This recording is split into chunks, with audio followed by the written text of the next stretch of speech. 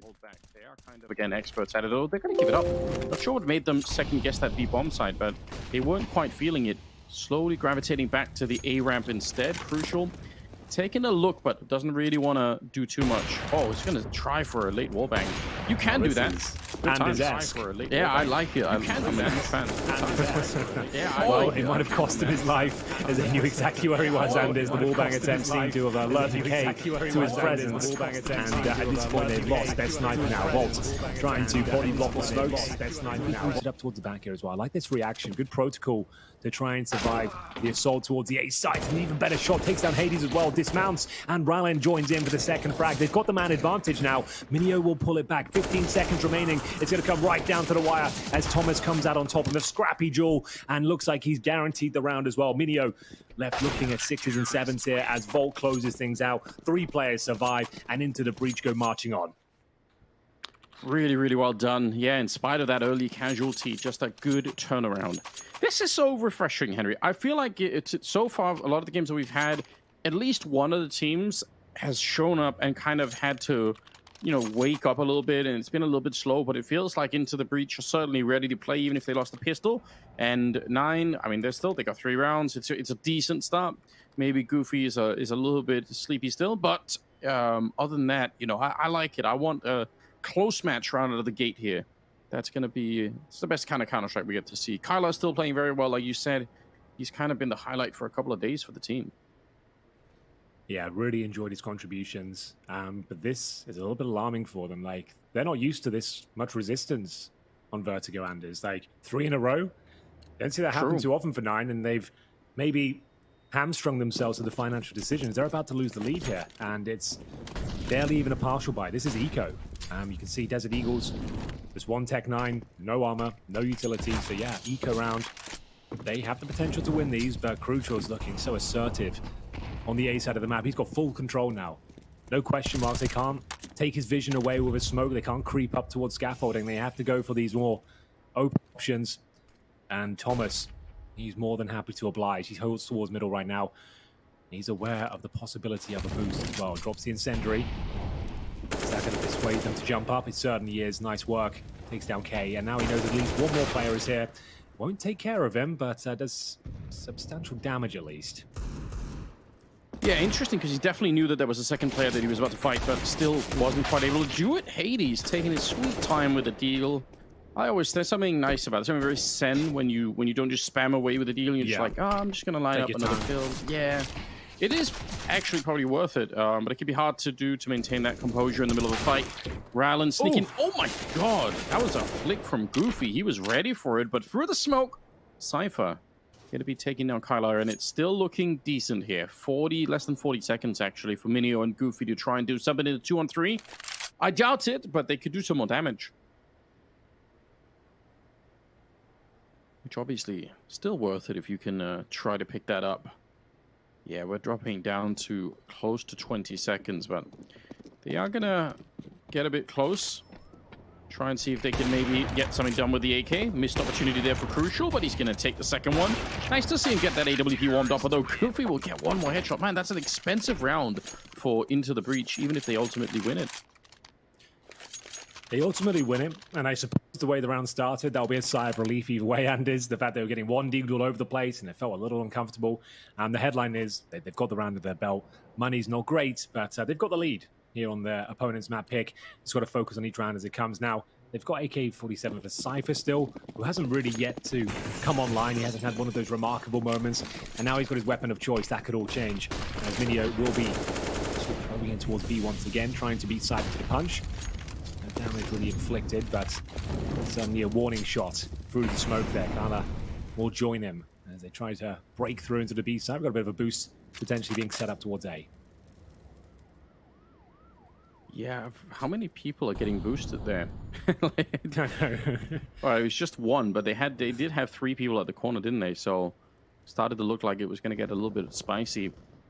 So AWP in front, boost a little bit further on back. Just an HE to land actually does tag all 3 of them. Not that it's really going to make a big difference here against the AKs. Oh, and there we go. Just one little trick. Thomas to pick up the kill on Minio. Not at all bad. slow them right down. If 9 lose this round, Henry, they won't have the money to buy again, and Into the Breach can actually set up a really, really good first half. This is a very interesting inflection point in the game. Oh, absolutely. And the way they got that first kill as well, impressive. Shows they've done their preparation. They know the tendencies of 9.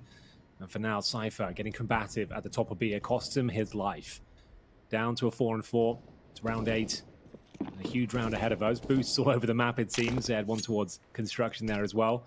But 25 seconds, Anders. K has got positional control of A. Smoke goes down to take vision away from the elevators as well, and he's watching for anyone creeping out. Perfectly played. That should be the open invitation now to try and get that bomb planted. Remember, 15 seconds, so it has to go down now. No nades to deny, so this is advantage for 9. Oh, it's a very well-constructed round so far after losing that early kill to the boost.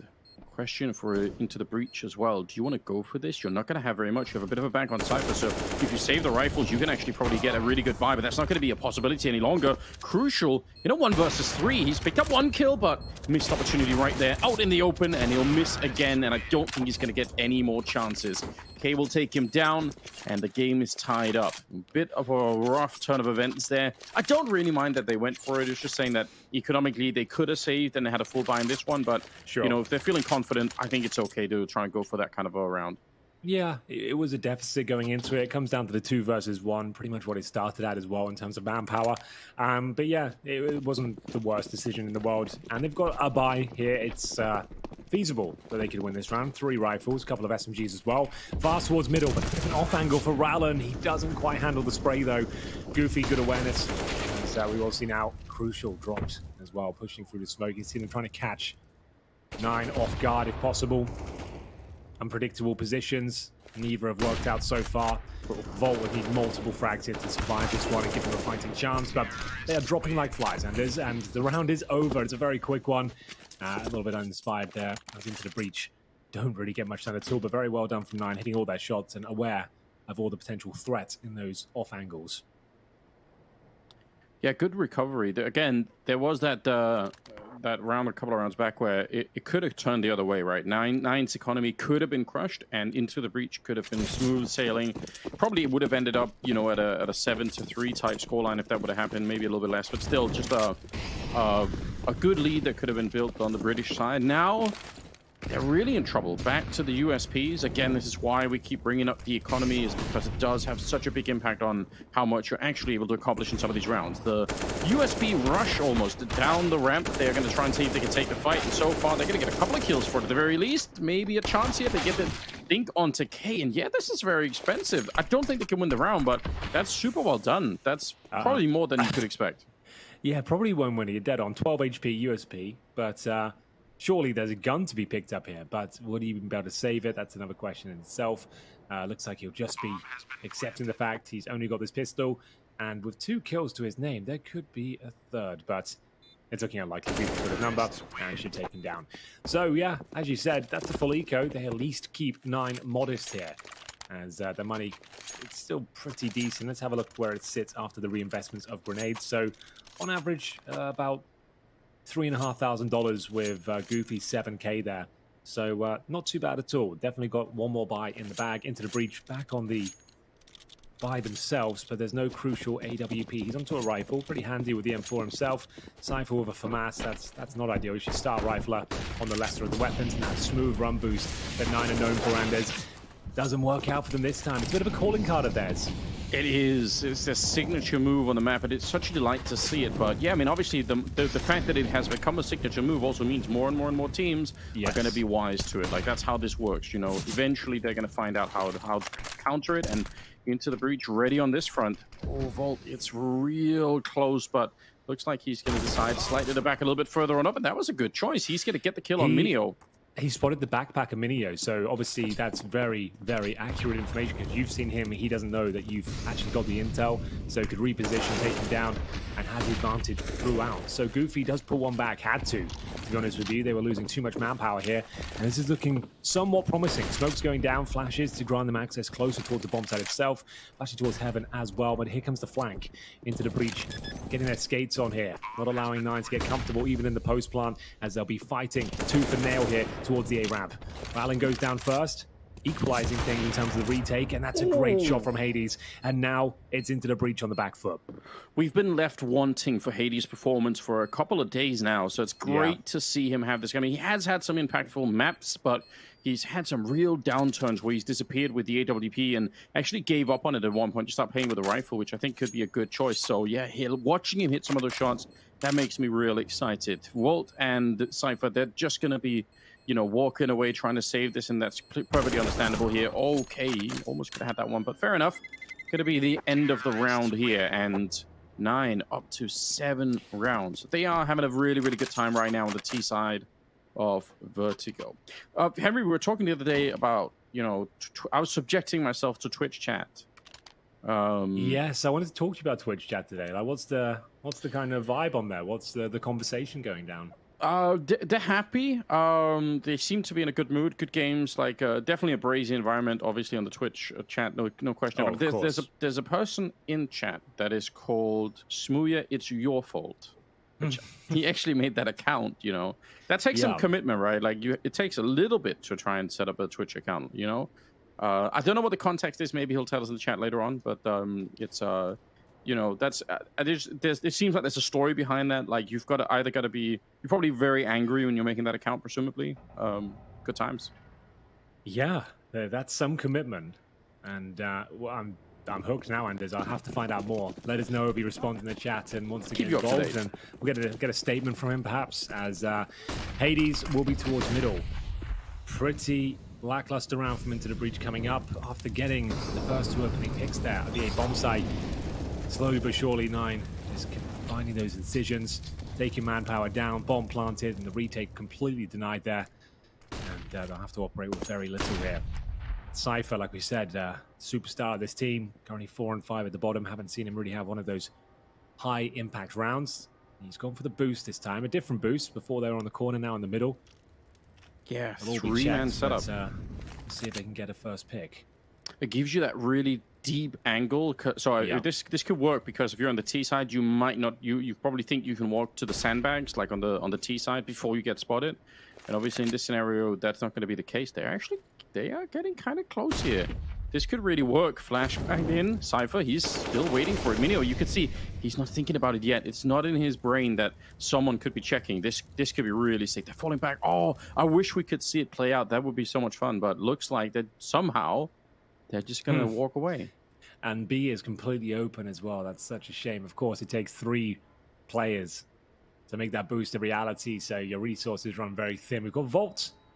He's at least towards Midlanders. He might be able to get towards the site in time. He's got a smoke. If he can smoke the entrance now, that would be ideal. It's going to be too late, so he's going to have to go for a kill. Minio's probably his.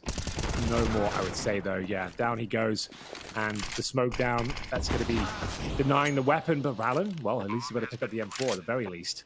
And he'll do so and just peel off for now as he waits for his teammates. So there is a bit of a fighting chance here. They've got the 4 vs 3 and a kit available. Oh, yeah, it's right there in front. These, they can't really do anything but pick it up when you're running into the bomb site. So, should be doable here. Goofy. Oh, he stops. He's actually blocking them in the smoke. They must be pressing W and thinking that they're going through, but somehow they're just bumping into him. K gets a kill. Oh, and they find Goofy as well. Good awareness to be worried about that. Now it's on Hades. 1 vs 3. He does pick up the first shot with the AWP. They're getting closer, and he's lightning fast. They're trying to get that defuse, but the Tech-9 will stop it, and Hades to clutch the 1 vs 3. That's magnificent. Oh, absolute pandemonium ensues on the B bomb site. Can you believe it? It was into the breach, although they were down and out there, but some way, somehow, Rallen, he finds that crucial kill, and at that point, it looks like they might be able to do it as well. A few fumble frags coming in from 9, pushing the smoke, giving rifles away. Comes down to a 1 vs 3, but the bomb was so far gone. They only had 1 kit available, trying to jostle around and try and get that defuse going. Hades was just picking them off, and then the Tech-9 to finish off the diffuser as well. Excellent work by him. 5 rounds in a row now for the Polish squad as they go up 8-4, showing us why they're considered one of the best here on Vertigo. So crucial back on the AWP. Into the breach, starting to shrink here on the first map of the series. Yeah, this has not turned out the way that ITB would have wanted. K's going to be picking off Thomas to begin with. Cheeky angle as your duck down to classic battle on this map. Happens all the time. That could be very tricky. I mean, it's one of the reasons why before you do that peek, very often the CTs will have somebody from inside of the A-bomb side flash them in before they actually go to take that look, because there's a lot going on the other side. Crucial, though. Good shot onto K, and we're right back into a 4-on-4. We definitely are. It's actually looking quite good. That's more like it from Cypher. Those are the sort of plays you know him for. Double kill through the smoke, top of B. And now they've got the 4-on-2. 40 seconds remain as well. Minio and Hades to try and make something out of nothing here. And if ever there were two players that were capable, these might be the two names you push forward on the 9 side. Minio assertively pushing towards the B-bomb site here. You can see he knows there's going to be at least one. He has been given the task to sniff him out, clear the area for his teammate. So the Molotov towards the girders, Anders, and that's a very common position, but Cypher's not there. Was hoping to flush someone out. And now Cypher, just great awareness, good movement, good discipline. He'll go down eventually, but he's done enough. 3 versus 1, should be round over, and good stuff there from Rallen. All started with the crucial picks, and he funnels in towards B, but that's when Cypher finally is managing to find some impact there, Anders, and show us what he's made of. 3 big kills with the M4. Yeah, real good work. It's great to see Cypher get a little bit of action. I think he's been put out of the action a couple of times before he's really had a chance to get warmed up. So, yeah, you definitely want to see that. I've got high expectations. I can't remember the last time I saw a bad Cypher game. So, yeah, it does kind of, I guess it does generate a certain amount of hype around it. You know, when eventually it happens, it's bound to. People are going to be, super upset about that. But right now, he's just delivering almost every single time. So, yeah, they need him to do that.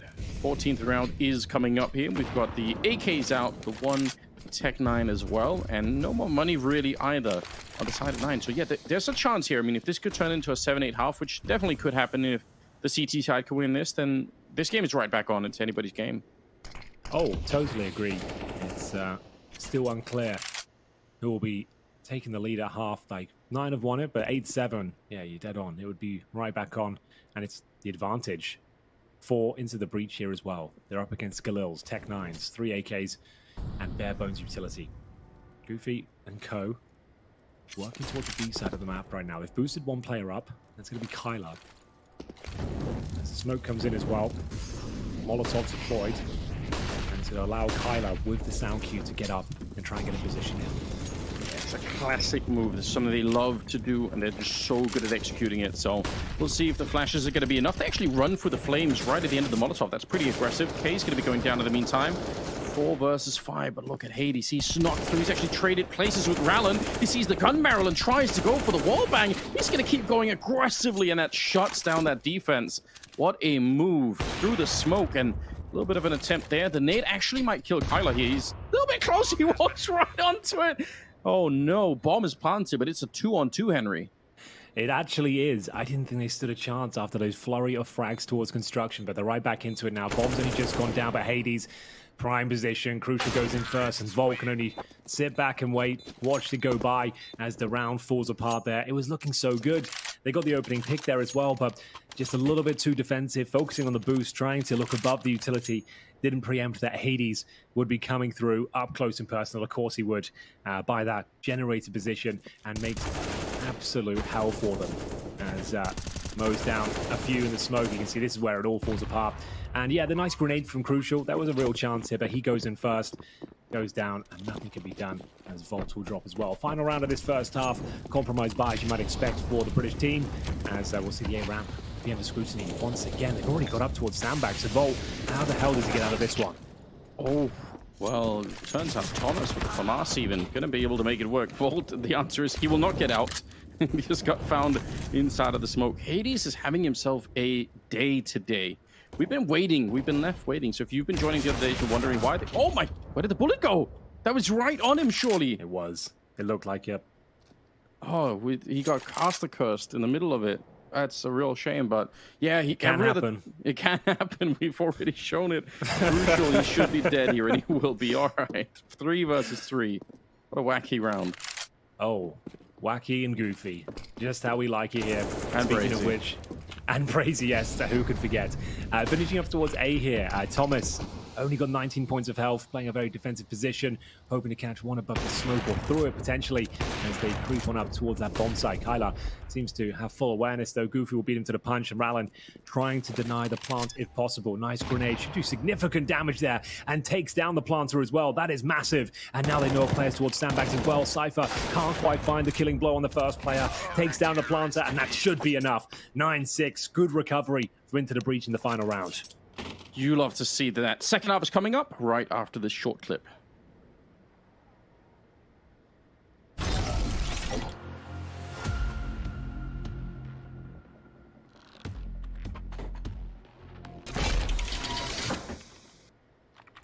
Quarterfinals day here at the Brazy Party, third quarterfinal going underway. We've got Into the Breach taking on 9 here. Currently at 9-6 on the map pick of the squad 9. They're considered one of the absolute best teams on Vertigo, and they're showing us why, but Into the Breach certainly keeping up, Anders, is still wide open. Yes, it is. This pistol round could be very, very important, maybe especially for the British side of things, because they are starting to fall maybe a little bit behind. Here we go. Volt with a couple of good kills. Kyler, though, he's brought it back and he's still fighting in the back. Oh, finally going to get found, and Volt is doing all of the work at the moment. 2 versus 3 here as they try to see if they can pick this one up. Normally, pistol rounds maybe don't matter so much, but this one perfectly does. Crucial with a grenade to blow up Minio, and there we go. Finishing off with a kill on Goofy.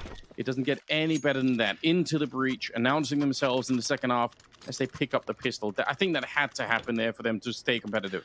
Did they have double grenades there, Anders? They must have double HEs for sandbags. After finding 3 kills there, all courtesy of Volt, by the way, they then get a double nade in towards sandbags. I just want to confirm that, like, see if that kill exactly how I thought it went down. But Kyler was hitting some absolute beauties. Yeah, it was a double HE. Look at that. So to have the presence of mind, you've got 3 kills, and to think there's always a chance. Let's, instead of face checking it, let's guarantee it's clear. And it gives him the round. Sick. Oh man. Well, since we have pistols now, unless something is going to happen, let me give you an update on the account name from Twitch chat from earlier. Oh yes, please do. It turns out that he says the story is that my dear friend Smooya got my main account banned by baiting the entire chat into breaking TOS. Now I'm not going to say what the exact breakage of TOS, Twitch TOS was, because then we might get in trouble. But that's how it works. So I think that's a great little bit of lore there. What a Twitch great chat story. Lore. So it was Smooya's fault. It literally was Smooya's fault. Wow, I kind of like that. And well, here we go then. This is a round Into the Breach. Should be converting, but under some threats here to kick things off in the initial stages around 17. They have lost a player, that's Cypher. No one's watching towards short-handers. What is going on? They're very lucky not to lose anyone. Eventually, Crucial will be dropped as they have a lapse in concentration just for a second there. And now they've lost the man advantage in more ways than one. The round falls apart, and yeah, just not watching short at all. They just assumed that it wouldn't be repeats, and that's cost them. That's horrible. Why is that happening? I don't know. For all the work they did in the pistol round to pick it up, and then you just give it right back, and even worse, you actually give them a couple of AKs to work with. Great Eagle work coming out. Obviously, you got to give them some credit too, I guess, on the 9 side of things, but this has set them up very well to pick up this particular map. And, to be honest, if we want all 3 maps, there's a really good shot here that 9 need to win this one, because obviously, even if the Desk are saying eventually 9 have to sort of break their streak on Ancient and have to try to find a way to pick it up. So far, their win rate's pretty low on it. Certainly.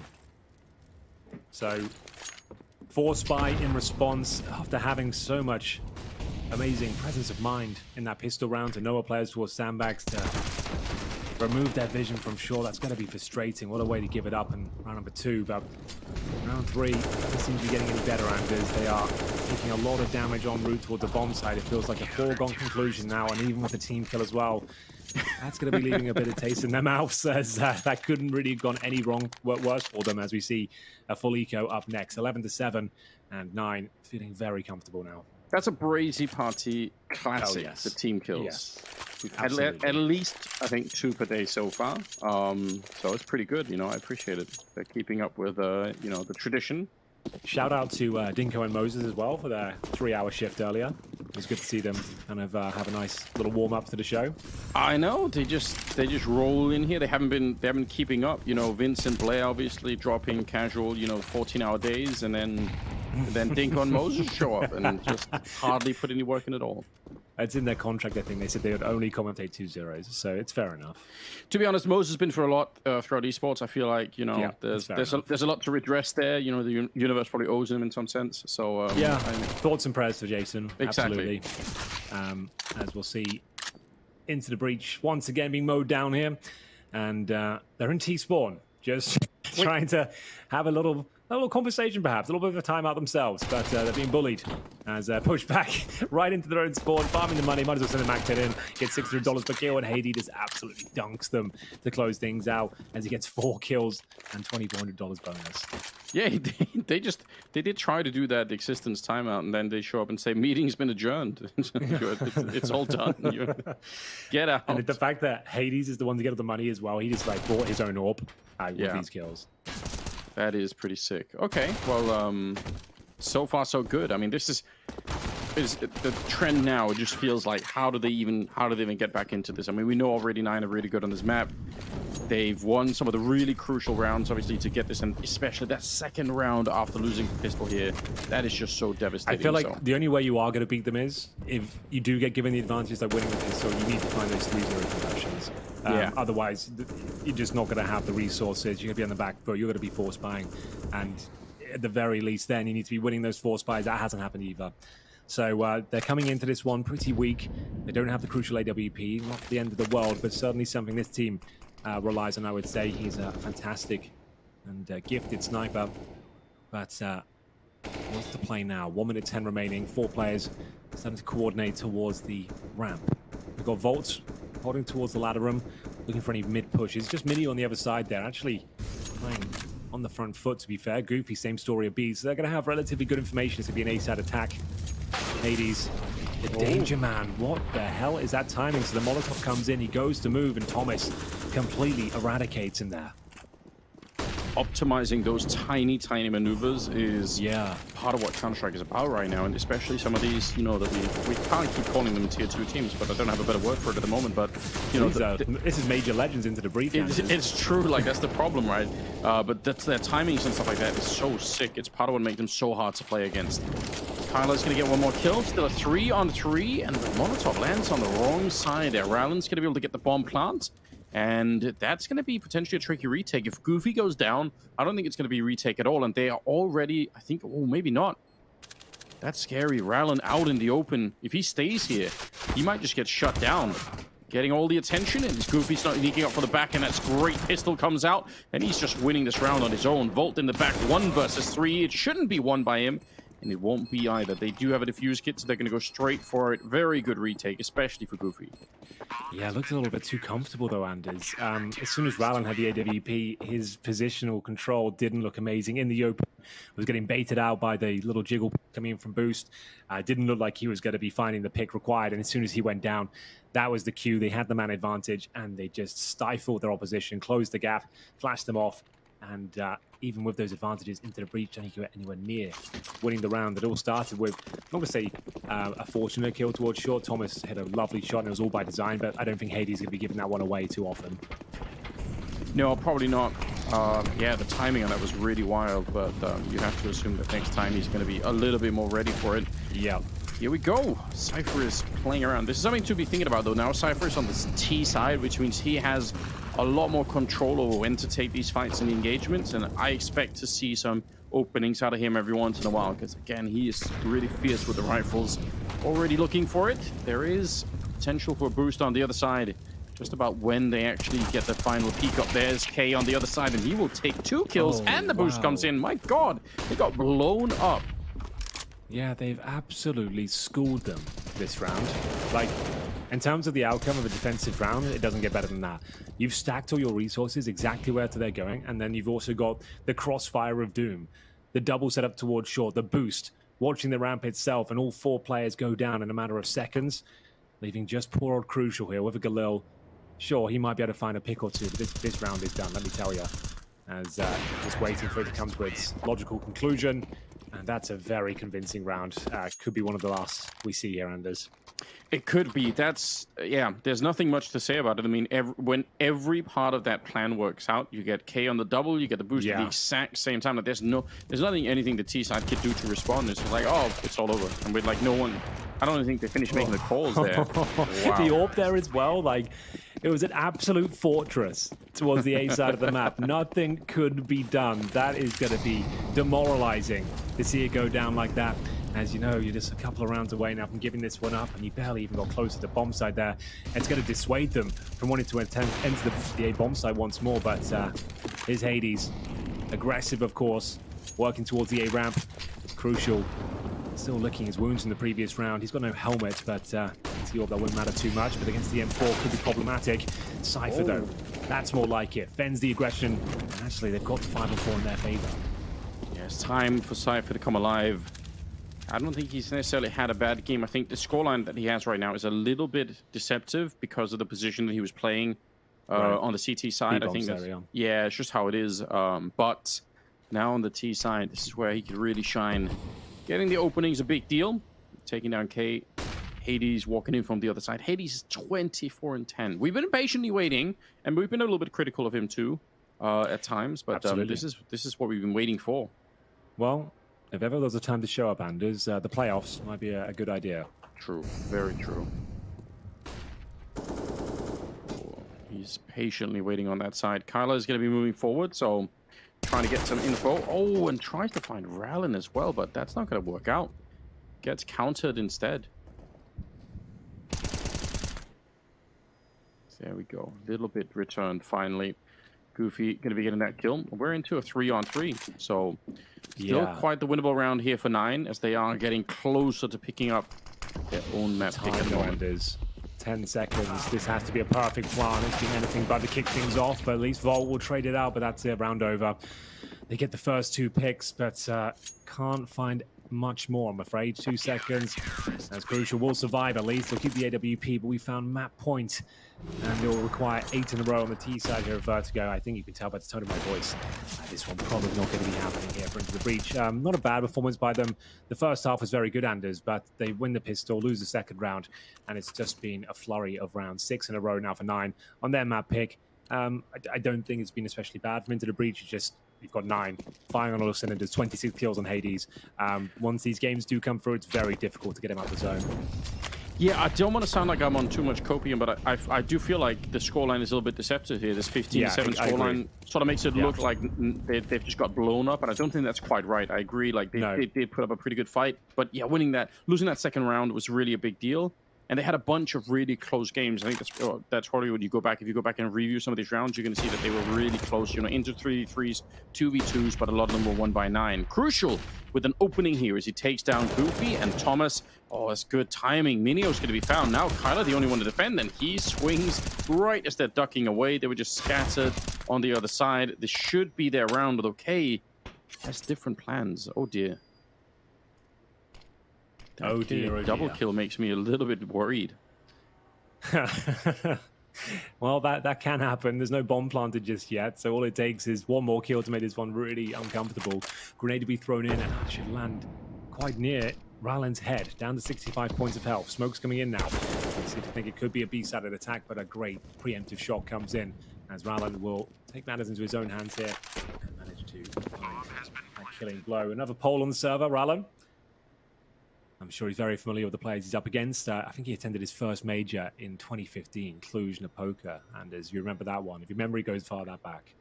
It does, yes. Really fond memories, actually. You know, one of the more obscure majors in some sense, but a lot of fun was happening. I think that was my second major, to be honest with you. Yeah, that sounds about right. Yeah, we really had a good time. That was a lot of crazy stories from back then.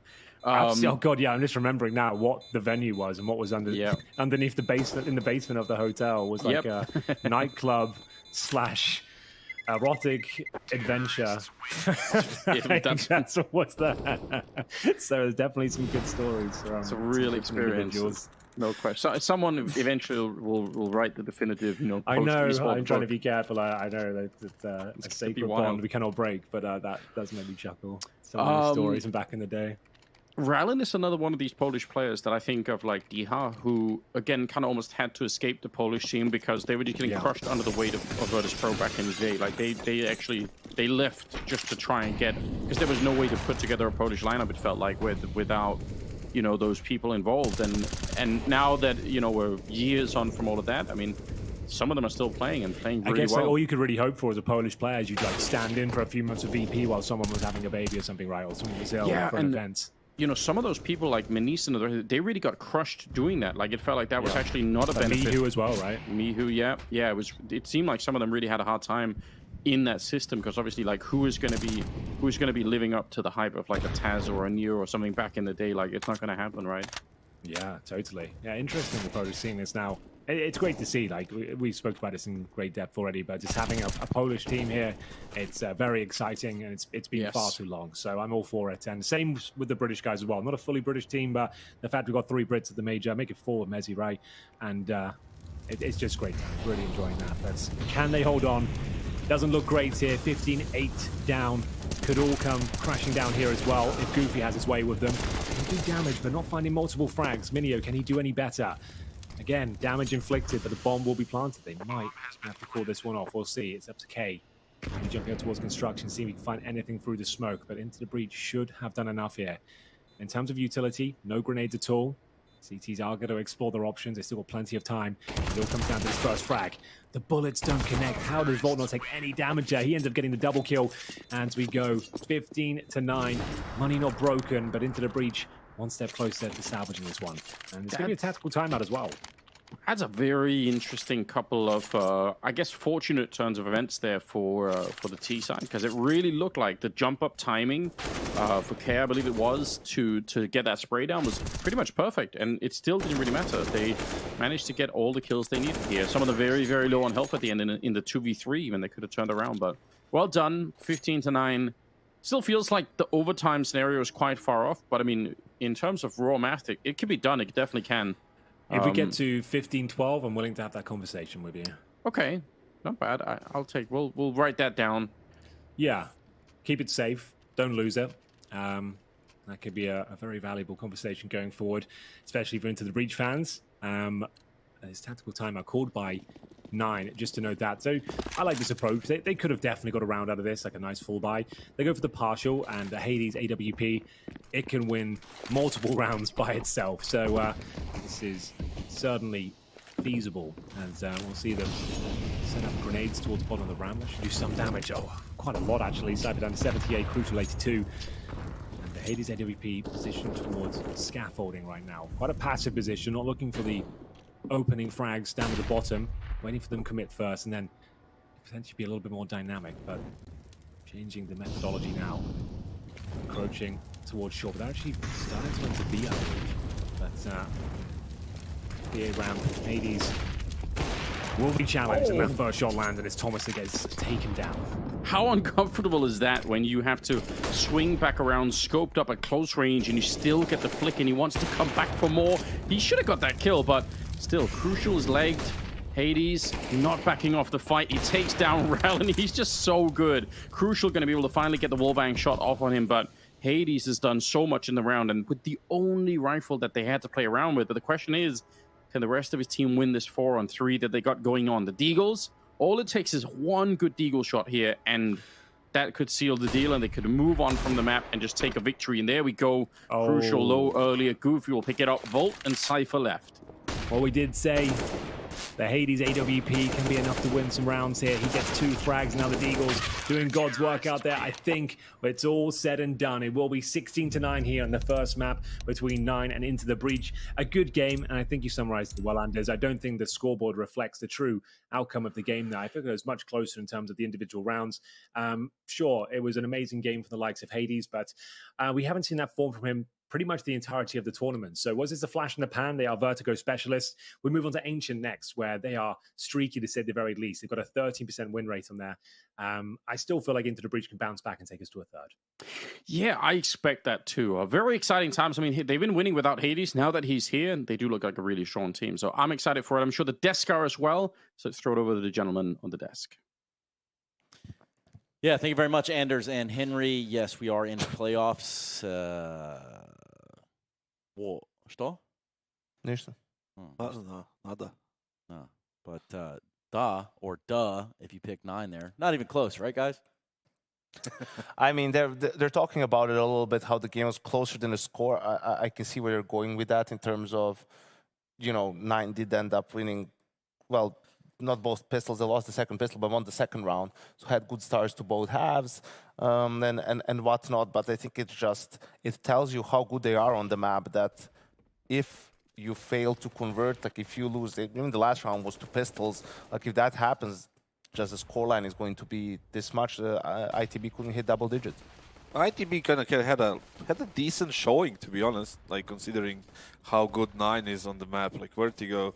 And they put up a fight, especially in the first half. They were like up and down. It's like a seesaw kind of thing when it comes to the rounds. And even they managed to pick up the second pistol, but in that very next round, they seemed completely like lost on the map without any plan how to play this anti-eco, and got punished. And ever since that happened, it was just a one-way traffic for 9.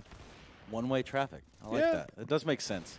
But then, you get that ever-looming 15th round, right? Where in which a couple rounds start sliding back on in. And you're thinking, oh, is this it? Is it going to happen again? Because it is a very Brazy-esque thing to do. You slide into an overtime. But, again, hats off to 9. We've been praising them for being a good Vertigo team. I also saw that Sponge put a tweet out asking about map specialist. And I think that perhaps 9 is an honorable mention there. Yes, absolutely. I mean, the way they have been performing on Vertigo in the last, 10, 11, 15 maps. And the wins they had against different teams like Fnatic, Vitality, and like different, tier 1/2 oppositions. It's just, you can definitely say that, they are a specialist for this map. But, they're not a specialist on the very next map. They are a specialist on that map, too. They're specialized in losing it. Yeah, they're, I don't even really know how I was going to tie that one in, but it's not looking good. We're going to take a look at a quick advertisement, and then I'm going to tell you a little bit about some of the woes that we're going to experience in the next map. Drop. Upgrade.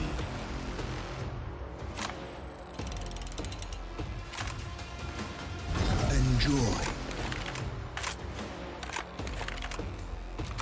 Repeat. We are on your side. Open cases at the right place. GG Drop.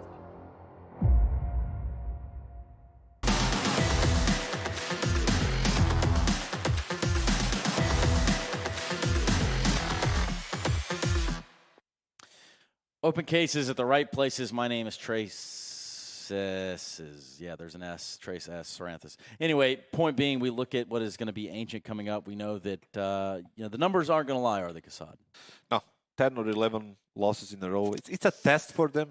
It's actually a test for ITV can actually, mess up this record that 9 has. I'm calling it right now, Trace. 9 is winning this time around. They're winning this Ancient, and they're winning the series 2-0. The streak is coming to an end. The black streak is ending today. I want to buy into that too. That does make sense. Like now would be the time to just go ahead and step up and win it, especially when you have the 2 individuals from the side of 9 that we've kind of identified multiple days in a row here within Hades and K. They were doing their jobs over there in the first map of the series, and if they can keep having that sort of push in and that sort of impact, then I don't guess that there's going to be too much pushback. I feel like it's about the start of the map, because if they start like 0 and 5, it's going to be, oh no, this shit again. It's just, we're going to end up losing. But the thing is, like, if they start well on the CT side, I assume, and, they get like a, decent half, like 9, maybe 10 rounds, then it's a game on. So I maybe, agree here with Yanko. Yeah, 9 starting on that CT side. So just so we're very clear there, Into the Breach, we'll get the T side start. Is that what you want going into Ancient? I think if you're 9, probably. I mean, the map is a little bit T-sided these days, but seeing how they were dominant on map number 1 and had a strong CT side to close Ancient out, like this is where you can maybe get rolling, as Kassad pointed out, right? Win pistol, convert, win the first gun round. All of a sudden, you're 5-0 up, and unless you have anyone trying to knife people in a 3v1, oh God, that might even continue further on. we should relive that moment. Too bad I don't think we can pull it back up, but yeah, that was a hell of a moment we're referencing there. How do you go from a We should 3 never on see 1? this moment again. What is it? 3-on-1, right? And then 3 on 1 and a knife. a And missed knife. that and should then, never ever happen again. If we do have that clip, I will ask our producer to delete it. So there is no evidence of We can it. show it for the next game because Apeks is playing in the next game. That's true. And Ancient might be the map. They're playing Astralis. Yeah. Just jump into their Discord or TeamSpeak and just play there. Just play it. Just Get out. broadcast it. Just join the channel, post it, get out. Yeah, that's one way to go about it. I think that's how you get banned from Discord, honestly. It's immediate banned. Not if you're the owning the Discord server. True.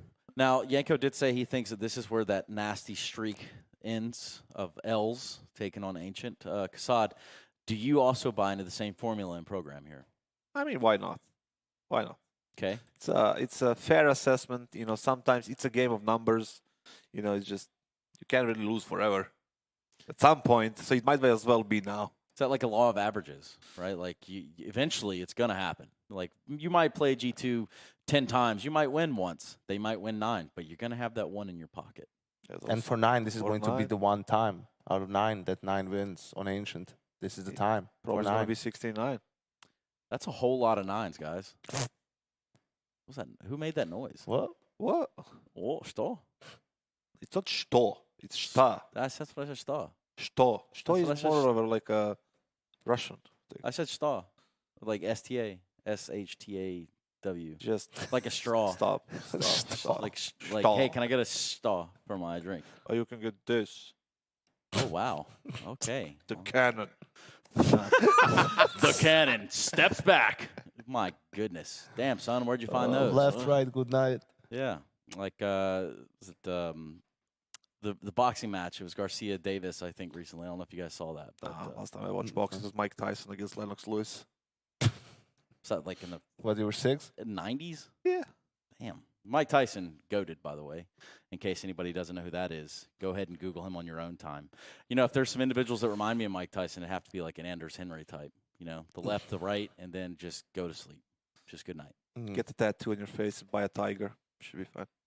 I do have a picture of Moses getting a tattoo on his face at the major, like Mike Tyson. So perhaps that needs to surface. Yeah. Well, are we throwing to them? Not yet, but we can talk about them if you want. No, because I was going to say, right, if they do follow or if they know about Tyson and his reference, you could just yell at them, put him in a stray jacket. I saw Mike Tyson, was it the weigh-in press conference one time, and he was saying all sorts of stuff there that I am definitely not going to say live on air right now. But it's enough that once you hear it, you'll be like, yeah. You cannot unhear it. I ain't messing with that guy. Ain't nobody messing with that guy. Perhaps Anders and Henry know what we're talking about because now would be that time that we jump into Ancient. Gents, have fun. I never know what they're talking about, Anders, I'll be honest. But from Star Wars to Mike Tyson, what are your thoughts initially?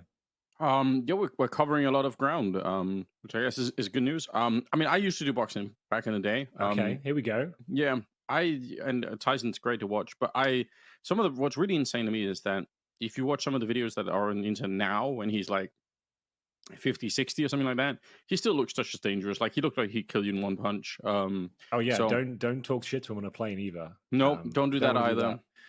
Yeah, he won't be happy. Although that guy did seem like he was a moron, didn't he? Like, oh yeah, definitely. I'm filming you the There's whole no doubt flight about that. Yeah. Speaking of which, I actually signed up for one-on-one boxing coaching from the 1st of June, Anders. Oh. So Yanko actually told me to do it. He inspired me to sign up. So we're starting in June. So, nice. That's an official announcement for you. Okay, are you going to be doing some of that celebrity boxing that's going around eventually? Who would you fight? Who would you fight from the Counter-Strike world? It would have to be Moses, wouldn't it? It would have to be Moses. That could be. Like that's the only name that comes to my head straight away. It'd have to be Moses straight away. I think I'd have to come down some weight potentially, probably about like 30 pounds maybe, but I think it'd be worth it. Okay, that's a good fight. I like it. Yeah, I'm quite excited. I like the prediction from Yankon is saying, like, eventually they're gonna win this map, and why not let it be today? It could be. I think Into the Breach play pretty well on Vertigo, to be honest. Ancient should be more their wheelhouse, and obviously a huge downgrade, at least if you go by the win rate for 9. So yeah, we could have a real interesting game on our hands. So it's Ancient, right? We got to commentate this Yes. yesterday. It was Sprout versus 9. So Ancient was the only map that Sprout won. It was very close. It was 16-13. But then the other two maps, 9 won 16-6, 16-7. So it does suggest that Ancient's a bit of a weakness for them, even on teams that are considered considerably lower than them. They're still giving that away. I feel like they can still get the 2-0 today. It's not like we're seeing an amazing individual performance from the likes of Cypher, etc. It seems like everyone on the team has been pretty much contained, at least on Vertigo. And the fact we've got Hades firing on full cylinders, he wasn't showing up yesterday on Ancient. We pointed it out multiple times, but it sounds like the match is live, Anders. And here we go, the second map between 9 and, of course, Into the Breach, ladies and gentlemen. It's going to be Ancient here, and it will be the Poles looking for the 2-0, looking to book a place in the semi-finals. But can Into the Breach answer back? That is the question. And third map will be Anubis. Would love to see that, especially in these playoff games. You want to see it go down to the wire. And we've got 4 sets of armor here for Into the Breach as they start to dissect the mid area. 1 smoke and a flash available. 7 guns on the CT side, 2 sets of dualies, and no kit, just to note that, as this tentative middle approach is about to go down. They've got 3 towards the elbow position, 1 towards ledge, and here comes Volt at A main, actually landing a gush. Yeah, some actually decent damage there. Kyler practically dead already.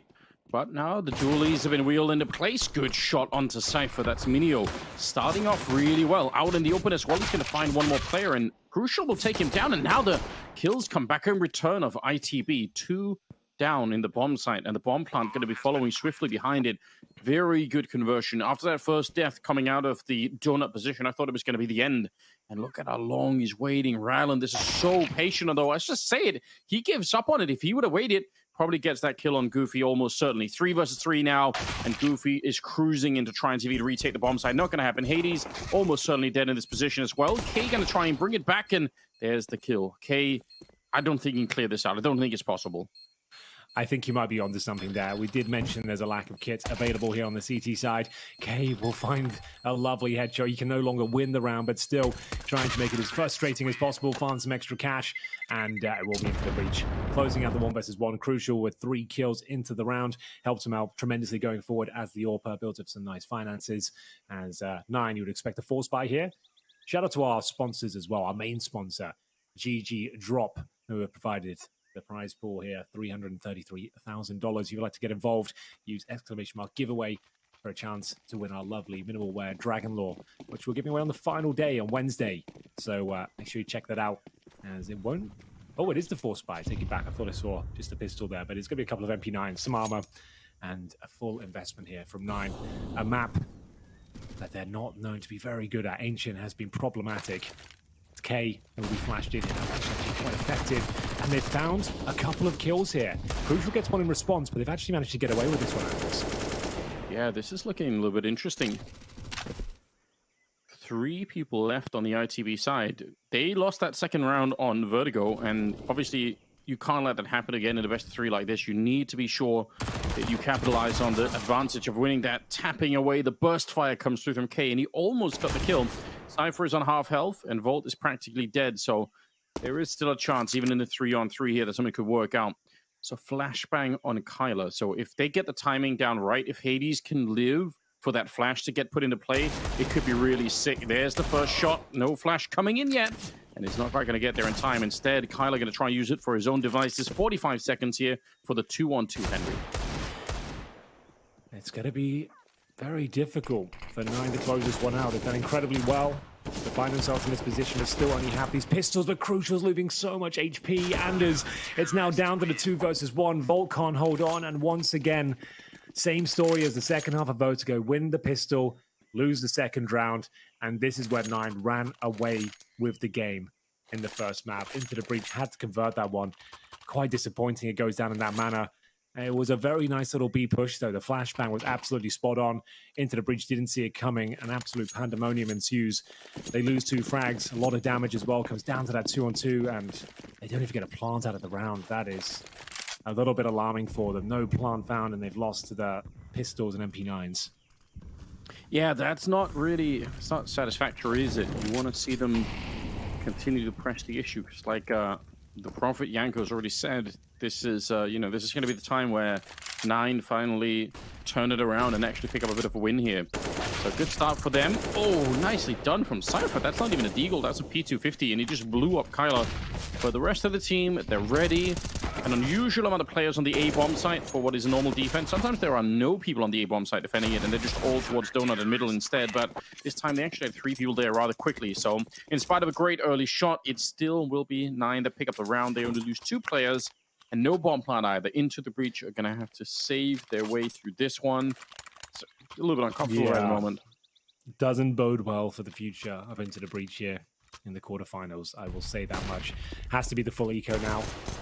They managed to get a kill too, but well handled by Hades, and like we said, he seems to be in the zone today. That is a problem because he's been pretty quiet the last couple, but anything but.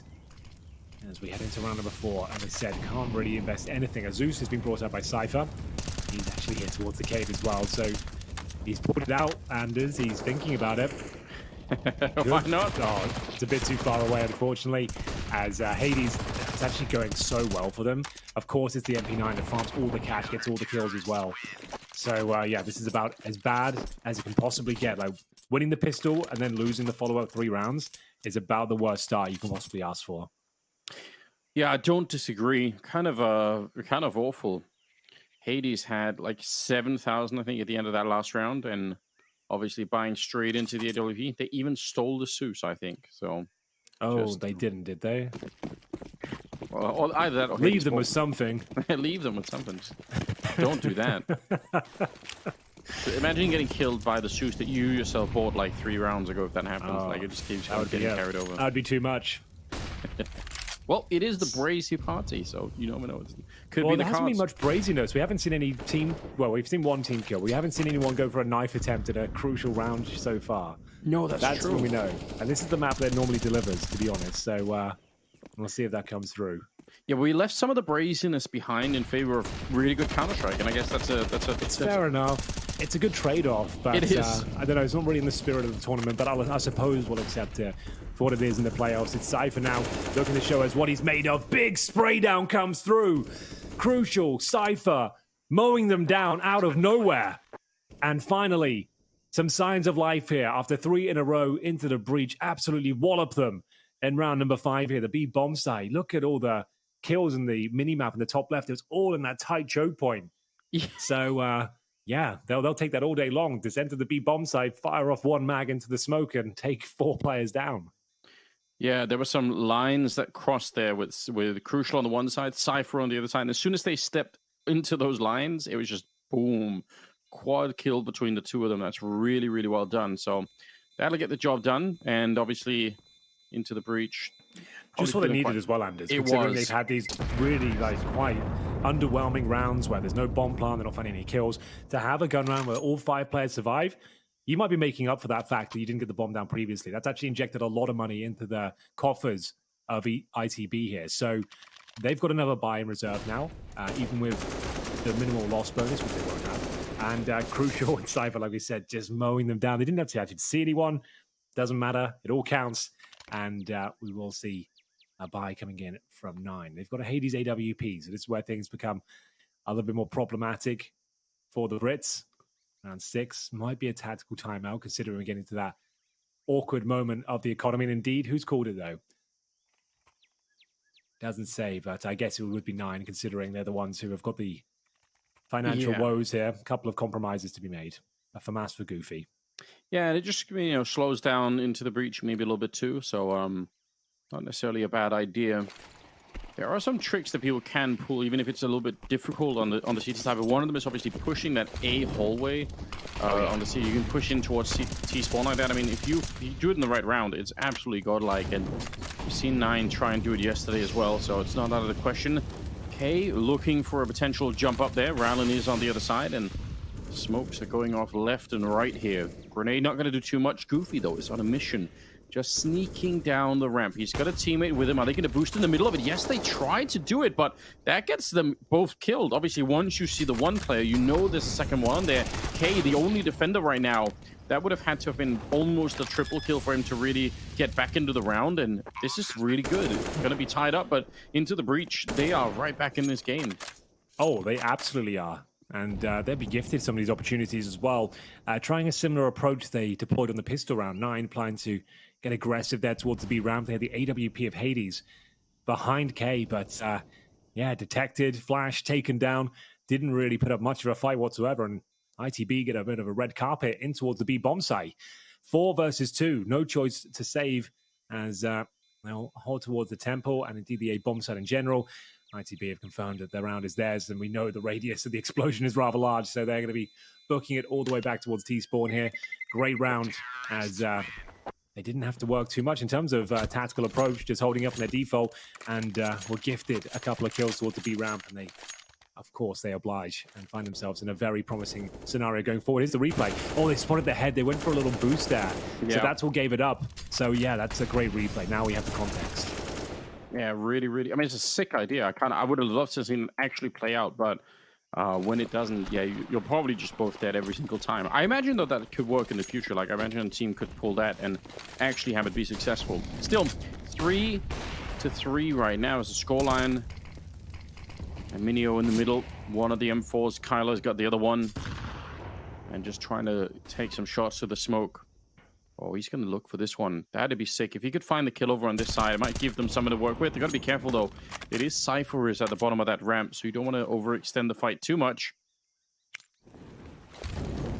Rallen going to throw in a Molotov. Okay, that's pretty cool. Yeah, trying to shut down the aggressive ledge maneuver. They've spotted that boost as well towards the back of B as well. So lots of information gathered for ITB in the last few moments. You know, there's at least 2 players on the B bomb side, but are they aware of a third? Minio squanders the opportunity, to be honest with you, and it's a difficult shot, but doesn't really even get that much damage off. So a chance now for ITB to use that intel, maybe make their way in towards the A bomb site, which I think they're going to do.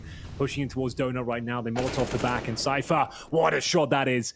Shuts down the push from the cave position, and now they are going to be committing fully towards this A bomb site.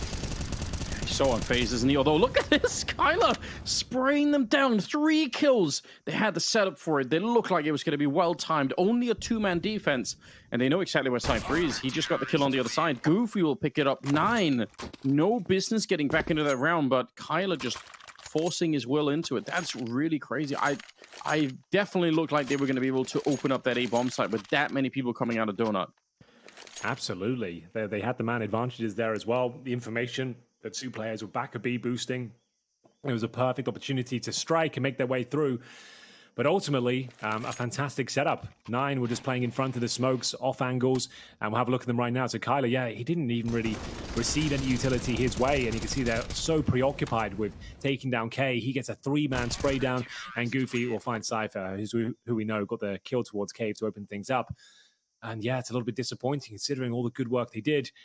Was a little bit of a flat finish, I'm afraid. Into the breach. Don't get anything done in round number 7 after finding the opening kills. They do have money. A few compromises, of course. A couple of Galils here.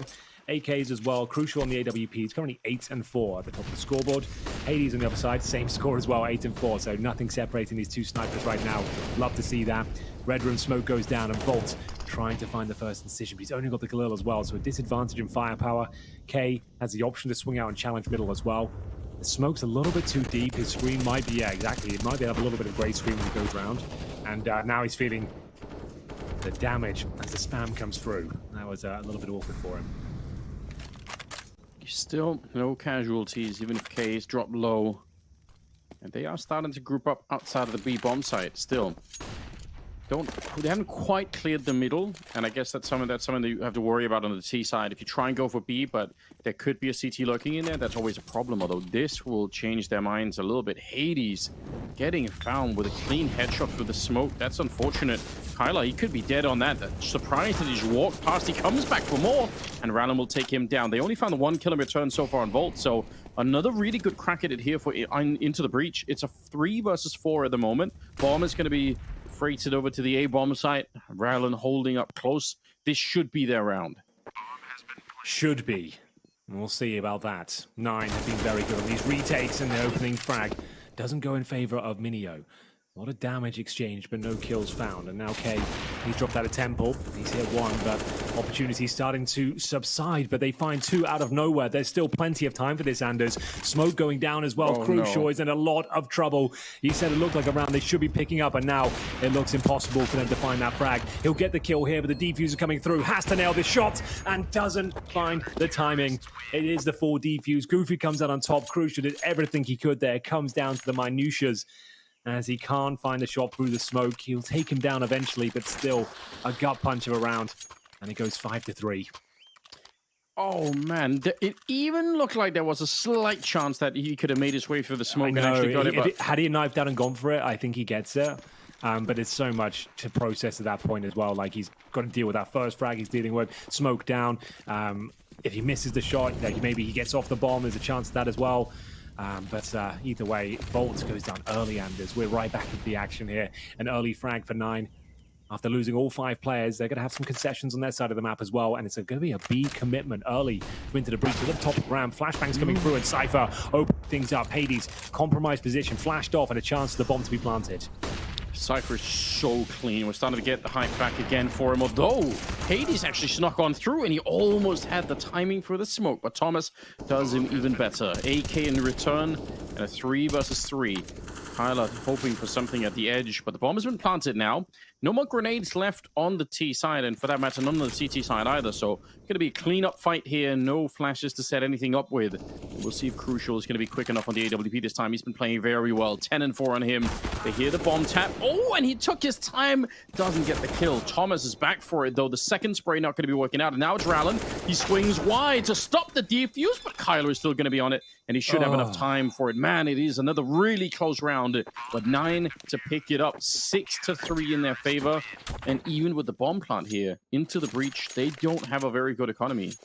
They might still buy, because bear in mind, they took 5 players down before. It came down to a 1v1 there. The bomb was planted. I still think that they're going to fully commit to a purchase in some respect here. And this is how it all started off. Opening frag 4-9 by virtue of the Molotov, and then some positional mistakes there. Cypher, he assumed he was covered. Maybe a comm issue there. All 3 of his teammates were down the ramp and didn't have much control of the situation. The CTs came through and absolutely manhandled them. Thomas with a chance, a pretty decent effort, but as you mentioned, enough time to defuse, and another round in favor of 9 as they hunt for this 2-0 here in the quarterfinals, looking to knock ITB out of the tournament.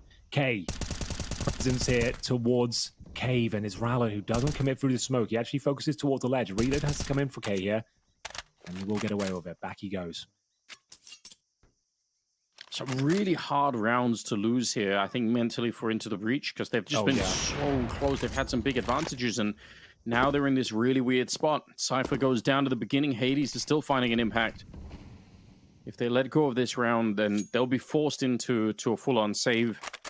Maybe the bomb plant could change things a little bit, but at that point, they're going to run away with the first half 9. So far, they've had to struggle for everything. Every single round has been hard to win, but they might get a little bit of a relief here if they can actually pick it up. Goofy, yeah, he saw the boost, so going to be well aware that something is happening. Not that many nades either on the T side to try and set this up, with Thomas just sneaking onto the bomb side. The flash actually looked like it was a team flash for a minute, but it won't matter. They still find the opening somehow. Here we go. This is looking very promising now. I think that's round over already. So even after losing Cypher to kick the round off, they continue with their push in towards the B bomb site. And they're very good at these contact play, Anders. They're not like execute heavy on this side of the map. When they spot a window of opportunity where they can get up without any sort of resistance, 2 players are there, and the CTs are going to have to check it out eventually. And that's when they strike. And Crucial in position, checking for anyone peeking from long as well. Speaking of which, he might be taken down here, but He manages to get the hell out of the line of fire. Kyler will come back towards Rowland. They know that Minio's here. They should be able to find him, but he's making it very expensive indeed. So yes, they win the round, but oh no, Anders, the fact they lost everyone in the process doesn't feel great. They're only going to get $3,500 on top of what they had by winning by virtue of the bomb plant. So that's barely enough right now to even get AK's armor into round number 11, and you just won the previous round. But Yeah. the good news is, I suppose, you did win it. The money's low on the CT side as well. They've saved an AWP and an M4. Money is kind of wrecked on both sides. This is a massive round going forward. This might be tactical timeout territory because this is the sort of round where 9, they know, yeah, we've got enough firepower here. Like with a Hades AWP especially, we could drop like a couple of MP9s here. We should be trying to shut down their finances, and ITV will be having the exact same mentality. This is the round that decides the half, if you ask me. It definitely feels that way. It's so tough when you actually win the round and you end up losing this much. I mean, they I don't know if they could have done anything very differently, but good post-plant positionings for 9 to be in a position to actually, I mean, they lost the round anyway, so just try and do as much damage as you can to the economy. And then 6-4. They have the AWP on Hades, they have the M4 on Minio.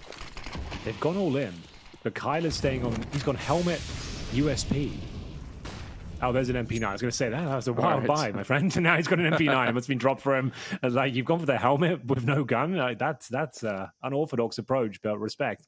No, he has got the MP9, so that makes a lot more sense. And up against the MAC-10s, he's really very well. Like, getting the helmet's actually necessary against a sort of buy. The Deagle striking here, and K gets a double. We said this round was absolutely massive. And it's the first 2 kills. They, just fall apart for ITB, and that might be round over already. They run into a Desert Eagle, and they get nothing done, giving away an AK as well. Oh, and in the middle, they strafe into Hades. AWP will take them down. The timing on that smoke at the entrance to the A-bomb side was magnificent. They get gray screened. They think they were just running into a bomb site, and they just get gray screened immediately. And yeah, Deagle up close, MP9 a little bit further back, and it's an absolute slaughter. Now just Crucial left in a 1 versus 5. So you know what, vindication for 9 in terms of forcing up into the round. It is risky. There is a chance that they lose this round instead, and then ITB just bounce back in the game. And I think a calculated risk, though, one that's certainly worth it. Like the fact you've got a Hades AWP and an M4 there as well. The money's not going to be great, even if you took a full save, and you'd probably lose that round. Let's go for it. You know, like the fact you took all 5 down, they're going to have Galils and MAC-10s as displayed. So that's when the Deagle really can shine. So calculated risk, certainly, but they don't drop a single kill. Anders, so they'll be patting themselves on the back. That is an amazing result for the squad. Into the breach will be licking their wounds now because loss bonus will be low, and indeed, so will the cash. Crucial will get no extra money. They'll be surviving the round, running down the clock, and that's pretty much all they'll have going into the next one. So this will be 7-4, and second stage loss bonus. That is 1,900 per player. That's like full eco territory in the next round with a hero AK. Wow, there's a bit of a replay of what happened. I mean, just the timing. I think no matter what weapons were on the other side there, the smoke just making it such a hard round to win. 7-4, the 1 saved AK. They're going to buy armor and everything else into the round here. It's the 12th round. I mean, I guess you could, but this is time to get super scary. Into the breach right now, stuck at 4 rounds, and if they never get the economy back, then who knows what'll happen. Oh yeah, they did force buy. Not sure I love this one. It's certainly another risk. If they pull it off, it will be worth it. If they don't, I don't think they'll be posting another round this half. It could be that sort of situation. A good start, though. They'll take the even trade. That's for sure. Okay, a little bit too aggressive there towards the B lanes. It's more than he bargained for. Gives up a weapon. Not the end of the world just yet. Still, they do a lot here to get near a bomb site. ITB have 3 players towards Cave. They're going to send in Thomas first. He's got that Galil now. And trying to ascertain what sort of defense they're up against. CTs on the other side will be trying to reclaim middle. And what a shot that is. Crucial didn't have a helmet. He got dinged down to 10 HP from their MP9. And we still trade blows. Goofy, AK-47, looking to mow them down if possible. Just needs the opportunity to smoke off for now. Spam towards ledge. And it's so close, but doesn't connect. Some of those bullets could have connected, yeah. 45 seconds here, Henry. Still a smoke on Goofy. Not going to make a big difference right now. They both have a kit, so Even losing that one in the middle not going to make a big deal. And Hades, he's feeling real confident back here. They do have smokes, so they can smoke off both positions and just go for the bomb plant. That's probably the safe way to do it here, just to stop from giving up another death to Hades. Smoke right there. He's thinking about it. Don't shoot through too much. That could be real risky. Not the best smoke here on the second, but No, it's not. seems absolutely fine. One of the bullets connects, make it 2 as Rallen goes down to 16 points of health. So 2 players in the cave as they jostle the weapons around, try and work out the best way to operate here. Rallen might go for the backstab, Yeah, considering he's sick. already battered and bruised. I actually kind of like this. He's got time to do it. Knife out, and the commitment will come in momentarily. He'll catch Minio first, who's low HP. Should be a kill. This is such a sick move, although now they're moving forward on the other side. They still don't know about Rallen. It's a little bit obscure at the moment. Thomas going to get the one kill. Goofy on the other one. Here comes Rallen, real low on health. And a swing from Hades. He messed it up. He came off the defuse. I don't know if he would have had time. Oh, he still gets it. No way. Oh, Why did he get off it? because he is Brazy. That's the only explanation. I was like, okay, he knows he's lost. He's got off it, whatever. And he gets back on it and still defuses. That is a moment of braziness that we will all remember, Anders. And he still sticks the landing. 8-4 into the breach. Can't believe it. The backstab from hell from Rallen. You thought that would be enough, but somehow it's denied.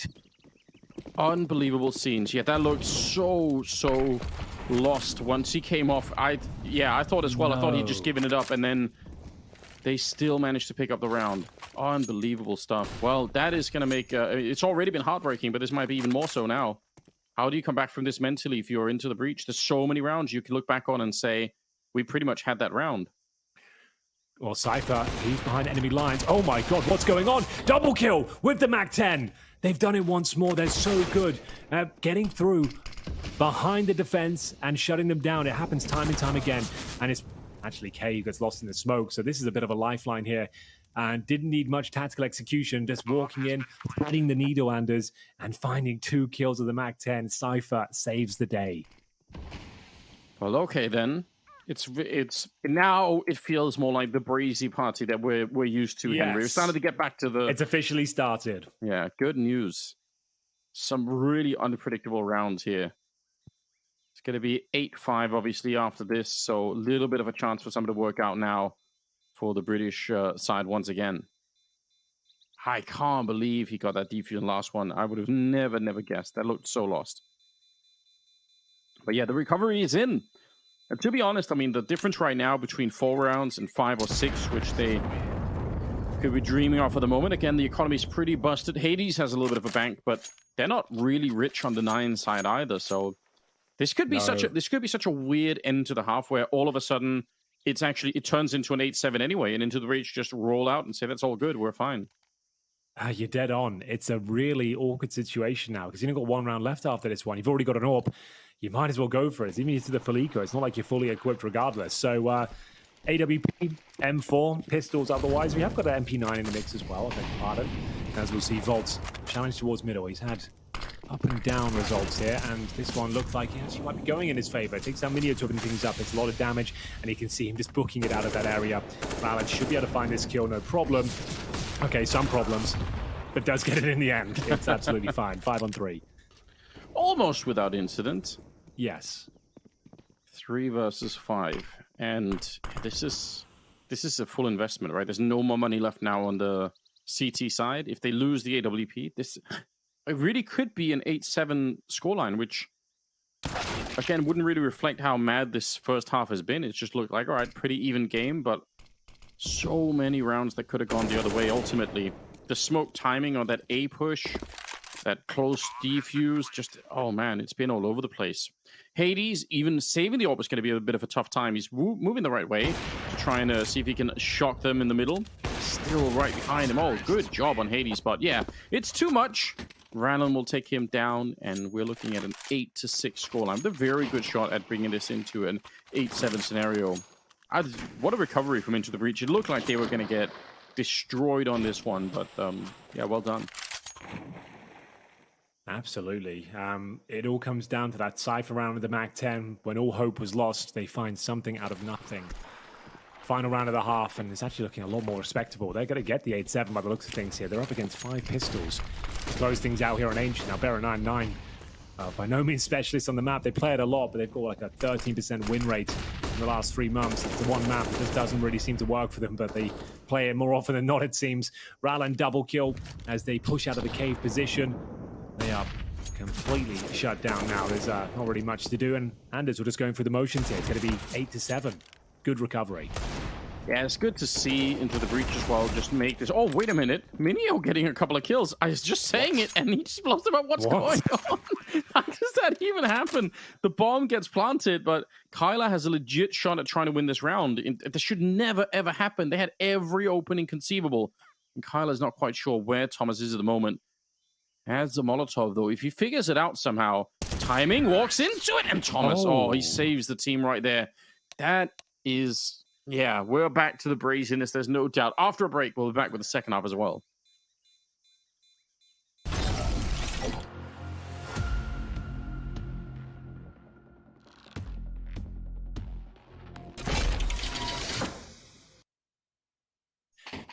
Well, it seemed like the British were down and out, but their resilience shines through.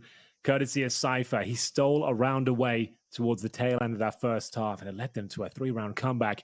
And actually, a scoreline that actually seems realistic now. 8-7, sure, it's not where they want to be on their map pick, but now on the CT side, we'll see if they can pick up the pistol hits very fast, coming in from the likes of 9 here, and the first few frags all going in favor of ITB. The bomb goes down, Anders, and it's a 4-on-2. Oh, Ralan and Cypher, and wow, they don't even get a chance to pick up the bomb or fight for the round at all. They just get completely slaughtered, so the momentum boost continues as the game is now tied up, and it's anybody's guess right now. Again, going by statistics alone, you'd have to say there's a really good chance right now that ITB could turn this into a victory, which we're all hoping for, right? We want the third map here at the Brazy party. We don't want to be like Jason and Dinko that just clock out after a couple of hours of work, you know? No, certainly not. Especially in the playoffs, you know. You want to see them sweat it out. You want to see who deserves to be making it towards the semi-finals here. A lot of big names in this tournament, and there's been a lot of close games as well. We want this one to be no different. As Ralan, he'll be pushing out of the cave position. Need to be careful here, but fortunately they're up against the full eco, and they're going to be buying AKs in the third. So shouldn't be too problematic here. I'm going to say that with bated breath, but Ralan will kick things off with a nice dually kill there towards the B lanes. Doesn't have to be too much more. He's already got the information. They are full eco because they've got no helmets, no armor in general. And yeah, it would be silly to force the issue now. Yeah, absolutely no reason to. Ralan going to be moving forward. Nice spray down. He's going to be filthy rich behind it. Wants to keep on going. Is it necessary? No, but it's understandable. We all get like this sometimes when you're feeling like you're having a really great round. So I can understand. I'll forgive it. The bloodlust. Yeah, that's how it is, isn't it? There's even like something in the back of your mind where you're thinking like, I know I shouldn't be doing this, you know, but here we go anyway, you know. Yeah, I'm definitely guilty of that. I can't comment. Okay, well, Into the Breach have taken the lead, Anders. But that was the full eco, bear in mind. 9 will be bringing out the AK-47s here in round number 18.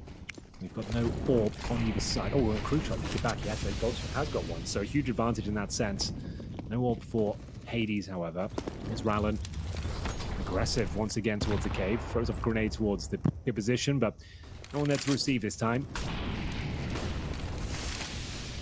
Smoking off on the other side just in case someone's hanging around, but Donut with an MP9. If they Molotov him out here, he's going to be in some trouble, right? He doesn't have a smoke or anything, so they actually don't even have a Molotov. That's interesting.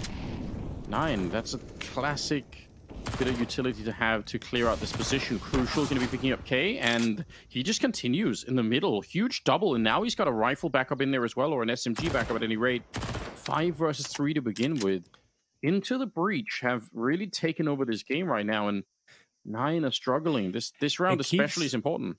It keeps happening, doesn't it? Just when you think, okay, 9 are finally going to win a game on Ancient, they have a great start. You think, oh, well, here it comes. It's all coming together. They've worked it out. And then something happens, and it all starts to collapse for them. This round looks like it might be done already. It's crucial with 2 massive kills from the Red Room, courtesy of his AWP, leaving them with a 5-on-3 advantage now. Goofy, he's towards cave, but his teammates are still dropping like flies here towards middle. So Goofy does find that 1 kill, but it's all for not really. The bombs all the way in middle. CT spawn where 2 players reside, and now teammate has been dropped. So Kyler stuck between the rock and the hard place once again, as maybe you can get a plant, I suppose. If you ran and planted A now, I'd probably go down, but now Volt will adjust to make sure that's not a possibility. Round over, 5 seconds, and Crucial picks up 3 massive frags. Looks like Kyler should survive here. Should being the operative word. The MP9 might take him down, and no, he will survive. So good job by him. Gets him a little bit of extra money going forward, but his teammates are low on funds, to say the very least, averaging $3,000 per player. This is partial buy territory with an AK, so not too bad considering he's got some money with those 2 kills at the end. It's going to end up being, you know, a real community event when eventually 9 do win a map on the, or a map on Ancient here. Everyone's going to be like, oh wow, this was the day, you know, we've all been looking forward to. It might not happen today, I'm afraid. So, like I said, partial buy, 1 AK saved in the previous round. Certainly possible to win these sort of encounters, but it's just unlikely, all things considered. Crucial this time towards the deep bomb side. Nice bit of damage inflicted. Is going to push him in towards the side itself. Crucial will strike with first blood, and he drops an absolute airstrike of utility on them as well.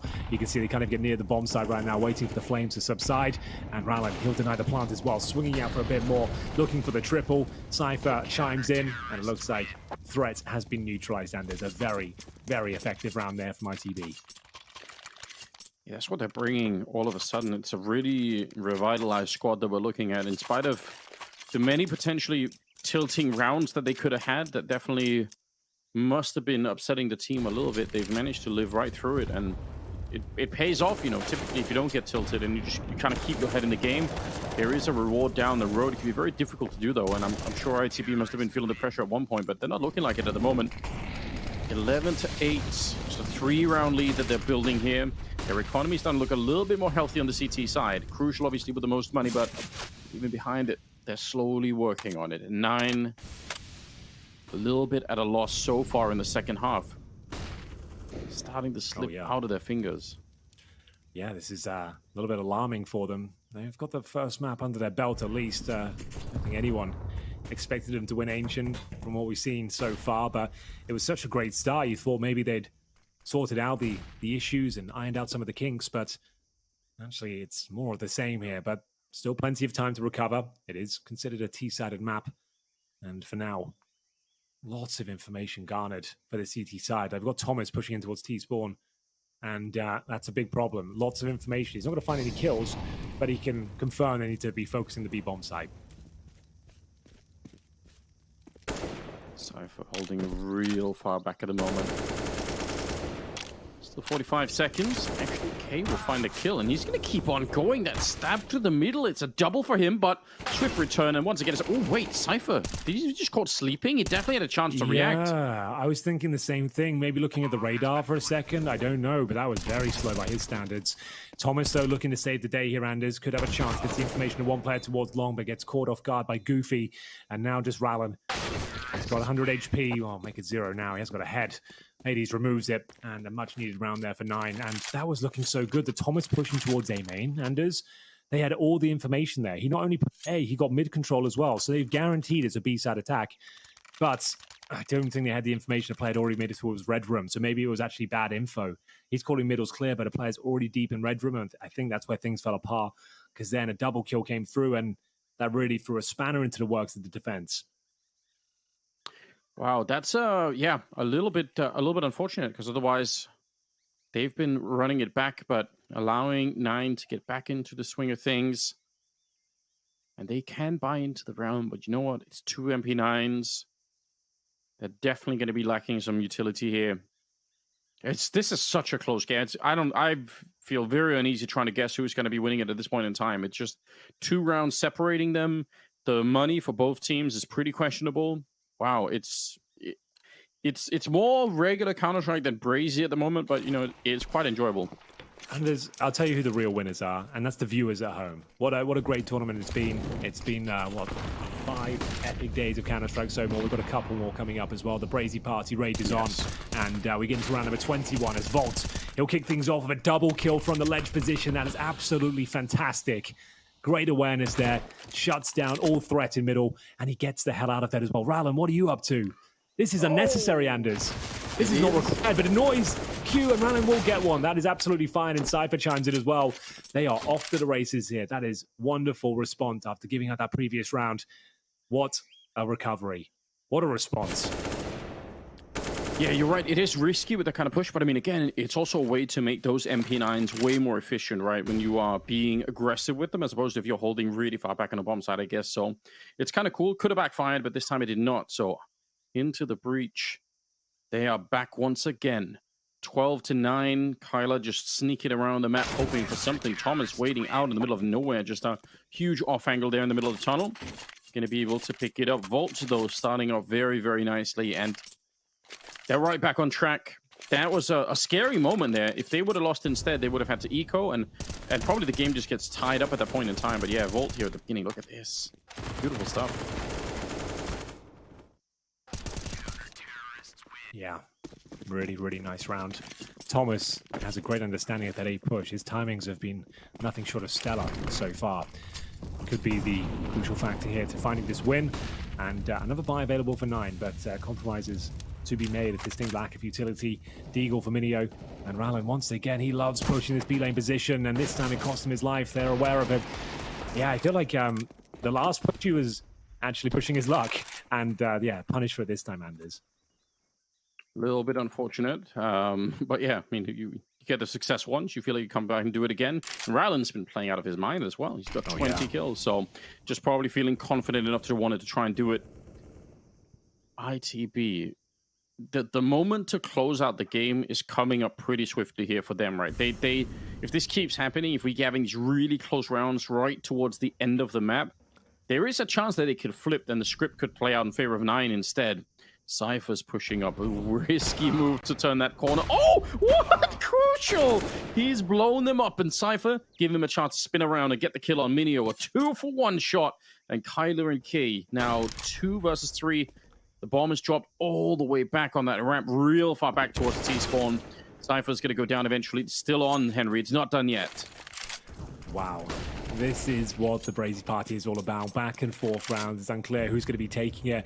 And for now, it's a man advantage for 9. They've got a 2 versus 1, but it's Thomas who's been so great. And he's locked the bomb out. The bomb's outside the double doors here. He tucks himself in towards the pocket. And it's one of the strongest positions on the map. Holding right here. So difficult to flush him out. But they seem to know. And yeah, Kay's going to find him. Nice. Even Kyler. Wow, what a shot that is. And after the double kill from Crucial Anders, they still can't win the round. That is unbelievable. I need to see it from his POV how he even landed the shot in the first place. But the fact they don't recover it after that interaction is wild to me. Cypher was there as well. And somehow it falls apart and sends their money into disarray. Everything about that just looked so eminently winnable, but obviously, especially with the bomb back there, Thomas, I think he could have probably found that one, but yeah, they did a good job at keeping his attention. They were throwing flashbangs and everything to try and keep him looking the other way. 12-10, Cypher snuck up close, and Hades just scoped much further back. It might even be that if he scoped peeking it, he actually can't even see what's beneath him. So it could be an automatic loss in that sense, as we are in a 4-on-5. Yeah, it's very uncomfortable to play against ITB here at the bottom of the ramp. They are constantly ducking and weaving around, trying to steal kills away. And Cypher, the balls on this guy to get another frag there as well. He had 30 HP, Anders, and he still gets the second frag. Rallen, of course, brave as you like. He wants to follow things up with the man advantage. It does cost him his life there, but they still have a 4-3 in their favor. 1 minute remaining, and Cypher, he's not done yet. He's been incredibly active here. Most players would fall back, hold the crossfires, but here he is on the front lines, still fighting. And there's still a minute to play with here. And Kay, oh my, he's got behind enemy lines. That is going to be a very disruptive kill.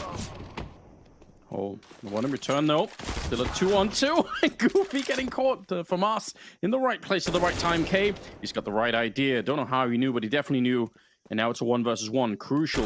Plenty of health here in the middle, but a straight headshot from the AKK. Absolutely confident. 20 kills on him. What? And an 11-12 scoreline. It just keeps on going, Henry. We're not going to find an end here. What was that awareness, Anders? On both players. Yeah. He knew exactly where they both were and the timing to push as well. That was sick from Kay. Like, he made them look foolish there. Like, I know exactly where you are. I'm going to come in pre-firing you on every angle and just win a massive round now as well. 12 to 11, 9 are back into this one after some very questionable outcomes. They've knocked ITB down to an eco. Wow, this one really is heating up now, coming right down to the wire each and every single round. For now, though, surely this is where things start to simmer down, as ITB have USPs across the board. 4-man stack towards A. Rallen will come in and join them. But yeah, this is a round for 9. It'll be theirs to give up. I can't see a world where they lose this one. Yeah, could be finally a return to normality here where it should just be the AKs, especially they had the MAC-10 on Goofy, so there's a good chance that he could be thrown in there to figure something out at the moment. Could be a tied game. Could be 12 to 12 after this. They're pushing out of the A-bomb side, but it's not going to help them at the moment. It's quite far away from them finding anything. And Rallen making a couple of footsteps there. So they're going to know. The bomb is far back, but it will be picked up in time. So I don't think there's any real threat here. Wow, it's once again anybody's game. Yeah. So, 4-man spray here. Look, there's a bit of lag. What just happened there to Minio? I don't Did know. lag out? He had a chance for a few shots there, but just didn't fire. Yeah, I don't have a really good answer for it. It looked a little bit funny, didn't it? But you know what? It's all good. They managed to make up for it. Nothing was really lost, and they're going to continue to fight. The Well, one tied MP9 up. bats. Yeah, it is tied up. Great news for ITB, who felt like they'd really ran away with this second half at one stage. They were in the driving seat. Then a couple of unfortunate rounds have left them in a tight spot. They will have a buy once again. Cypher on the MP9 this time. No crucial AWP and fast pace towards mid. K takes a lot of damage courtesy of the grenade, but still finds positional control. He's making his way towards Donut right now. In fact, in towards the red room. Oh my god, the timing. Oh, it's disgusting. But fortunately for Volt, he fumbles the shots there. He didn't have the fire at all. He'd got behind him and gives it up. He didn't have the information, of course, but misses out on the spray and gives his life away. Minio has been taken down to 15 points his health as well. So ITB in a great position to take this round and indeed the lead. Yeah, he was under a lot of pressure in the middle there. Volt looked like he was going to crumble behind it. Good pickup. Goofy, look at this walk in.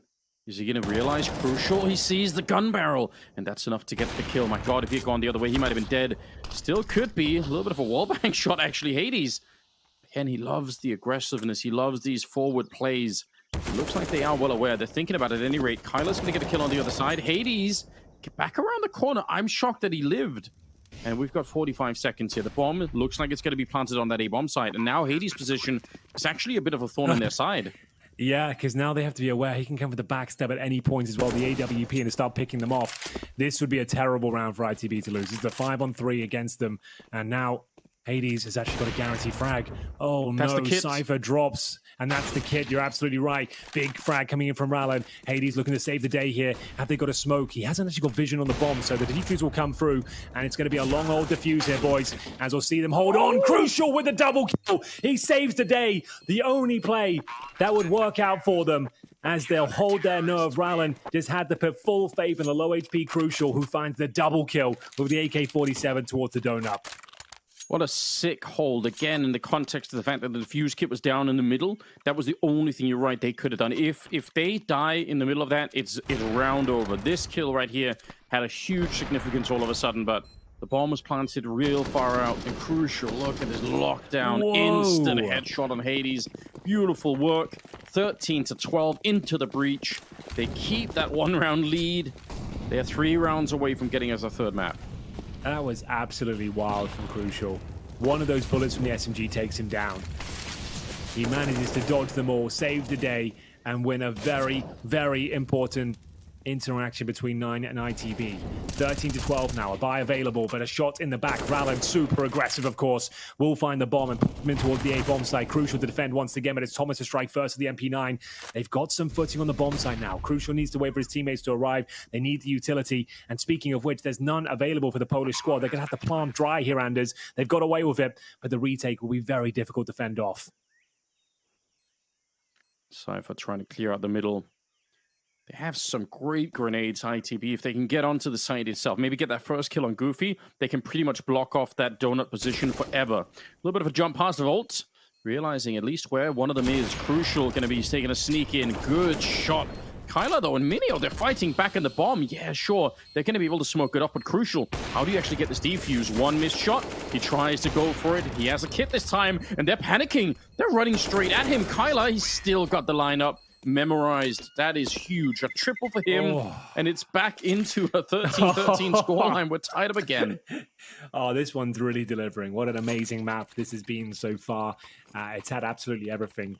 This is officially high-octane CS. Keeps the blood flowing, Anders, as we're going to have MP9s across the board. 5 MP9s to save the day or to potentially throw the game away. They'll have nothing left after this one. That's the call.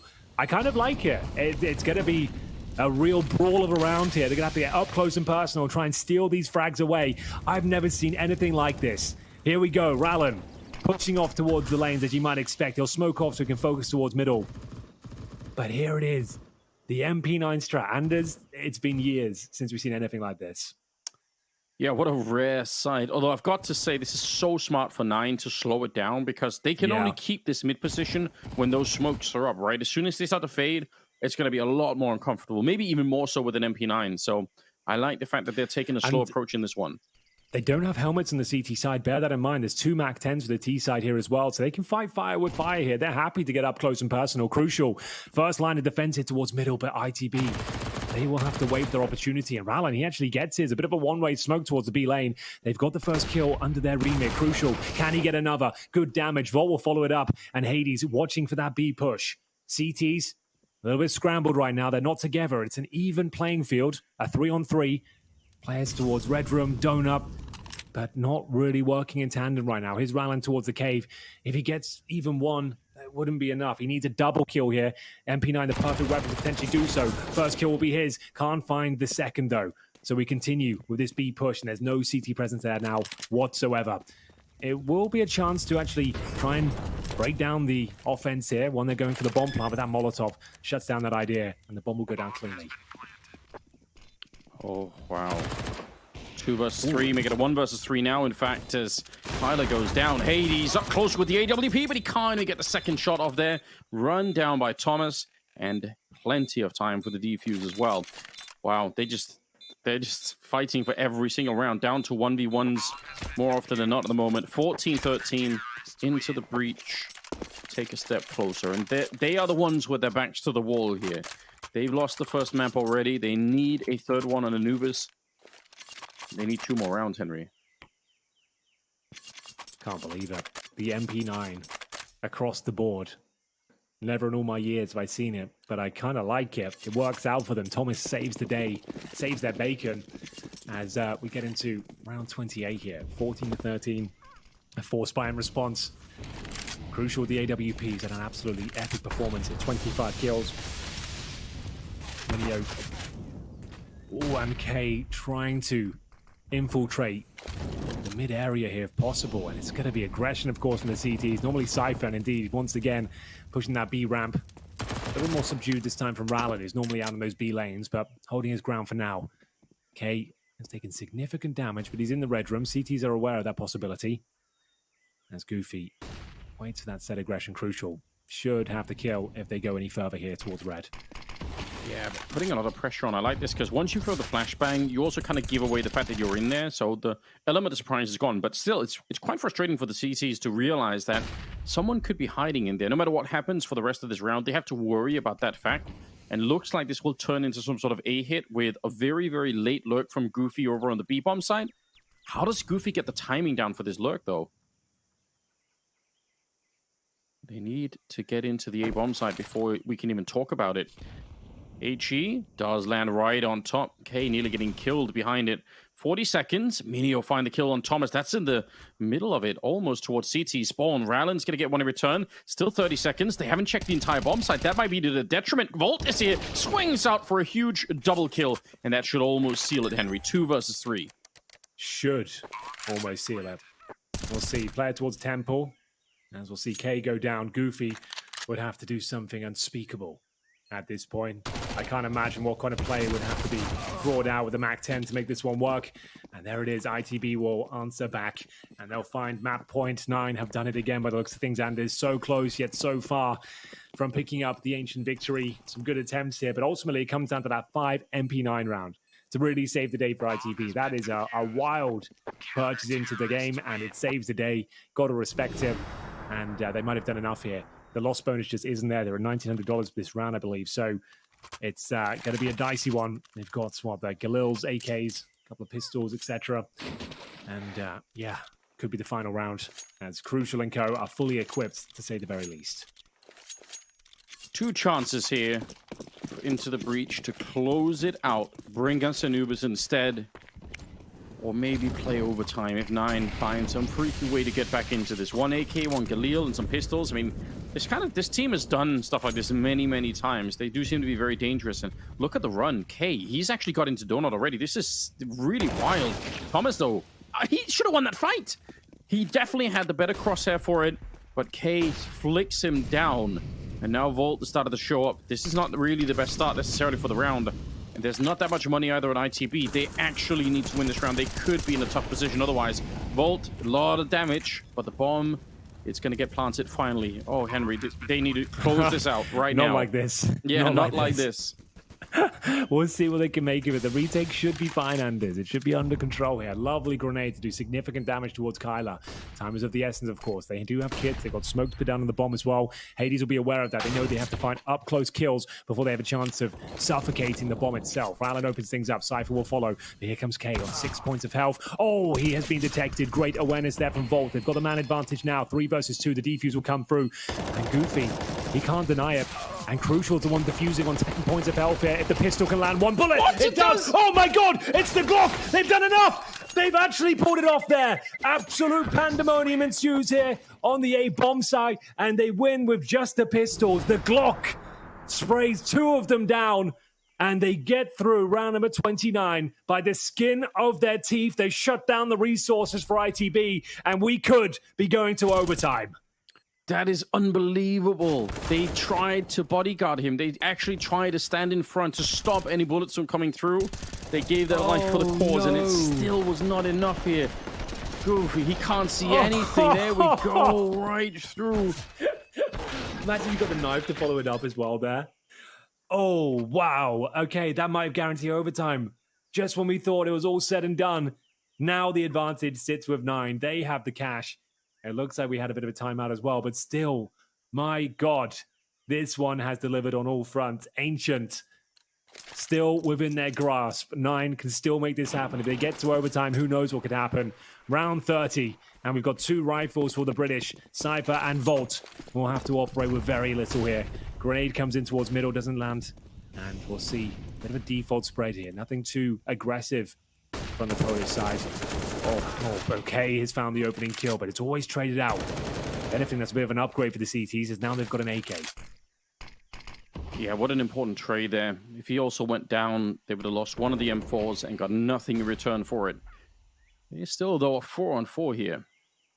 The bomb is being brought back to that A hallway. Cypher's checking. This is great information. They have mid-control still. Now they pushed out and found nobody here.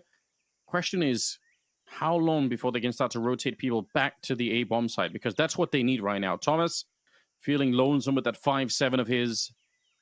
They're coming through on the other side, especially because the first entry, presumably, will be Minio on the MAC-10. If he makes the jump through, even the 5-7 is going to be hard to really get a real stoppage on that one. 50 seconds now. Here we go. Do or die time.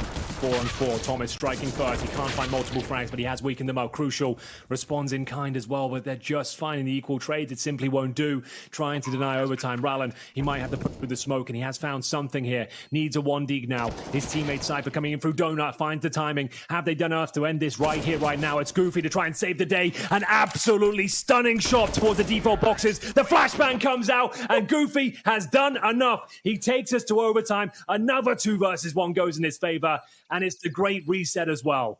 My God, what a performance that was.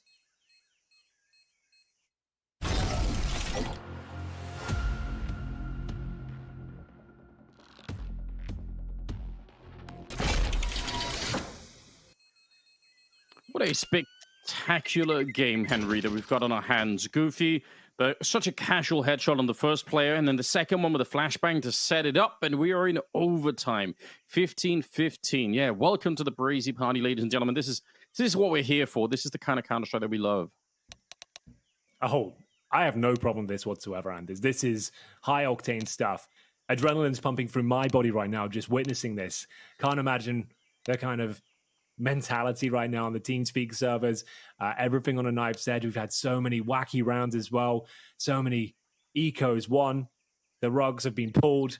And, the Glock round, especially, like, towards the end of this regulation, that really blew my mind. I haven't seen anything like that in years. And just to note, it's $12,500 overtime cash here. First to 19, 18-18, we do it all over again. But yeah, into the breach. They'll be kicking themselves. 15-13 lead. Losing to the lower buys.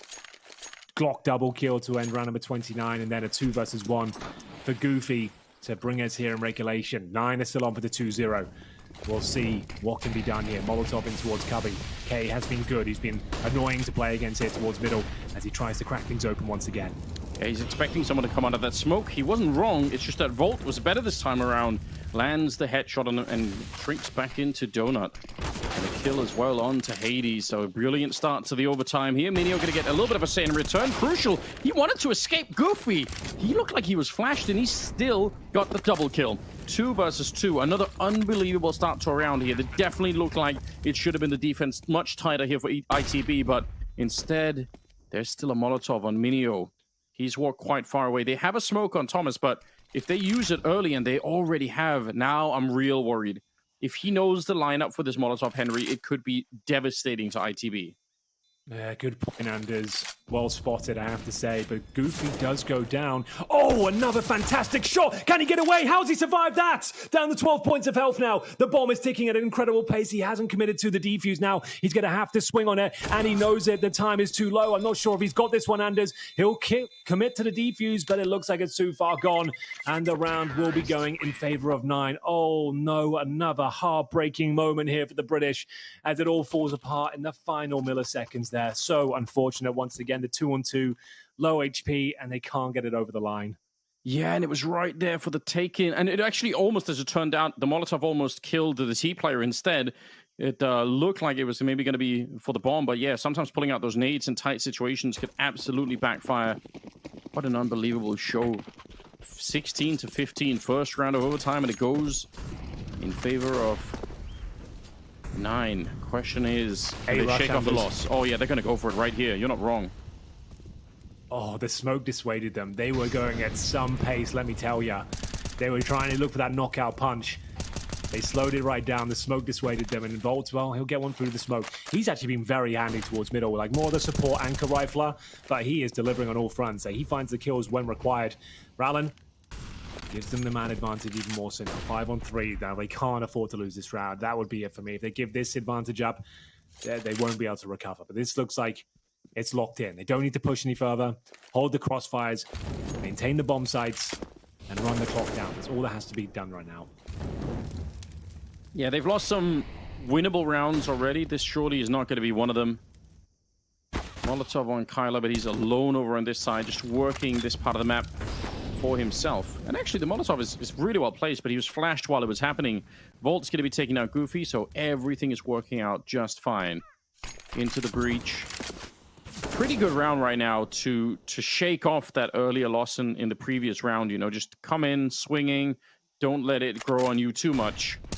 2-on-5 here. Oh, no way, Henry. No way. No. Like I said, they can't afford to give this round up. But the door of opportunity is starting to creak ajar.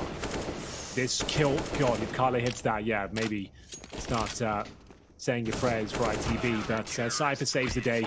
They definitely needed him to do so, and it's Volt with a stronghold towards middle to kick things off. Had a nice man advantage. Sure, some problems along the way, a couple of speed bumps there, but they stick the landing, and they found their first round here of overtime to go 1-1. Final round here of the first half. Cypher, 22 kills for him. It's crucial. He's had that amazing performance on 28. Rallen as well, 30 frags. Good team effort. Hasn't necessarily been the straight-up Hades show either. And he had a really emphatic, strong starter on Ancient, but has simmered down. Hasn't had multiple frags of the AWP in a while. But, oh no. Cypher hits his teammate with the incendiary, trying to block the cross towards the cave position. Last mid control. K's actually already through. They have no idea. That is massive. The fact he's already snuck through the donut. Thomas is aware of it, though. The potential. He's got the kill, I think. Good job by Thomas. Very well played. Oh, but a quick return. Kyler was right there to catch him coming out of the donut position, 4-on-4. And Kyler's moved forward. This is so wild. You can see Crucial is not thinking about it at all, and he's going to go straight down. Not a chance to respond. Volt sprays to the box, but the bomb is planted, though. And with the problem is they don't control CT spawn right now, so Volt has to worry about that all of the time.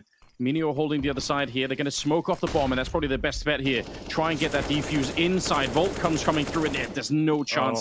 It would have been a really, really smooth move if they could have made it work, but now it's on Cypher. He's going to tap it again. They're coming for him at the same time. 1 versus 2 here. He does get the one shot, and now he's back on defuse. He's got time, Henry. He could still do it. The smoke is fading in front, and it doesn't matter. Cypher, he just pulls one off right in front of Minio. You could see him standing there with a mean look on his face. My God, into the breach. They've picked up a little bit of a round lead going into the second half of overtime.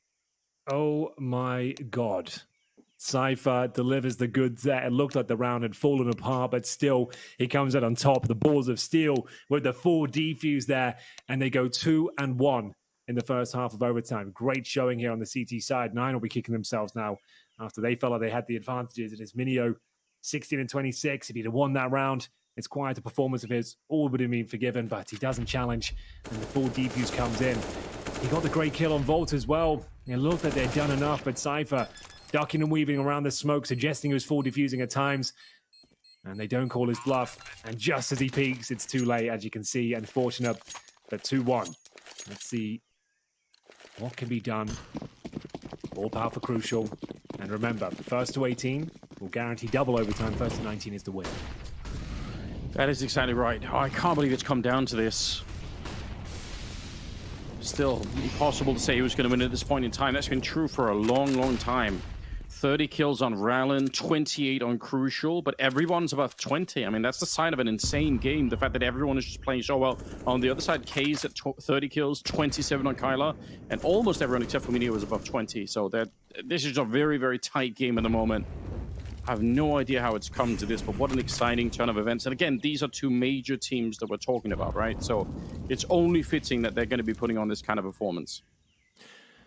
Yeah, it's on a knife's edge. You're absolutely right. Into the breach. Currently waiting outside cave. Goofy with the defensive hold. Just dropping the utility, biding his time. Does look likely to be a B execution, though. All 5 members here, Anders. K with this up-close position. He hasn't got any backup, though. It's so committed. Doesn't get anything for it apart from the dink, and that's going to be the cue for them to commit.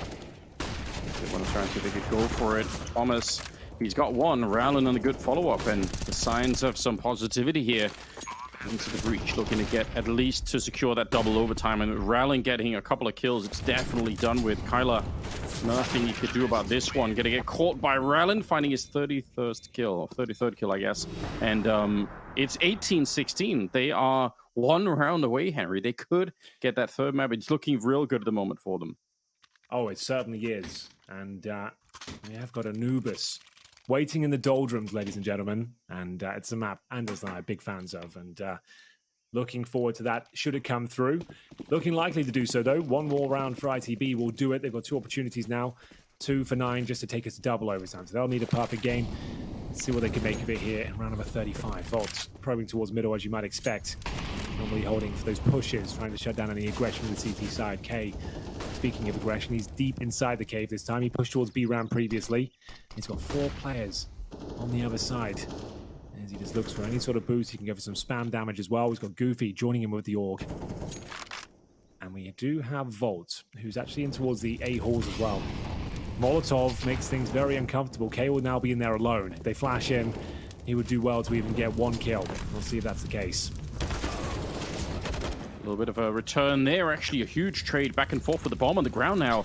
Goofy going to go pick up another smoke, and they can't really challenge him behind it. Rowland just hoping to guess something through the smoke, but that's a big giveaway. The bomb being dropped right there, crucial. He's sneaky, or he wanted to sneak on in. If he could have kept going, maybe it would have been something, but 50 seconds. How do they recover this bomb without losing more players? Another smoke being wheeled in. Volts, that would have made a difference there. Try to get rid of them. And the boost on nice top. boost. Oh my god, this is a sick play. Yeah, really cool idea. You can see no one considered that to be a thing, and they've pulled it off, Anders. Oh my god. I think they've done enough. What a cerebral play. They slow it right down. They understand the situation. They boost above the smoke. A double kill comes through, and Hades, he would have to do something unbelievable at this stage to pull this one off. It looks like we're going to Anubis. He takes nade damage as well. He can't justify the swing. The bomb will be planted, and it took them a while. There was some up and down moments here, some dramatic rounds, but Into the Breach have taken us to a third. Absolutely. Hades in the middle. They knew exactly where he's coming from. They heard the footsteps, and they knew where he was already. He does jiggle out the first shot. Actually picks it up on Crucial, but it will not make a difference in the end. 19-16 Into the Breach. They take it in overtime, and we are going to get to see Anubis. What a delight, and what a sick play to finish it off with that boost on top. Trying to, get digging into those major strategies that I'm sure they're going to be pulling out there as well. What a game that was, Henry. It really was. That's one of my favorite maps of the tournament so far, and that is saying something, Anders. We've had some absolute bangers. The quarterfinals delivering on all fronts here, and of course, 3 maps, just what the doctor ordered. These teams seem very closely contested right now, and it's great to see Into the Breach turning up some decent form as well. Crucial looked mesmerizing with the AWP, and shout out to Volt as well, a player that doesn't get much in terms of love, being that more support anchor role, but he was doing God's work there towards middle. His retakes were phenomenal, and just really impressed by his contribution. So great job to ITB. Unfortunate for 9, I think a lot of rounds there were really up in the air and got a bit wacky towards the end, but overall very enjoyable map, and let's roll on Anubis. Yeah, I can't wait for it. Of course, you can't say wacky, Henry, without thinking about the 3 gentlemen at the desk, so we do have them ready. Inversely, Anders, wacky I kind of take as a compliment, but the realities are this. I don't think you guys get enough praise for the lifestyles and the life that you have. So, in this moment, I'll just say, shout out Anders and Henry G, for they are the way. They are the truth, and they are the light. And I welcome you back to a Brazy party. They have like the 2 complete opposite lifestyles. Totally. That's why they've got both ends covered, and nothing in between matters. Speaking of which, yet again, we see Ancient faltered, fumbled. Close, but no cigar. Mm-hmm. For 9 in there, they tried their best. They were close to it, but yet it's a 12th loss in a row on the map of Ancient. So it's the match is going in the way that we expected. Both teams won their map picks, and now we're going to Anubis, which is a bit of a random map all over the place. So it's still 50-50 in my opinion. Wherever it goes, like it's a quite. It feels like game. No matter what's going on, 9 is going to lose Ancient. Yeah, no matter what. I mean, they've won some ridiculous rounds as well on the T side. Remember I think it was Goofy with the Glock getting like a couple of kills on the diffuser right towards the last couple of rounds of regulation. He was lights out, basically enabled 9 to get into overtime, but they just can't get it done on this map. We saw a couple of times even in the first half, right, when 9 was on the CT side, ITB players were it's round just finding their way behind the defense with 9 not really even being aware of that possibility. It was very, very strange. Yeah, that was I think it was around an 8-4 when they were they thought they had a complete control of the B side, and Into the Breach players just sneak into that and just kill them all, and it's like it kind of disturbed the half the whole way. It's just instead of being 10-5. Even 11-4, it ended up being 9-6. So it's a massive, misplay from them in a couple of rounds on the CT side. But again, it's Ancient 12 in a row. So yeah, sometimes it just doesn't come together like that. And 12 times, yeah. Yeah, 12 times even. What a reality that is. I say blah, blah, blah, saving strats to the major, blah, blah, blah. But, I wonder when they look back at these each time, after the 12th demo you've watched of this matchup, what are you deriving from what's going wrong? It's even in the mental game at that point, right? You feel like I was in that position when we played Nuke back. This was the round. Watch this. Oh, Jesus. Yeah, the Glocks. Who would have known the Glock could get so much credit? Well, the goof troop. We had like a thing with even Overpass and Nuke at some point, and no matter what you do, no matter you kind of always feel like an underdog, no matter who you play. You feel like you don't know how to play the map, so it's a tough assignment for them right now, coming into the the rest of the tournament and the major in front of them. But you guys brought about a fair point, which was that you will get punished in your veto process if you don't start to clean these up at some point, right? Absolutely. I mean, for ITB, even Ancient isn't like an amazing map for them, but they've just seen, you know, how much Nine is struggling and still went with the pick. Imagine a team that's, you know, actually like properly good on the map. We saw Cloud9, they made quick work of 9, wasn't even close. It reminds me of the, was it the Brazilian squad or MIBR something, when they had like a problem with Inferno. Remember that one? Could have been, yeah, It's MIBR. like, yeah, it's just like they had a problem with Inferno. Everybody was picking Inferno. It was like a safe pick against them, and they would always lose. So it feels like the same way here. It does.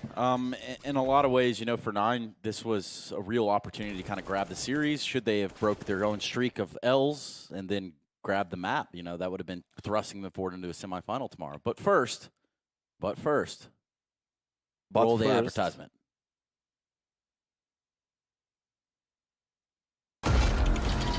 Drop. Upgrade.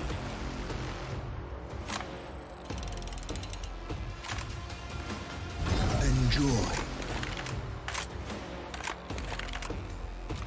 Repeat. We are on your side. Open cases at the right place. GG Drop.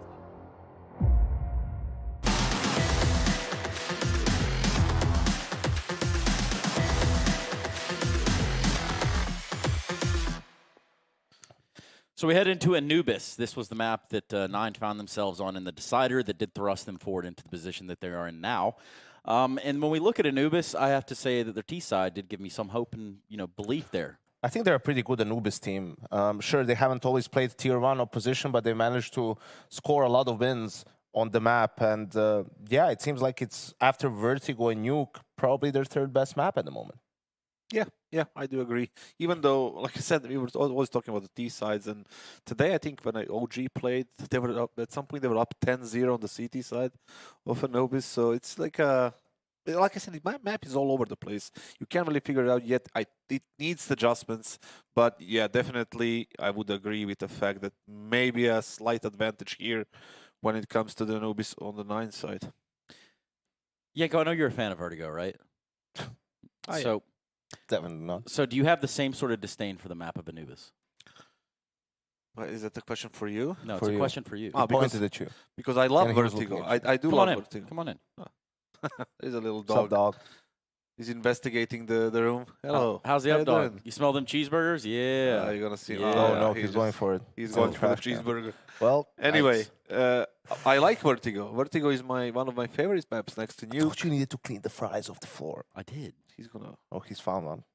Yo, look, What's he gonna do? I'll get in front of this right now. In case Puppo does go for the cheeseburger remnants over there, I will say that the best cheeseburger I've had in a long time on any continent or in any place in the world is right here in Belgrade, Serbia. And they didn't even have to pay me to say this out loud. That's the best part. It's a smash burger. But I'll just say it. That shit slaps. Like, that shit is badass, man. I'm a big fan of that burger. And shout out to I Yenko. just saw. Yeah. Eat vanquished like Yeah. in 3 seconds. Igbar. No, in all reality, you were saying that Anubis needs work still. Yeah, definitely. What I would you mean, change? I love Vertigo. I would just maybe like open up some more spaces on, well, let's say B side. Mhm. Maybe another opening on the A side. Maybe a little switch in the middle. It's very Maybe an narrow. elevator. No, you it's know, like another a pillar. train going through. The thing is, like, if you look at middle, right, it's so narrow and it's so tight, and you can go down. You know, You're talking about easily in the Anubis, right? water. Yes. It's absolutely narrow and tight. What do you mean? It's like a hot dog in a hallway. I mean, we're asking a guy who loves Vertigo for map suggestions and map change suggestions. Oh no, let's always have the same maps with the left, right, and middle, and everybody like fighting in this super structured default. And No, it's way better to I like span the through way you smokes. kind of like. that's only one map. Like we need to have one map that we can brawl all the time. So we need to have one shit map so we can appreciate all the other ones more. Yeah, what's the difference between fighting on ramp on Vertigo and fighting in Banana on Inferno, mate? The big one. Which one? It's not the same just spamming through smokes. No, it's not. No, you But have more Which options. Inferno did you watch? All of them. No, you didn't. Every single one of them. Now, I know that there is a skybox specialist amongst us, not amongst us, so to say, but perhaps through the interwebs and through the little Ethernet cables that are connecting us to Denmark. Anders and Henry sitting over there, they're waiting to go. But Anders, what do you think about Anubis? You know, what would you change? What would you do differently if we had to go back in time and fix everything? Man, I agree it needs to change. There are some things that I'd like to see different as well. I would say just there needs to be at least one more way for the CTs to generate or to get some information without risking absolutely everything. So, but I'm not really a big fan of making big changes. I think it's something that Valve have kind of proven over time that actually just radically changing things based on like 1 or 2 or 3 months of play doesn't really make sense. So for now, let's just keep it how it is. Let's learn what we can, and then. But I think in time, it's going to prove out that the CTs need more opportunities. That's my point. Can we get to the real question here? What are your thoughts on Belgrade having the best cheeseburger in the world? It sounds really, really unlikely, but It does, doesn't it? I've lived in Belgrade. Maybe I wasn't shown the cheeseburger. Okay. I didn't experience it, I'll be honest. I'd have to know where I was from, but I was there for a good 4 months. Never saw any good cheeseburgers, Anders. But it sounds like an opportunity for an invitation, though. Like, if it's so good, like Yanko and Kasar, like, bring us out there. Like, I would travel to Belgrade. if it's true, though, I would travel for the next best. Brazy party. Maybe we can be there in person. That would be wonderful. We can make it truly Brazy. We can maybe have a cheeseburger tasting competition, even.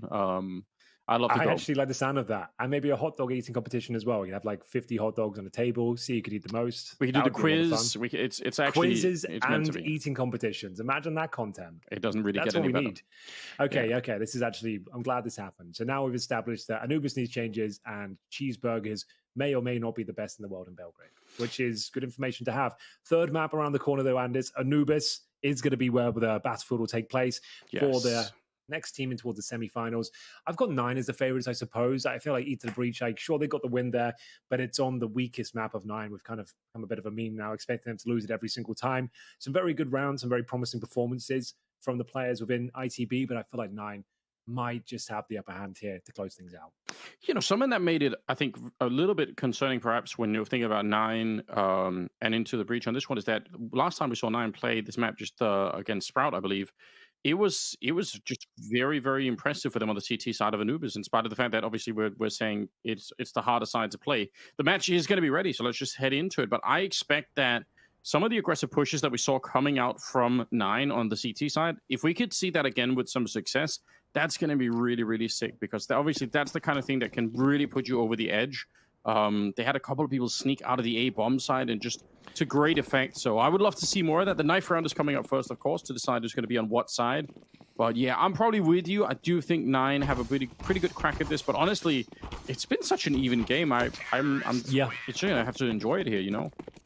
Yeah, I think you're right. And it will be, I assume, a T-side star here for Into the Breach. They win the knife. I guess it's not a locked-in rule. You don't have to.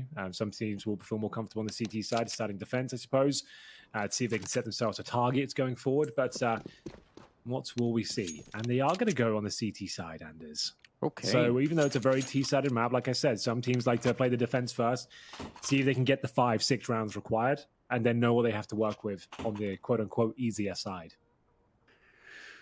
That's respectable. They had such an early stage still for a new map, so I don't really mind if people experiment with it. There's no rules here. Yeah. Absolutely. Just give it a crack, you know. And again, like the downside, I guess, is you could fall really far behind, but on the upside, you know, you in the pistol and you go on a bit of a run, you actually feel great at the start of the game. Here we go, Kai trying to open it up, but there's so many people on the bomb side. Henry, they were walking into a 4-man stack, and as expected, they're getting completely destroyed. They were hoping for that to be maybe 1 or 2 people, and it's the entire team nearly. I think they messed their smoke up. The one on the left-hand side is supposed to cover default. There was a huge gap in it. Crucial killed like 3. Well, he killed 1, but there was a massive like 2-foot gap, and he even got cover and killed 1 through it. So it's a nice set piece. So they threw smokes from T-spawn. There was 1 towards dark room, 1 towards the left of the site.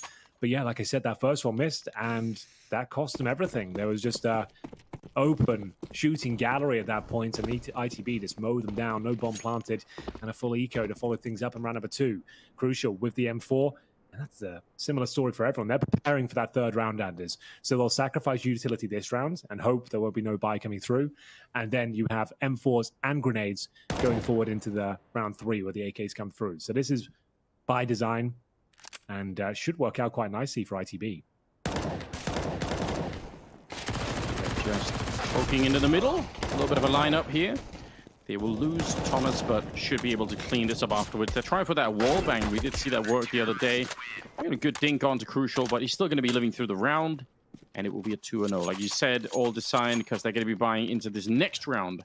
And that's where the real action is going to be. AKs across the board for them here. Yeah, and it doesn't even matter Thomas went down there because you saw he got 2 kills, so that was $1,200. He'll get $3,250 on top, so he has enough for an M4 and grenades going forward as well. So I don't think he actually gets a bit of an upgrade by getting killed in the previous round. So that might actually help them out a little bit here. So far, so good for the British. As we get into round 3, it's where the game really begins. And the AK, as you mentioned, will be out in full force. Crucial getting those last few kills. He'll be tested again, middle.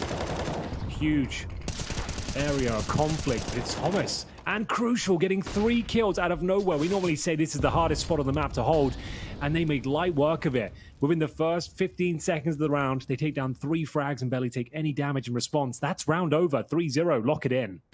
Really, really sick beginning. And again, starting on that CT side, I mean, what the risk is you could get run down, but now that it's looking so good, Crucial 6-0 as he takes down K and Goofy. Not much you can do in this one. I mean, again, if you find 3 kills in this 1 versus 5, I'd say that's pretty good already. Might almost get a free one on Rallen, but no, goes the other way. Timing is with him. Flawless round, Henry. They don't lose a single player. Yeah, this is huge. And part of the danger of holding that position on the CT side is normally you get Molotoved out from those positions, right? But there just weren't any.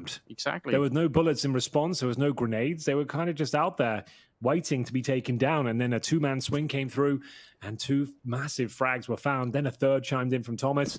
And it has to be just a partial buy once again. The loss bonus racking up. But this is the idyllic start ITB were looking for. They chose to start on the CT side. And maybe this was why they're confident in how they hold themselves in the early stages. Crucial flashed off, and there's the Molotov towards the double doors. You can see how much more uncomfortable it is now. Smoke from his teammate. Doesn't seem to hit him in the back. Seems fine, though. And Rallen, aggressive, of course.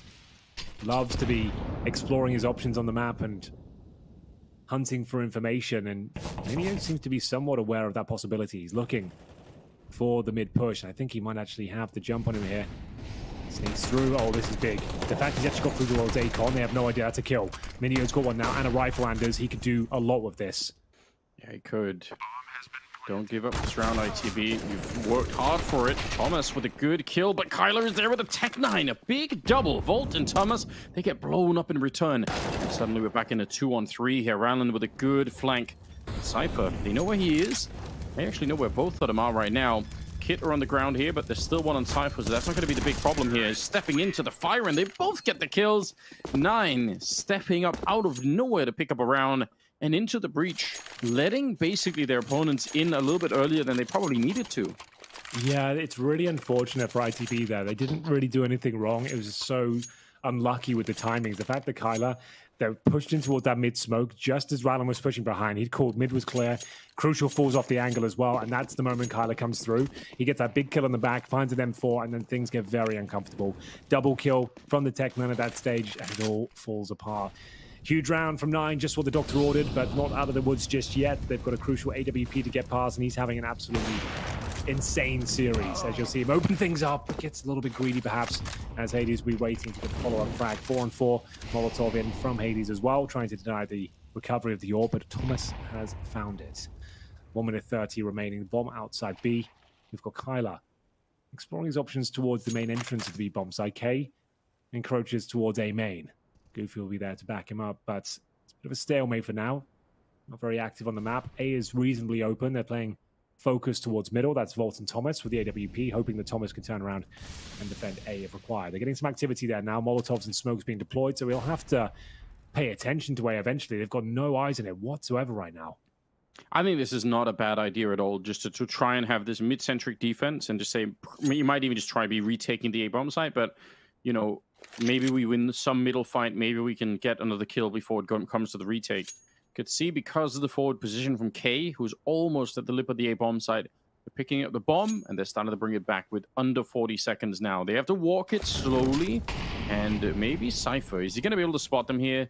It's Molotov out for the minute. It doesn't look like he's checking at all, so they're at least going to be unseen getting into this A position. But again, this is by design for ITV. Thomas is holding this with an AWP, which is real interesting. Obviously picked up from Crucial. Flash over, 16 seconds now, and they are going to be down on the floor of the bomb site. So yeah, full-on retake coming through. Let's see what they can make of it. It's going to be a difficult one. 4 players here. Fortunately, no further utility for the T side. Only a couple of flashes for ITB as well. Here they come from the connector. Thomas gets absolutely pushed back here. Kyler with a double frag. And that could be enough. 2 excellent shots on the AK-47. Sends ITB packing. They have no choice but to save now. And Volt and Malin will be walking away silently from the bomb site. And that's 9 with 2 in a row, Anders, and starting to show us some of that strong form we see time and time again from them on this map. Yeah, super well done. I mean, a little bit unfortunate because obviously, probably if you're Thomas at the moment, you're thinking, if I just get one shot as they cross over, right, it's going to be a 4-on-3 retake, and we're in a decent position at that point in time to maybe get it back, but didn't turn out that way. Instead, 9 picking up a second round. They'll take it. The money, well, they're going to spend most of it here on the CT side to try and buy back into the round. So always something to keep an eye on because it does make such a difference. They are on the harder side of the map, and if they lose all of their cash, then things will just get a lot more tricky. 0 kills still on K, but I guess it's early on, so we can still get back into it. Yeah. Damn. Good Just time a complete to... tangent here, Anders. Go on. Copenhagen Flames have announced bankruptcy. It's all over. Oh, no. That's actually really sad. Yeah, that is really sad. They have been synonymous with Counter-Strike for a while now. Just been announced. That sucks. There's been a few organizations closing their doors recently. It's tough times in esports, but wasn't Tricked hopefully we'll bounce back. There wasn't Tricked also recently. Hopefully it'll all be fine in the end. The other Danish organization, Tricked, I think, also in trouble. Oh man, that's really sad. Yeah. Well. Sorry to lower the tone. No, it's fine. At least the Brazy fun party is still going. It still exists. That's true. We are here and we are live. And we'll see the opening shot from Hades.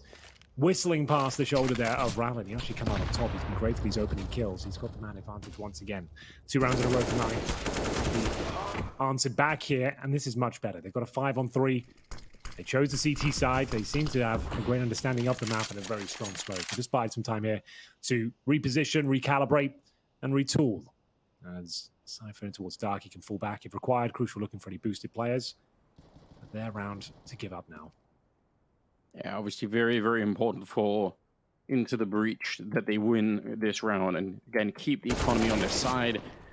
If 9 get too warmed up here and they start to run at the rifles, that's going to be a real big deal. Goofy, good with the org in return.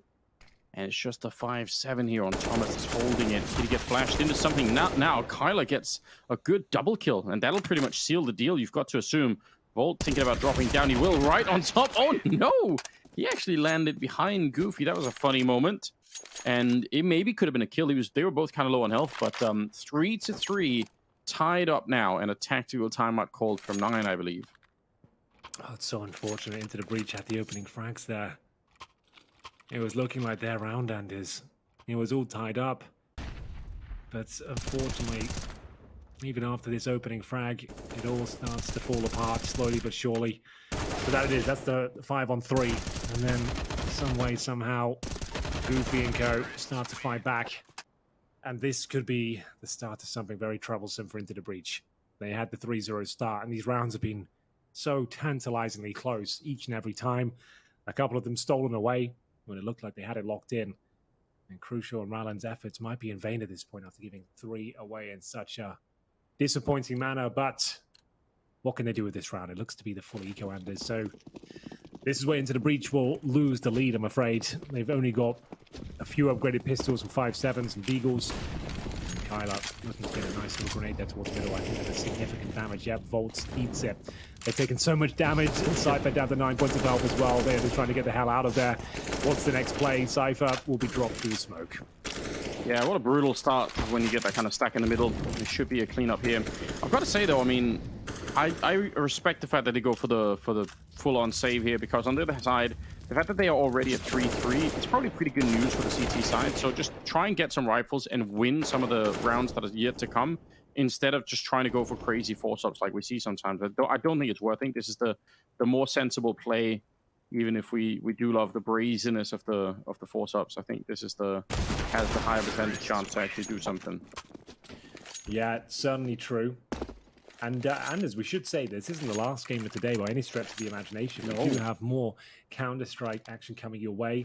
A few more games will enter the server, as we'll see Astralis take on Apeks for our quarterfinal, as it were, of the day. And that should be a bit of a banger itself. Quite a close matchup, I reckon. Yeah, I'm real interested in that. It's been so confusing watching Astralis, but I guess we're rediscovering what the team is all over again, right? And that's been a fun experience. And Apeks just kind of impressing everyone these days. So I look forward to it. Oh, that could have been a real kill. Good boost on top, but Tyler not able to find it. Thomas lucky to be alive. Pushing in front of the utility. K is water here, but he has done well to negate the damage. 65, but no bullets hitting him, and he dishes out a lot himself. Oh, misses the smoke. He wanted to bounce it off towards the beacon. I guess it's still fine. He'll smoke off Acon instead. Wanted to bounce off the beams of that glass window, but didn't quite land. Cypher with the Orc here. Like I said yesterday, I think the Orc has got a bit of a meta position on Anubis that hasn't been fully explored right now. So many long-range angles that you can take advantage of the scope. Speaking of scopes, we've got Hades here trying to answer back. AWP, B main, and K. Oh, the timings are going to be brutal. Oh, Little Boots are spotted, and Volt will find them. Yeah, right in the kneecaps. That's pretty brutal. 3 versus 5 into the breach. I mean, this is a very, very respectable CT side defense. Up until this point, it's still early on in the half, but they're absolutely wrecking them. Good job. Tied up once again, 4-4, but tied up doesn't mean even game at all when you're on a map like Anubis. It means Into the Breach are playing really, really well. Deny the bomb plant, although there's plenty of money still on the 9 side of things. They're going to be able to buy into this one, but I think this is quite interesting and possibly a little bit concerning for 9.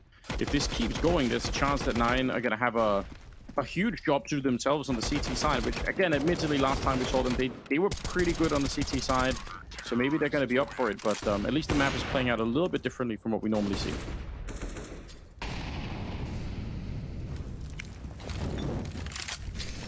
Start this round. Just another attempt at some mid-pressure coming out. K already down, looking for that E-box. Trading some grenades. Cypher taking very little damage on the other side. And a strong lean towards the B-bomb side. Only one person in A and defensively 1 in middle. Well, let's see if it works out for them. You have to be a little bit more dynamic on Anubis, in my opinion. You can't play the same setup every round for reasons the Death stated many times throughout this tournament. On the CT side, you just don't have many options. You have to kind of be a little bit unpredictable with where you place your units. One of the more powerful ones, crucial with the AWP, will be holding towards Dark right now. Cypher will join in with the Org. So 2 of the strongest players over on this side of the map. They have limited utility. Cypher, though, does have that incendiary. Crucial hunting for information, but it's Thomas that gets dropped first. That was towards middle. So Crucial is going to continue with this one. Does he commit to the peak?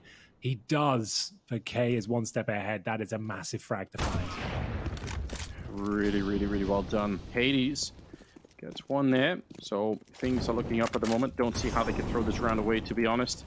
Rallen taking a look and finds the bomb. Maybe that's away. 20 seconds, Henry. All right, they recover the bomb. Sprays through. Minio. All right, that would have been so crazy. Imagine if there was a Molotov or something down and they actually can't get it to the bomb side. Now, there's going to be about 13 seconds left when the bomb is down, so they were within the margin of error, but 2-on-3 now, and I don't think it makes sense for ITP to throw these rifles away and go for it. I don't know. They are thinking about it, but yes, you seem to be right. They are going to fall off. They don't have the kits between them. And 9 certainly online here on Anubis. 3rd and final map, looking to book a place in the semi-finals going down tomorrow. Yes. A long old tournament here with plenty of exciting games. 9 have been part of a lot of the more memorable ones. And they will be taking the lead for the first time in this 3rd map. They were 3-0 down, Anders, and the fact they've pulled it back to a 5-4 scoreline, pretty admirable considering where they were. But still, ITB putting on a strong performance here. I think 5 rounds is considered a serviceable half on the CT side these days. Quite an arbitrary number I've just thrown out there, but that's what it feels like. A lot of people are saying in different casts and desks and stuff. That seems to be the general consensus. I've got a pitch for you, Henry, for Source 2. What if the T's could sort of buy essentially more C4? I mean, not as in like 2 bombs, but just like a bigger blast radius based on the amount of money you invest into it. So what, you could have like a kitty or kind of donate funds into it and it makes a larger explosion? Exactly. So instead of like the different maps having different sizes, like they all just have the same size, but you can basically make it part of the strategy. Obviously the CTs won't know, is it like a medium-sized explosion or whatever? Just thought of it. It's a random thought. So throwing it out into the universe, see what happens. I'm going to think about it. I'm going to get back to you. I'm going to think of the pros and cons this round, and I'm going to give you my thoughts after. All right. Initially, I'm thinking it wouldn't be a super popular idea, but maybe I'm missing something. So I'll get back to you. We can workshop it more. We have got round 10 ahead of us, and Thomas will be baiting in Volt here. Volt played so well on Ancient, but at least they get the equal trade for now. Hades with a lovely shot, but they'll probably take that. A Volt for Hades, and we'll see Thomas now looking to mow them down. Considerable damage output, but still a 3-on-3. And now it's down to Crucial. Yeah, Looks nice. red hot right now. That is an important shot right there. And honestly, credit to Thomas as well. He was fighting to the death in that corner. He knew that he couldn't really walk away from it. Now they're starting to show up, and they're not wrong. 40 seconds, Kyler, though. He's waiting, anticipating some aggression that's coming out. They will get it. If they had some grenades, they could probably do some real damage, but they don't. 9, they're just down to the rifles, and they're going to call it off and run back instead to the B-bomb site. And it's already been spotted. They already know what's coming. Cypher's in a position. He should be able to catch probably 1 kill here, as they're going to be swinging out from that E-box. He's already hearing them. Oh, no, they double peek him. The timing, that is brutal. And they walk into it. Almost the AK shot straight up now. It's Kyler 1 versus 2 here. Starting to walk away. He's down to 8 health, Henry. There should be no way. Orb at range. He wins the fight against Crucial. I've no idea how. And Rallen's real low on the other side. This would be a horrible way to lose a round. Kyler solo, but he's just stuck here waiting. And oh, he had the right idea. And Rallen will still be able to bring him down. No kit, but it doesn't matter. ITB, that could go down as one of the really important rounds. That's kind of insane from Rallen as well, that has the presence of mind to even kind of pre-fire that position. It looked like they were absolutely done for. It all started here, if you remember.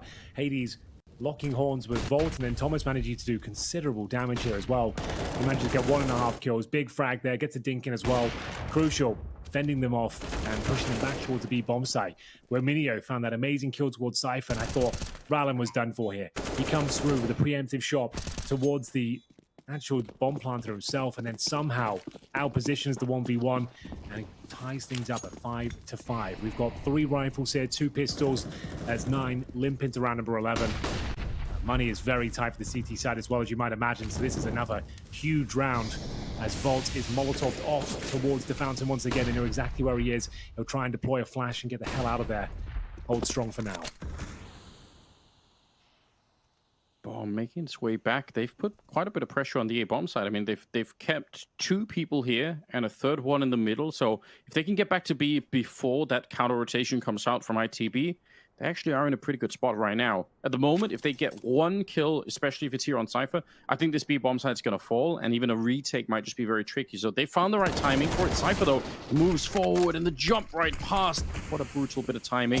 Rallen, he has to be a superstar on this one, and he will be a double kill to seal at least the early defense. And now they can at least try and fight for it here. 3-on-3. 3-on-3. Another close round here. The bomb will be planted. The retake begins. It's Volt to strike first. And the Krieg of Hades as well. They'll have an even keel once again. But back and forth we go. Kyler left with the clutch, and Crucial with a devastating shot there with the AWP. That is lovely. Easy to fuse. Comfortable outcome towards the end as well. 9. Can't believe their luck in the last couple of rounds here. ITB really are back on their feet. There was an amazing Rallen clutch before, and some awesome shots here from Crucial to continue his strong form in the series, the quarterfinals so far. Rallen, of course, strong as you like showing that experience. He's been around for a while and continues to frag at a world-class level. Yeah, it's very, very impressive. I think if he doesn't do that, there probably isn't even a retake to speak of. They just almost have to cancel the round, but does get a couple of kills. 6-5. He's at 12-4 himself right now, Rallen. So yeah, definitely he's got the numbers to back up that assertion. And this is, I still think, a very, very good start. Another timeout being called, second one for 9 to have a little bit of a discussion. And you know what?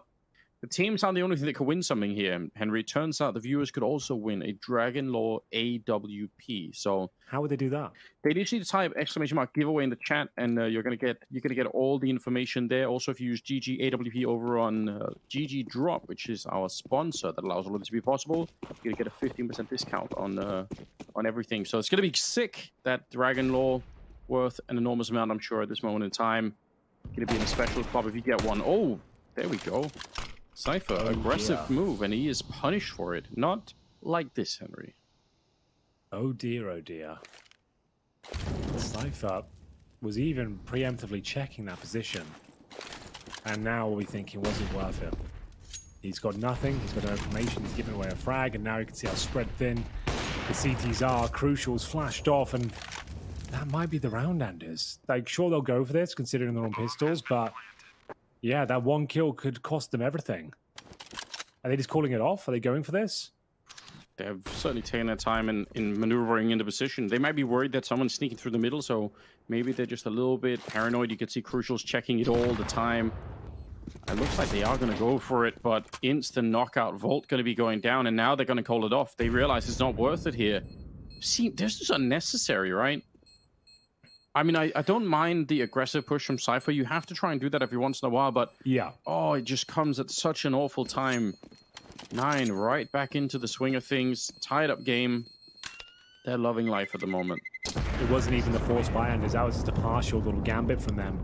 Looking to cause some damage, get a bomb plant if possible, and they just sit patiently at the start of the round, and Cypher feeds them an M4.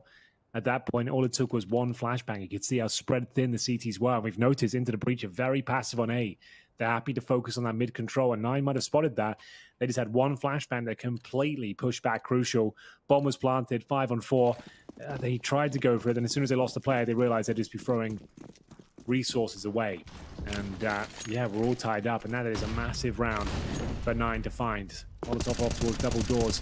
Cypher smoked off as well. Lack of vision here in round number 13.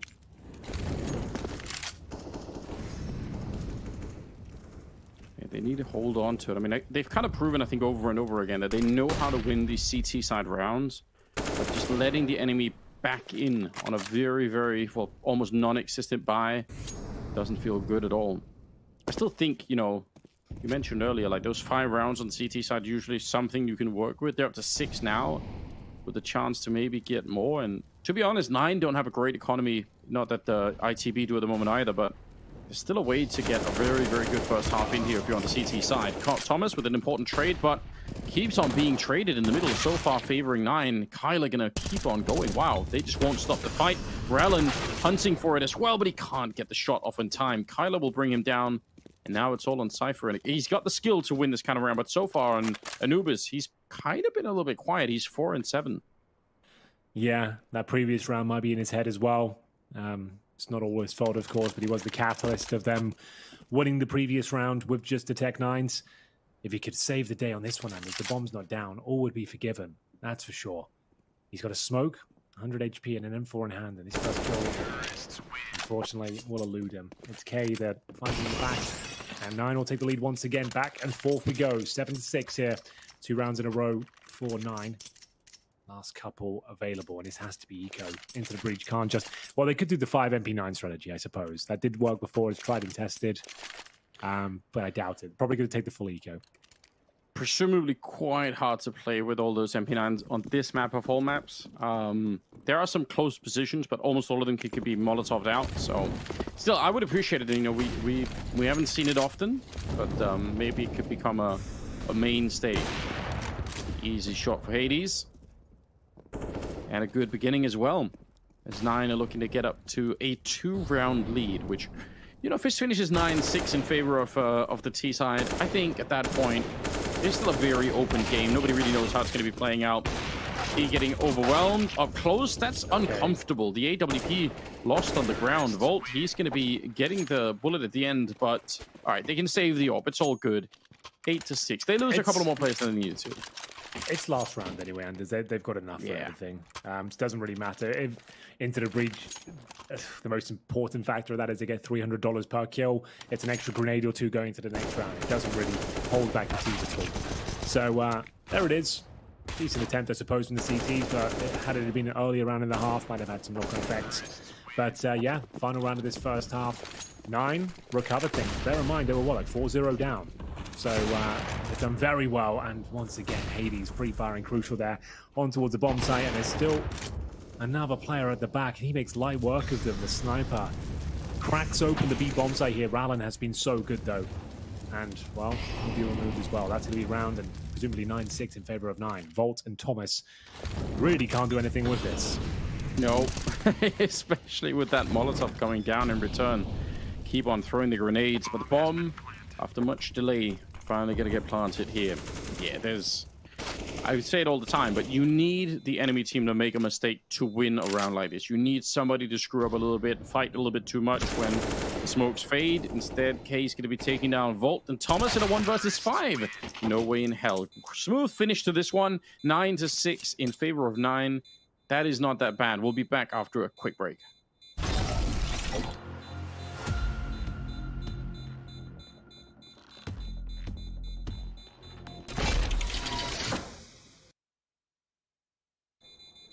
Short break concluded, and the second half is upon us. 9-6 in favor of the Poles. It's been a turbulent series. It's been unclear who will be taking it, but we've been following the script, as it should be so far, and is kicking things off on Vertigo. That's where 9 looked very comfortable indeed. It was a good game. Into the breach, put up a good fight. Unfortunately, though, it was quite a one-sided scoreline in the end. Moving on to Ancient, much closer, of course, making it all the way to overtime. But Into the Breach were expected to win that one. And here we are on the great decider of Anubis, where we're currently experiencing a technical timeout. So plenty of time to explain everything on the landscape right now. And as mentioned, 9-6 in favor of the Poles after going down 3-0 in the first half. It was Into the Breach with a great start. But then a few difficult rounds, especially to Pistols as well. And that led them to a spiral of losing 4 in a row towards the end.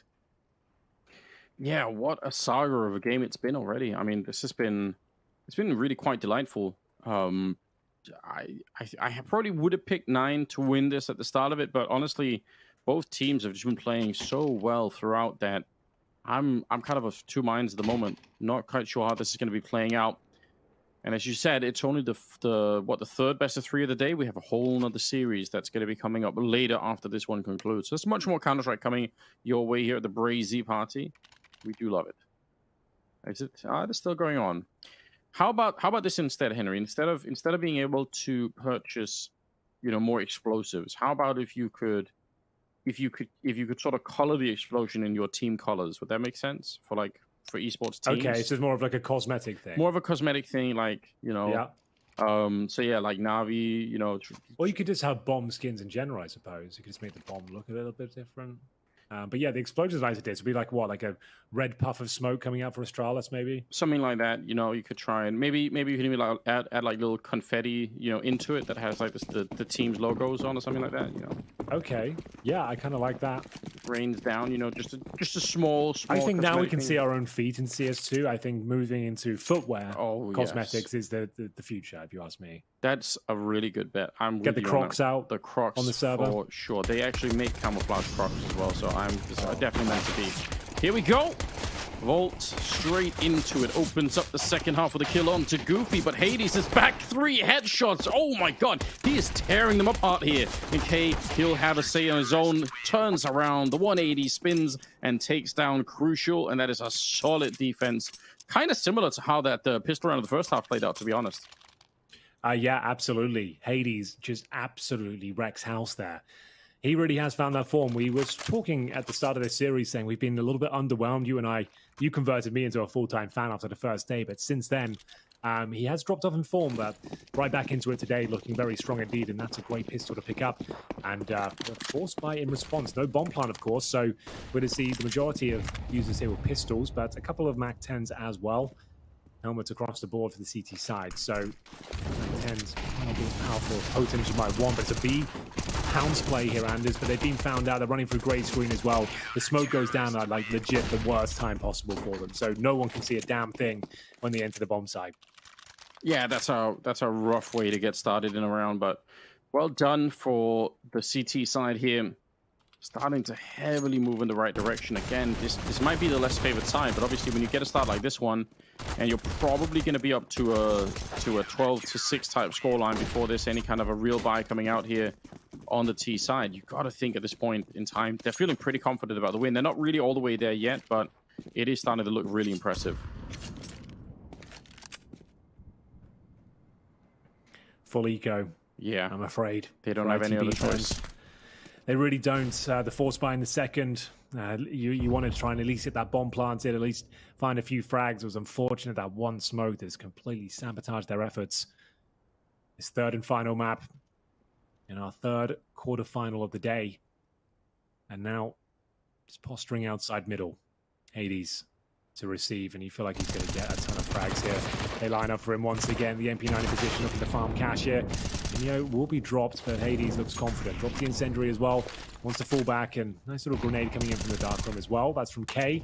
Looking for some potential wallbang damage as well, but nothing connecting just yet. Round still completely under control. Sure, they've recovered an SMG, but these players don't have armor. Two of them incredibly low HP. That's crucial. And Rowland, Cypher with just a pistol. Just a matter of time before we find the 12-6 scoreline. It will start here. Maybe even a double kill coming in. Good job from Cypher, I will say that much, and they've actually made this interesting now. That's very impressive. Come on now. There's no way that they can win this round. They just, that would be criminal. Mental. And Cypher could do it. It comes down to timings here. Oh, unfortunate for him.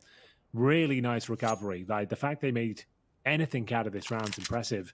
Still a chance for Alan. 27 HP, but Kyla outpositions him, and we will have another round for 9. So they lose 3 players, more than they would have liked, but considering how close it came, they'll just be happy to win the round. And that's 3 in a row. Money back in control for Into the Breach. And the first gun round, which I dare say they need, Anders. If they lose this, 13-6 down.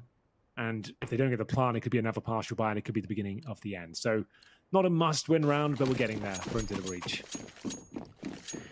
Yeah, a little bit. They are starting to fall behind, but I mean, I like the fact that they set up themselves with at least a lot of damage in the previous round. It still gives you that feeling of like, you know, we know their economy took a hit on that one. All we need to do is like, it motivates everyone to kind of just get one more round in, and maybe we can strike back a little bit earlier than expected. So still feel like just mentally can make a difference. Crucial. Finding the kill on K. We saw right at the edge, or right over perhaps. Either way, good kill. That's going to make a bit of a difference.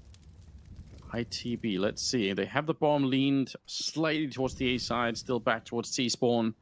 I feel like we've been advertising this a little bit like, you know, it's a very T-sided map, but so far during the Brazy party, it's actually been playing out a lot more evenly, I feel like. So I kind of wonder if we're going to get to see one of those really one-sided T maps here where it's really just the TTs have nothing to do. They're just getting slaughtered, because that I've seen that happen so many times, but not so much lately. Yeah, it's a dying trend, I would say. We're not seeing those same blowout results as the map develops, but here comes the B execution. Man advantage for ITB here, Anders, and Goofy to defend. He's had some great highlight moments in this series alone. Can he find anything more? I know his position is now. Rala normally so good. And equal trades for now, still maintaining the man advantage, but not for long. Minio will still want away, and we go back to a 2-on-2. This next frag is absolutely everything. Volt will tuck himself in, and Kyla encroaching on the bomb site. Can't deny the plant itself, but now they know exactly where Volt is. Down to the 1 versus 1. He's low HP, and Kyla, he will be taking this one. Nothing Volt could really do. Trying to reposition, bring the fight to him, but just one bullet would do it. And now with the man disadvantage as well. A big round to pick up. The bomb did get planted, Anders, and with maximum loss bonus, as I said, that was the bare minimum of that round at least. They find kills, they get the bomb planted, they can at least buy up going forward. Yeah, you definitely needed that part. That's critical. Gotta say, I mean, that's an interesting close call there. Nearly had it. Bomb plant it's good fun, but we can't hide the fact that this is a 13-6 scoreline, right? Still a pretty sizable lead for 9 at the moment, and they're thinking about it Flash in the hands of Goofy. You could see one setup, but it's very hard to flash someone where Rallen is. Yep, you could see no issue. That flash goes way deeper than that. So that's probably something that you might have to workshop in the future a little bit more is, would it be possible if you got 2 heal on the B-bomber side to throw both flashes, like one close, one deeper? Because obviously if you throw the close one, there's another position out there that you're then not flashing anymore. I'm sure people will figure it out eventually. Volt. Good for the one and the second headshot. Oh dear, they've blown them up, Henry. There's not a single reply yet for 9. No, absolutely not. And that was quite an aggressive round from the CTs there, but well handled by the British.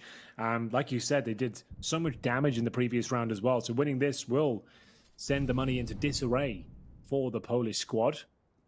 13-6, 1 minute remaining. Not guaranteed they've won this round yet. You never know. If they walk in towards B, there's 2 players waiting here.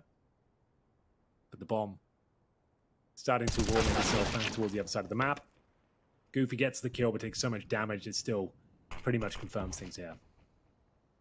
Yeah, it does. Just sneaking about. Minio is on the other side, but I don't think there's any point in doing much here. Just maybe hold it, maybe try to get some more exits, do a little bit more damage, ultimately. And they're even going to go the other way. They're not really going to even face him, so... This is still quite far away. I don't know if I can quite get myself to believe the comeback, but it is within the realms of what's possible, obviously. They're not that far behind. It is just looking kind of grim. 9.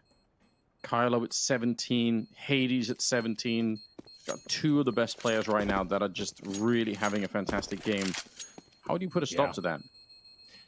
Well, fortunately for ITB, they kind of fed themselves to the Wolves in that previous round with the aggressive push. They were more than ready for it, and then Volt with 2 spectacular kills towards the A side of the map there as well. But yeah, a lot more where that came from. Fortunately, the funds are low. And in terms of what they have to do here, they don't necessarily have to force into this one. They've got plenty of opportunities to close this game out, and we'll see which way they're inclined. And looks like they're going for it. They have gone all in. It's not an incorrect decision by any stretch. Some teams would be a bit more conservative with this sort of lead. We'll see if it comes back to haunt them in any respect. It's crucial now. Waiting for that B push once again. He's right back here at despawn. CTs with 2 players on towards that fountain position in A. So they're stacking above the smoke, I believe. Yes. That's going to be Kyla. So yeah, trying to look above towards A main. Oh, that's a funny grenade, but no worry. Yeah, smoke's going to be fading.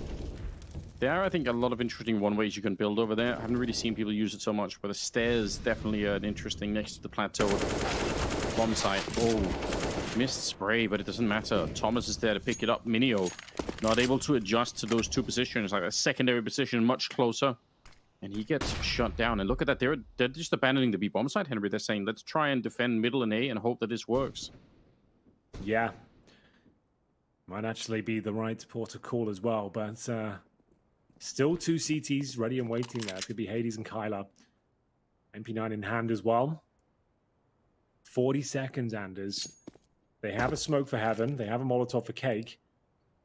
But do they fully commit here? I think they have to now. We've got Thomas joining them. He's low HP. Kyla repositions, and he makes a sound cue as well. So Hades with the scout nails the first, and now he can just find some more tags with the MP9 close. 20 seconds remaining. Oh my god, it's getting really awkward. Bomb goes down, and it's not like this. They were doing so well on this recovery, and now they're stuck in towards main entrance, taking so much damage. The MP9's mowing them down. 3-on-1. 10 seconds remaining. Thomas was already low. And it's a very underwhelming finish there for ITB Anders. They don't get anything done. They're shut down by a scout and an MP9. Yeah, that absolutely is a disastrous result, isn't it? You're not wrong. Things were looking up, and 14-7 now instead, and losing the round in such a fashion, that's heartbreaking. How do you mentally recover from this? Because you probably already could see the writing on the wall. You already felt like, okay, this is starting to look pretty grim. But now, after a round like that, I don't know. Everything was working out real well. Scout after scout shot. And then this jumping MP9 here coming through. Oh, it's so good. Well, I guess the first guy jumping was the bait, and the second he there. was taking the aggro and the crosshair placements away, allowing the secondary MP9 just to mow them down. And things are getting from bad to worse here as we see Hades open things up on his rival sniper. Crucial is removed early, and they've got everyone outside his P bomb site. We have got Thomas watching towards middle, but that's about it. They've lost the opening advantage, taken some damage en route as well. Cypher here with the bomb outside B as Hades repositions. He's already found the opening frag. He's got 20 kills to his name and looks to rack up his tally even further. Oh my god, he should be taken down here. Goofy with the double kill. I believe Hades will be dropped here as well by Volt. He's trying to bait out the shot here. He might just want to get the hell out of there. Ambitious to say the least, but back to a 2-on-2. Here's K defending the bomb. Advantage still for Into the Breach. We have got a backstab from Thomas potentially. He's in Temple. Yeah, I really thought K was going to get sandwiched there, but he's managed to reposition a little bit. Now he's got some backup himself, so now they actually have a crossfire. At least one of their players here, Thomas, walks in early, and they know where Volt was. At least they knew where he was. Even walking. Yeah, he was running. That doesn't seem like it's necessary at all. Yeah, gives away the game, and Kyler just instant headshot. 15-7 Henry. They're one round away from making it a step further in the tournament. And for 9, again, I mean, both these teams at the major already, but here they get a chance to really cement that confidence. And I mean, it's looking good for 9 at the moment. Yeah, to say the very least. They've got 8 series points here on the CT side. Not looking good. Into the Breach of really hamstrung themselves with that previous round in towards A. They didn't give themselves enough time. These are the scouts, the MP9. I think that was the beginning of the end right there and then. And they will limp into the next round with Galil, the MAC-10, some rifles, and a B lean here as well. But can they really hold it together for 8 rounds in a row? It all starts here. They've got the opening pick. Lovely shot comes in from Volt. It's K who have to be activated from Dark here. MAC-10 will strike, but unable to find the shots. And the bomb will be planted at least. Good smoke down towards Dark will buy them some time. Of course, there are kits available, and a Hades AK-47 as well, and a fortunate shot. It's K through the smoke. They will find Volt in the end. Yeah, he tried a lot. He spent almost all of his bullets, I think, just trying to get to the smoke, but eventually he's correct. They smoke off the main entrance now to go for the retake, so that's an interesting little attempt. Kyler gonna get a 1 kill there. Crucial goes down, and it's just Ralla left the spray. It's great, but again, they smoked him off here. Double smoke in front, and through the smoke, it's K to pick up the kill. 16-7 here as 9 will ultimately finish off ITB on a 3rd map as well, but what a performance from them. It was a great performance. As we said coming into this one, I feel like 9 are the overall stronger team. Across like a series like this as well, I feel like they've got the edge, and that was kind of evident in that last map as well. They did like the stronger unit across the board. Hades was fully activated as well, Anders, and this is where this team really looks dangerous. If Hades is contributing in the manner we know he can, like he did today, finding influential picks at the start of each and every round and clutching them out, you're in a lot of trouble. And I still think today was an okay performance into the Breach. Not amazing considering the majors around the corner, but overall, I think the better team won and a strong performance from them. Yeah, absolutely. Interesting best of 3 for sure. I mean, especially that second map was really wild and out of control. Could have gone any which way. But today, 9 just marching on, and into the Breach will have to wait it out a little bit longer, and maybe for the major, we'll see if they can surprise and shock people. I'm certainly hyped for them. I still am. We got the desk ready to break it all down for us. Yes, Anders, we are broken. And by that, I mean we have, not broken the ancient streak there for 9, but we have... Nothing can break us, Trace. We are unbreakable. Unbreakable. Yes. Well, that I do beg to differ. I've seen some things on the internet that'll... Anyway, what I want to say is for 9 to have successfully won this match, they've now netted themselves a pretty sweet part of the prize purse. You know, there is a significant jump. We did say that there is no money for 9 through 16th place, but damn sure for 3rd and 4th, you're looking at least 35 big ones. Whew. That's $35,000. 35 G's. 2nd place, looking at 70. 1st at 133,000. Yeah. Wow. Solid. And, looking at this game, this is like, we talked about this before the game, that this matchup screams 3 maps. And it's exactly what happened. Anytime there's Ancient in the map pool and 9 is playing, it's going to be a Guaranteed. 3-map. If it's Ancient and Vertigo, right? Like, we're going to see that 3rd map pretty much every single time. Yeah. It's free money. Because they'll win Vertigo and they'll lose Ancient. I mean, what would you put the odds on that, Kassad? The odds on this was actually above 2. For what? To be a 3-mapper? Yeah. Wow. So that's something that you can double your money with. It's just a crazy, and it was so It's a obvious. Brazy thing. Yeah, it's Brazy, man. It's a Brazy. It's a Brazy. That's pretty damn brazy. Now, we are on the cusp of Apeks Astralis. It'll be up shortly. But for the time being, yeah, 9 move on into the semifinals. And, you know, Henry was saying for Into the Breach, them going into the major. Do you guys agree with the look that we've got from them here? They're going into the breach, into the major, into the semis. They're just everywhere. They ain't going into the semis. They're not going to the semis. They were about to go to the semis, but They're real damn close. I think teams will look forward to drawing them at the major. Let's put it that way. Okay. Yeah, that's a pretty fair assessment. that's 100% accurate assessment.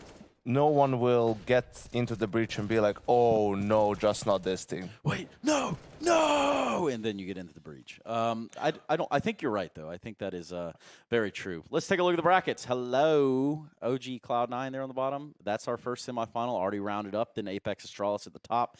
You'll note that one of those teams is going to win because that's how competition works. The bracket is pretty strong, and the only team that's kind of missing is Ents, right? Like into this, like, but where would you put them? Maybe in a game against Astralis, but they already played in the group. So overall, it's a pretty even, pretty good like bracket overall. It's like pretty strong, and the matchups that we can enjoy. And there is one coming up after this one. It's true. That is how competition works. So usually it's the first to 16 that wins. So let's just break it down Barney style. There are 2 teams. It's 5v5. And what will happen is, I'm kidding. We're going to go to a break. We're going to come back with Apeks and Astralis, and we're going to find out who's going to the semifinal to play 9 or 9-in if you're Kasad. Drop. Upgrade.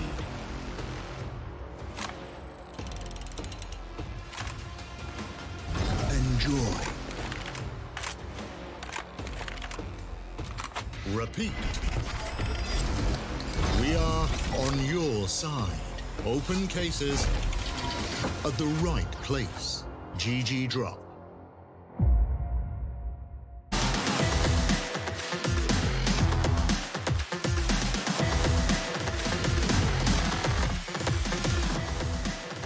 It is a quarterfinal, and it is Brazy as I'll get out. Don't be talking. It is a quarterfinal, and it is Brazy. Gone over what that means. I'll get out. It is a quarterfinal, and it is Apeks and Astralis. What that means. Get out. It is a quarterfinal, and it is Apeks. He was trying to get to you. Can't.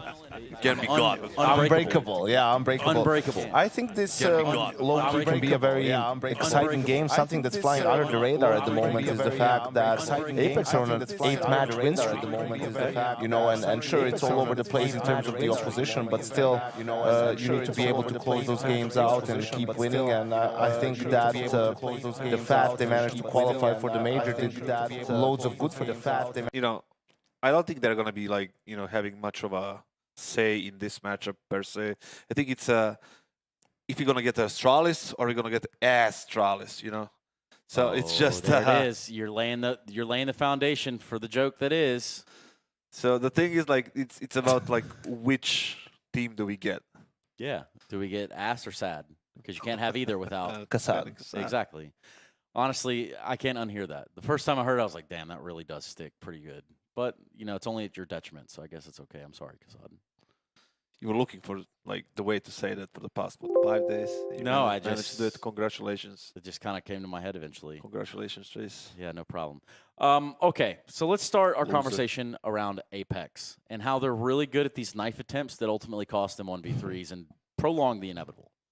Yeah, that was in the OG series. I mean, just a bit of a rookie mistake from JL in that one, but we also talked about how he stepped up in that series and basically, managed to work his way back into the game and pay his teammates back, for that one mishap. And, a couple of household names here. Kasad, your boy, Definitely. Jacob. My man Jacob, right? Household name. Yeah, one of the best teammates outside of Serbia that I ever had. I said this before, and I'm going to repeat it. The guy is just he's just a rock, and so, I love him personally. It's just and he still is like 28, 29 years old. He's still delivering high numbers. He's still ready to play on the major level, and I'm happy for him. Well, let's just circle back real quick since we are in Serbia. Yeah. Who were your best and favorite teammates? Well, you're looking at him. He's right there.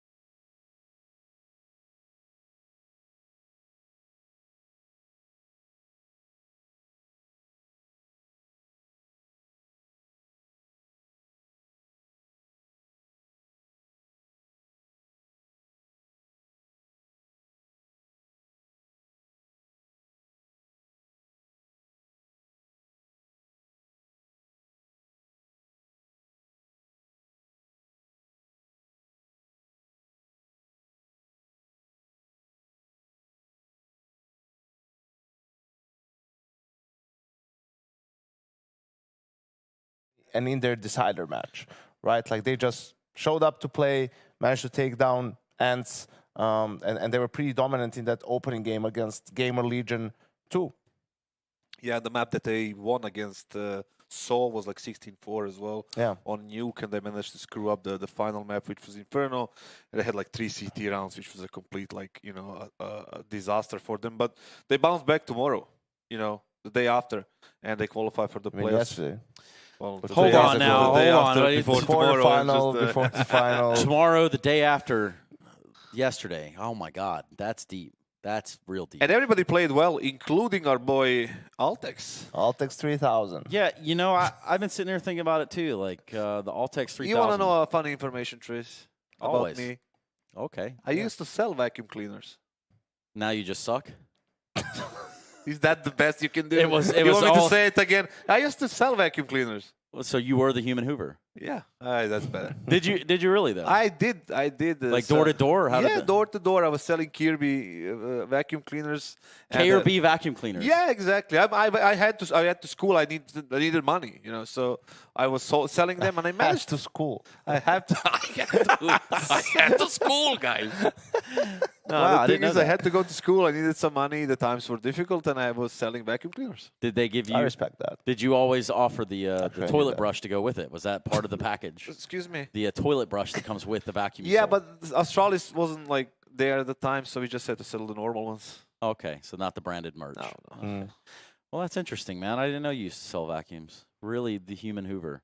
Shout out Anders one time for that little gold nugget, and I can't unhear that either. Yanko, Altex, what's he bringing to the table? Or is he the table? I don't know. I think we're still looking for what he is bringing to this Astralis team, right? He's a young and talented individual, but how he fits in this whole roster, right? I mean, obviously the core you have with the veterans around Glaive, Blame, and Device, and then 2 young players with Buzz and Altex, they have to be able to carry their own weight on the server. We talked about it, how these guys are getting up there in age, and not just in age, but in terms of how long they've been around. And I don't think they're really looking to be a part of a developmental project within Astralis. I think they want players who are able to just immediately play and win games and become a contender team. Yeah, but does it ever work out quite like that? Like, we No, just and that's hot why swap. and that's why they messed up this roster. Winning They this messed event. it up. They messed it up 6 months ago. They keep Or a messing year it up, ago. and maybe we're wrong. We'll see, but it's not looking good so far. Like there's too big of a gap between, like as we said, these guys are here in their progress trace, and Altex and Buzz are down there. They still have plenty of room to develop, plenty of room to grow, and the veterans didn't really have the time To grow. to see them grow. To go from No, it was dirt. way better 3 days ago when I was explaining. Well, I mean, it makes Watch the sense. VOD. Ever since I heard of a dirt turning into a butterfly, or however the connection there was. Seed sprout butterfly. Yes. The evolution. Yeah, I think that's exactly what it was. I think it's on that A Quick History to Watch. They kind of briefly go into this. But this Astralis team didn't even get enough points to be at the play-in for Katowice. At Pro League, they didn't make the playoffs, failed to qualify for the major. I mean, that's like pretty grim.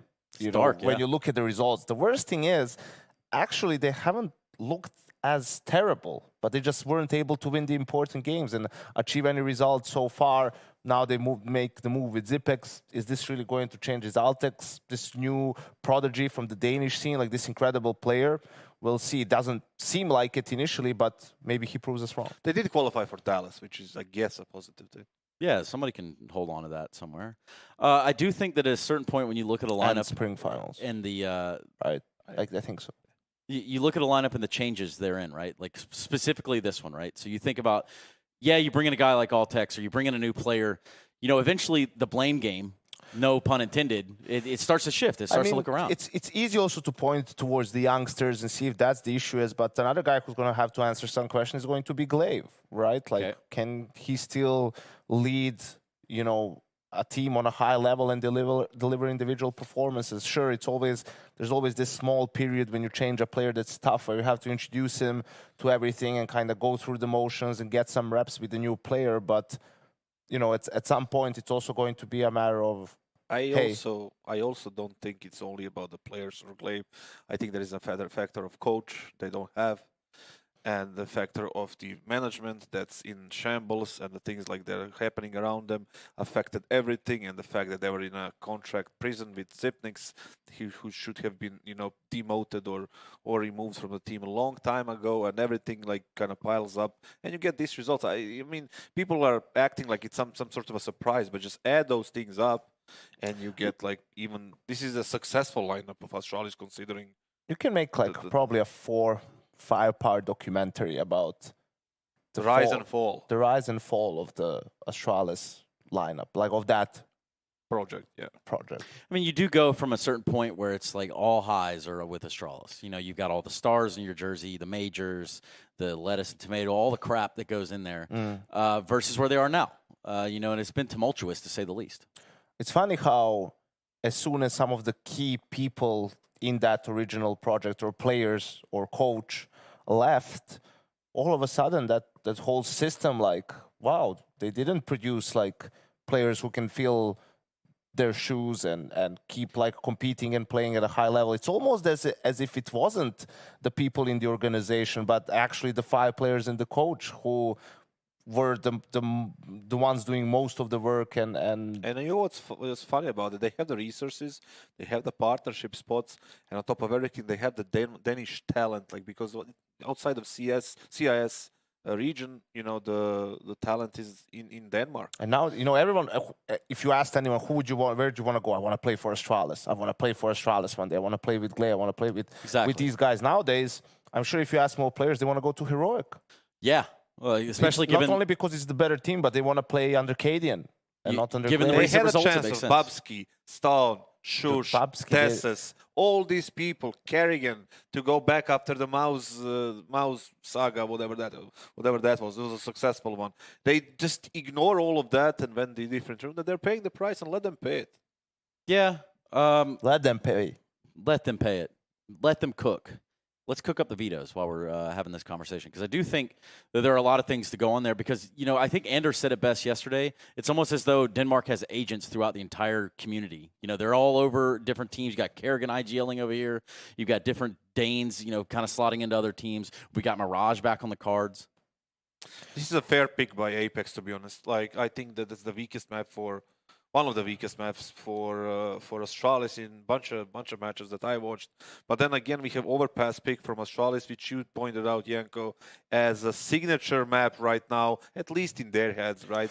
So yeah, but they're trying to figure out what is going to be our pick. This worked for them against Ants. You can see even lately they've had 100% win rate. They haven't played it a ton. Ancient seemed to be that map too, and they get that as a decider. So I feel like it's a good pool for Astralis with the second and the third map. And then, of course, Apeks, it feels like if they are going to have a chance in the series, they have to win Mirage. Yeah, Astralis will be starting CT on Mirage. Overpass, it'll be Apeks starting CT. We get down to Ancient, it'll be a knife round. Should you not know, now you know.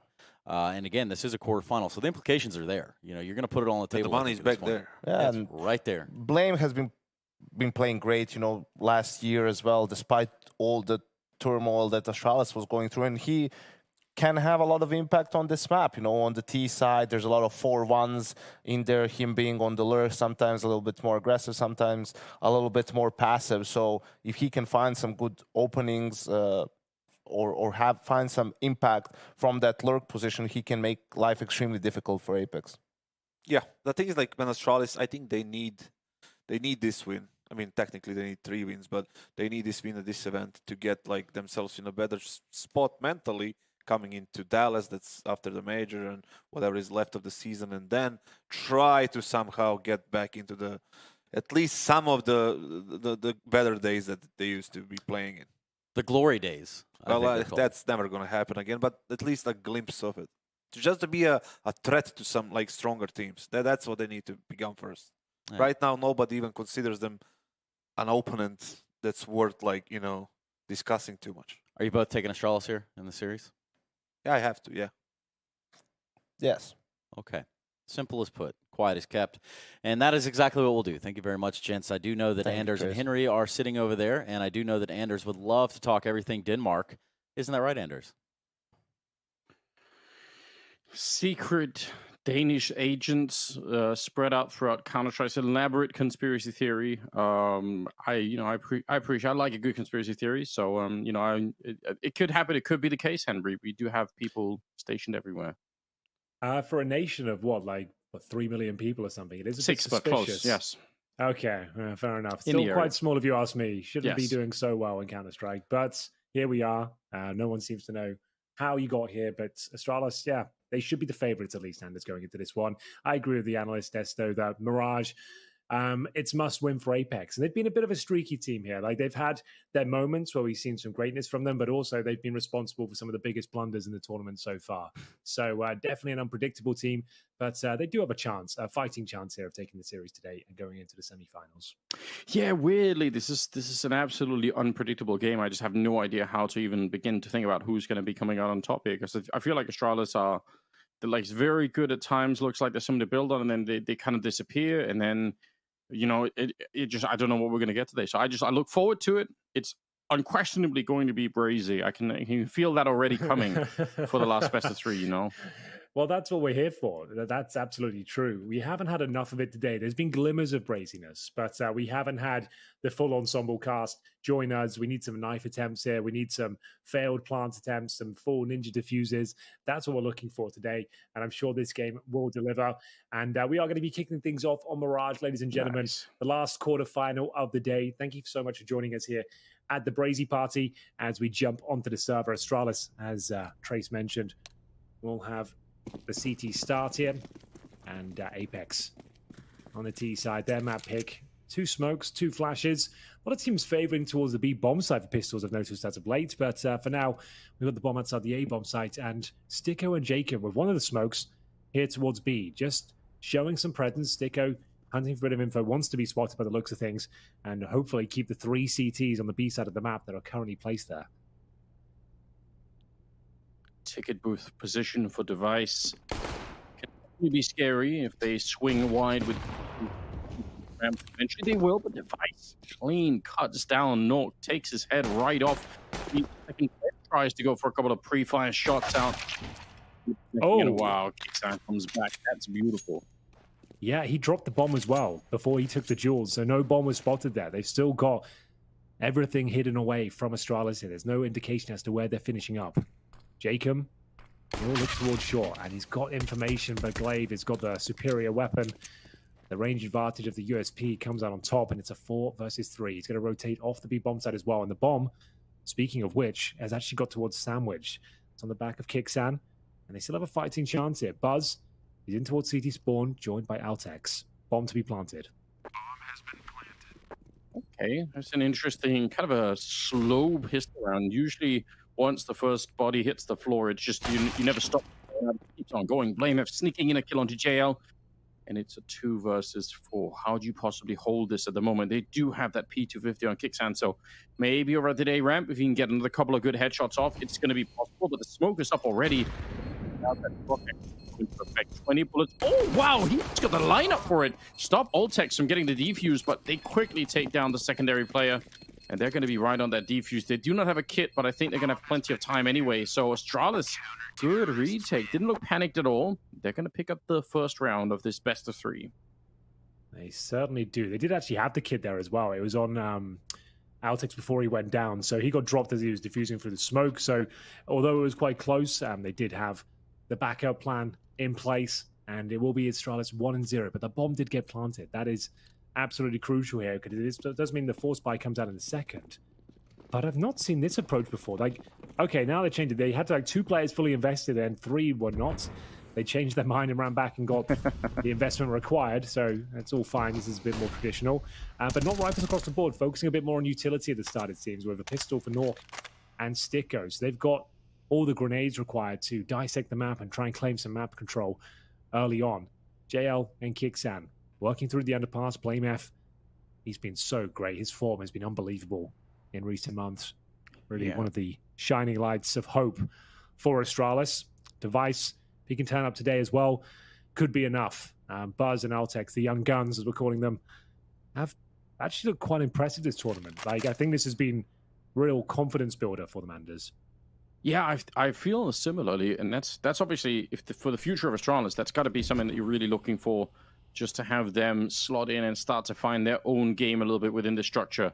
Blamef, thinking about it, there is potentially a gap there. You've got to be real careful. 50 seconds, and it looks like it is going to be a crunch on that A-bomb site.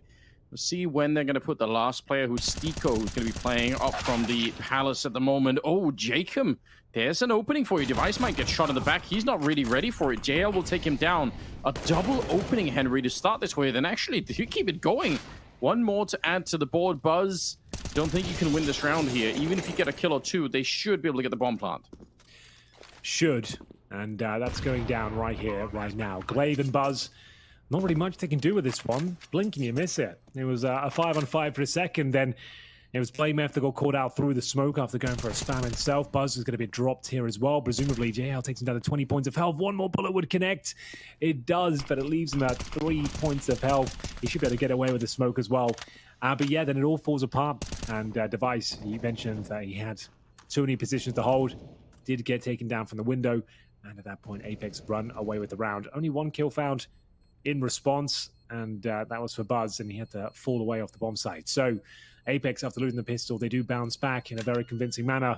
And we normally say this is at the worst spot you can be in now, especially on the CT side. But they do save 2 weapons, 2 M4s, so it's not the end of the world. They can recover this, but they do have to force buy into this next one now. So do they want to drop a couple of MP9s from Buzz and Glaive and allow their teammates to have armor and some utility as well? I would say it's worth a tactical timeout. This is the quarterfinal. We'll see if they're that way inclined. So Glaive, indeed, he'll drop an MP9. Makes sense. And they've done that as well. Okay, they've done exactly what I was hoping to see. So 2 MP9s, 2 M4s, and that means they get armor as well to go with them. So that's the only way they could operate in this round, really. It's hard to know how much you would mind read it if they didn't, but I mean, it could be a sign of early, so like when we're doubting ourselves a little bit. It's kind of nice to see them just try and fight for it at the beginning. And look at the fight that's coming out here. Glaive as well, right through the smoke. He picks up Stiko. They absolutely smack them down. The M4 saved, and this is a huge result. Nork and Kixan just 2 versus 5 at the moment, and not looking very comfortable at all. They're going to start to slowly backtrack, and they do have the bomb, but they're locked in. Glaive is coming in from the other side. He's already rotated back towards T-spawn. So, wow, what a defense that was put up.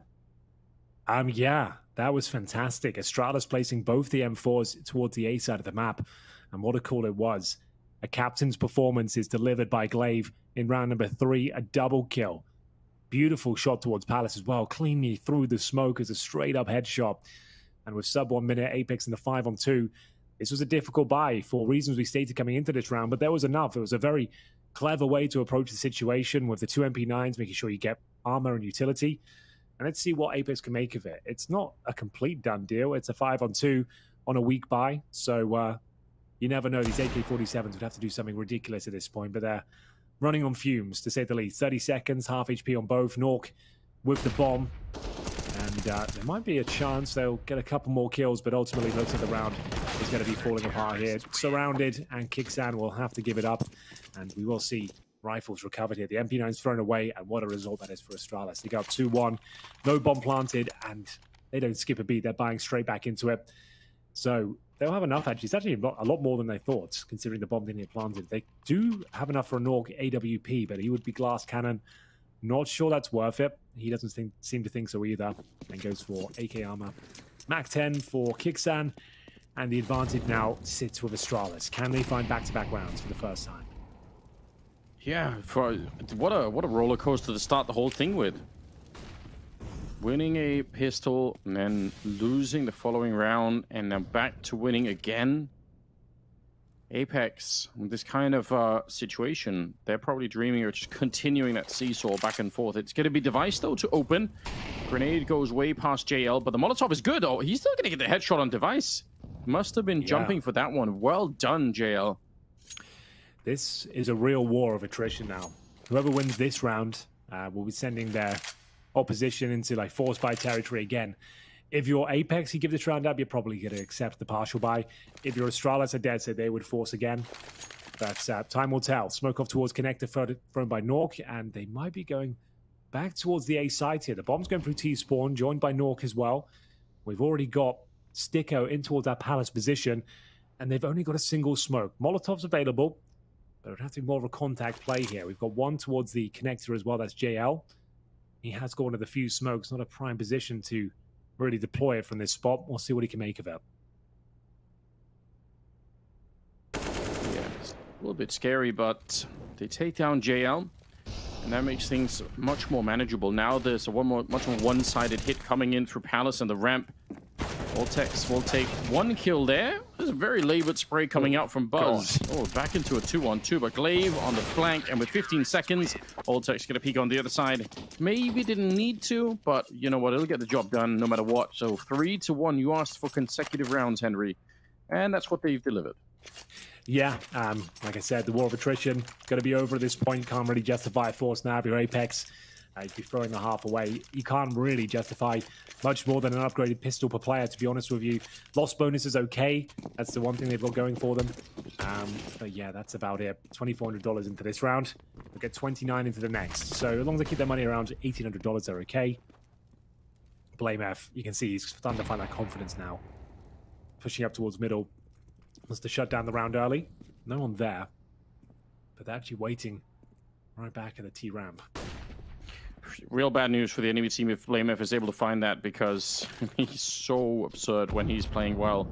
You don't want to experience that really ever. So you're on the Apex side of things. You've got to be hoping that they can shut him down and make him have one of the more quiet games, because he can really take over a map. We've seen it already here at the Brazy party. There's a run boost out in the middle. Actually, he catches BlameF off guard, but Glaive, he's stepping it up today, having himself a real nice game.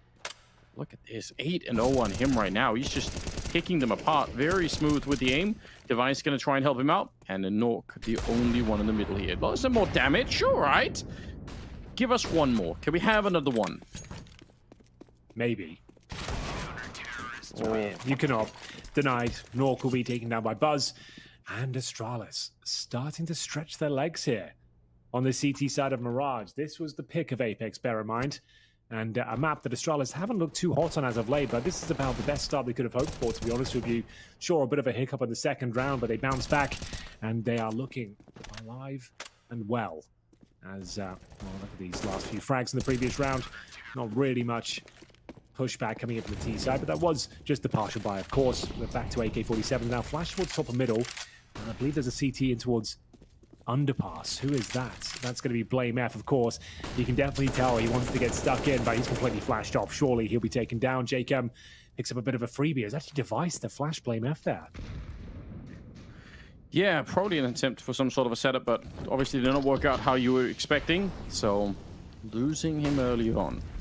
But yeah, you're right. He's trying to flex on them a little bit and trying to stay more active. Top mid, now into the underpass in this round, trying to stay active and keep them guessing. Backfired this time, unfortunately. And leaves them in a 4 versus 5. Bomb is making its way back again. It looks like they want to try and pincer that A bomb side. That seems to have been the sort of the main idea so far on the map for the Apex side of things. And this time they have an enormously good position for it. Look at this, Henry. Just one person on the A bomb side. There is a rotation coming in from the other side, but I mean, if they hit it right now, they should still be in a good spot.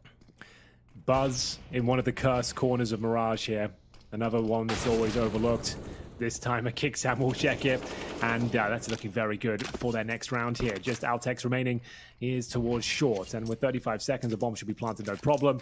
Apex have done more than enough here, as that's going to be their round, no problem. And they do this quite often, Anders. They delay the plant just so they can have a fighting chance of going for the hunt. Seen them do this a few times. So once again, going to be looking to explore their options. But Altex was pretty far away. He'll be in towards the B apartments. And Apex actually looking pretty decent there. That was a lovely round as they managed to finish up towards the A side, trade out effectively. They already had the man advantage. It was just Buzz who was waiting towards Shadow. If he gets multiple frags, you never know. But it was Kicksan that took him down and secured the round. So it's kind of interesting when you kind of keep hitting the same bomb site over and over again in a similar manner. Could definitely had some interesting results. And, you know, it wasn't for nothing. They actually managed to pull it together. maybe put Astralis on a bit of notice that they have to keep committing people to the bomb side, because Apeks is showing us that they will keep showing up. They really like that split. If they can get connector position, they come out of the A ramp, they come out of the A palace, and they're ready to go. So something that Astralis will have to be worried about. And, you know, if Astralis start leaning too much into that kind of defense, well, then I'm sure Apeks are thinking about the next stage of the plan. You know, now you start to hit that split to B, maybe just a straight up rush to the B bomb side. You can slowly but surely train your opponent into being a little bit too confident in that, in swinging towards the A bomb side. Speaking of swinging, we do have a scout on device, so could see some mid action. He was thinking about it. I hate it when people buy a scout and just kind of wait all around. I feel like it's such a mobile weapon. I want to see you run and shoot with it. Well, if ever there was a man to take up that task, it might be device. He will be operating in CT spawn, unfortunately. Quite planted, it seems, in that position. He's looking towards the connector right now as Sticker and co start to coordinate themselves back in towards A. Buzz with the smoke, just playing for information. Will when I click that, as soon as he spots anything, sees a shadow. And the clock is ticking at some pace now. We're coming up to sub 1 minute. They haven't done a ton on the map. They'll re-smoke window and try to gain connect to control. A is the right choice for them to go. Good Molotov makes things uncomfortable for Altex, and he'll be dropped by Jacob as well. A little bit of a return. Blamef trying to do the best that he can. 4 versus 3. Yeah, the eagle in hand, a Buzz. Haven't seen so much pistol action out of him yet, but traditionally we've been talking a lot about his pistol maneuvers. Seems to be where he finds himself really at home. 4 versus 3. Nice little maneuver. He's got himself up into the balcony as well. I don't think Sticko is hyper aware of that possibility. Could be the perfect reposition after already being spotted here, but will the timings elude him? Astralis will be dropping another player. That is Buzz going down, and Blamef has already found a frag in this round. Can he get the second? Oh, everyone's flashed behind that peak. Device comes in, he does get the body shot off, but again, it's a scout, not an AWP, so they're going to live through that one. What a difference that would have made instead. Bomb gets planted on the other side of the box and nobody able to stop it. Blamef and Glaive. I mean, this is a nice attempt. They almost have JL with the wallbang. It's not really far off, and he's going to try a little bit more. It's so close, but JL just wiping the sweat off his brow behind the boxes. He's lucky to be alive here. And this retake is increasingly almost impossible here. Blamef does have a kit, and he's going to be sneaking around the backside towards CT spawn, but they lose Glaive, and that is an instant retreat for Blamef. He knows. 3rd round on the board for Apeks. Again, really well done, and hitting that A bomb site one more time. There was so much pressure being applied there by Blamef and Glaive, like that wallbang potential as well. They were doing so much damage. That was definitely justified in going for that one. It felt like Apeks could collapse at any moment, but they held on. And it's a huge round to pick up as well. We go 4-3. It shuts down the finances of Astralis there, and they got the opening pick on the Danish side as well. I thought like they were going to do enough, and it was Buzz's reposition towards the balcony as well. If he doesn't go down, maybe a more defensive position, who knows where it could have gone, but it was JL that found him. And we go into round number 8, and it has to be the full eco, I'm afraid. If you're just joining us, this is the last quarterfinal of the day here at the Brazy party. It's been an amazing week of Counter-Strike. We've got the semis tomorrow and then the grand final on Wednesday. You have a chance to win an AWP Dragon Lore, courtesy of our sponsors, our main sponsor, GG Drop. For a chance to win that, type in exclamation mark giveaway in the chat, or use the deposit code GGAWP on the GG Drop website. So, round number 9 coming up, and the AWP is back in hand for Device. We split it right down the middle. It's 4-4 on the map pick of Apeks. It's the first map of the series, and we'll be moving on to the pick of Astralis very shortly indeed, which will be Overpass. We're at the heavy favorites here, and the analyst mentioned it. This is like a must-win map for Apeks. If they don't pick this one up, they're in a lot of trouble. 2-0 is looking very likely. As you see an underpass come through, the UMP surely won't get the double. It gets 1.5 though, and they've got the man advantage and then some. Lots of territory gathered, and it looks like Apeks has done enough for another round here. Lovely shot from Jacob. Yeah, they're ringing true at the moment. JL is 11-4, and Astralis kind of left a little bit shell-shocked, you have to assume, behind that round. A lot of power behind it. Again, bomb is going to be planted at the A bomb side, but this was just decided in middle, and maybe a little bit towards the underpass too. All tech is back here. And they are very, very deep on the hunt. They've left Nork to make sure that there's no sneaky defuses happening. Obviously, we can tell it's not going to be the case. Jacob goes down, but the same could be said for Apeks. So what a success. 5-4. Apeks, they look very, very focused at the start of this one. Even if there's a lot of back and forth at the beginning of the half, right now, it's Apeks that have taken over control of the game. How do you get back in here if you're Astralis? I mean, the problem is you're not going to have the money to really fight this all that much. No, and that's been the problem. It really has been. Like, there's 4 in a row now they've given up. They were 4-1 up, Anders. And now they've been on the back foot time and time again, having to invest with the little they have, scouts, pistols, and now these gun rounds are not really working out for them either. Like we said, it was the war of attrition to kick things off. It was the pistol round victory for Astralis, and that second round force buy went against them. They had the force buy to find their footing once again. It seemed like they had done enough once they found the 4-1 scoreline. But now Apeks, since we've got into the meat and potatoes of this first half, they really have looked like the stronger team, and they've got a great understanding of Mirage. Look at the cash as well. 5 digits on 2 players. Nork not far off it either. And they've got full mid control here. Astralis, not really much they can do to push back. They've only got pistols. A partial buy into this one with just an HE remaining. So feels like we're just going through the motions at this point, waiting for the logical conclusion to come through. But Astralis, at least they're holding on. It's a 4-man stack towards A, and Jacob will take first contact. What a contact it is. Blows him up. Although I say that Blamef, he's got a reply of his own. So now they know that there is at least one Deagle in play. There is a second one on Buzz. Oh, and there we go. What a setup for it. AK being stolen away by Device almost immediately. So they suddenly got a bit interesting. They're all at connector on the Apeks side, but it is a 3-on-3. They're starting to get into it. Oh, they just forget about it. They never knew about Device at all. And that AK comes back to haunt them. Buzz, he had a real chance there, but couldn't get the spam off with the Deagle. JL will get another triple kill and save his team. But man, that got uncomfortably close for my taste. Oh, yeah, certainly. And with Device there, he had a chance to win that round, Anders. As you said, he was overlooked. He couldn't quite tame the beast of the AK-47.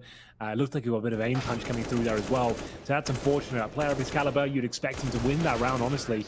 And that was the moment there, JL with a double kill. The 180 switch as well to find the player in CT spawn. Very well done. He has turned himself into a bit of a prime fragger, JL. He's on 14-4 right now, Anders. He is running away with this one in the first half. 5 rounds in a row now for Apeks. Yeah, it's really important. I mean, especially early on here, some of the rounds that JL has been a part of winning just made all the difference here. Good return from Kicksand at the very least. Even if Buzz got a very, very powerful spray off that nearly got the double kill. Smoking off that connector again and giving a little bit of a gift to Glaive on the other side. It is a 3 versus 4, but only barely. Blamef nearly dead. And the bomb, it is finally going to be planted here. They keep hitting that A bomb site over and over and over again. And so far, Astralis can't defend it. They really can't. There's no response to it whatsoever. They're getting bullied on this side of the map. As the equal trades come through, the pressure is too much. The smokes are spot on. And yeah, Astralis are looking out of their depth right now. Apeks, he does give them the man advantage. And that's a great shot from Nork, though. That could be the great decider. Or even that one. Oh, no, it's all falling apart again. And there's no kit for Glaive. He's got 2 players either side of him. There's no way he can defuse this. And yeah, the time is gone.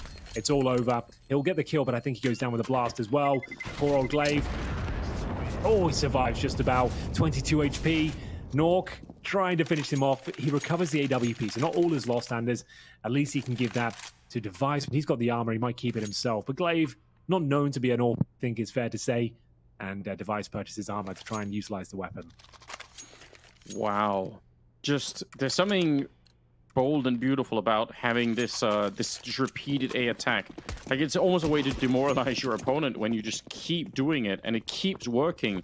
I'm sure it's been a topic inside of Device already where they're like, what is happening over at that A bomb site? And even then, they actually had the 4-3 advantage and they still can't get the retake in properly. So they've identified a weakness. Maybe it's a plan Apeks came into, having watched some demos. Maybe they've made this this plan before the game even started. But either way, it is working out very well at the moment here. Device with the opening frag, though, will take down Jacob. So something that goes the way of Astralis and crew. But man, they need a lot more than that. They need to actually start winning rounds here.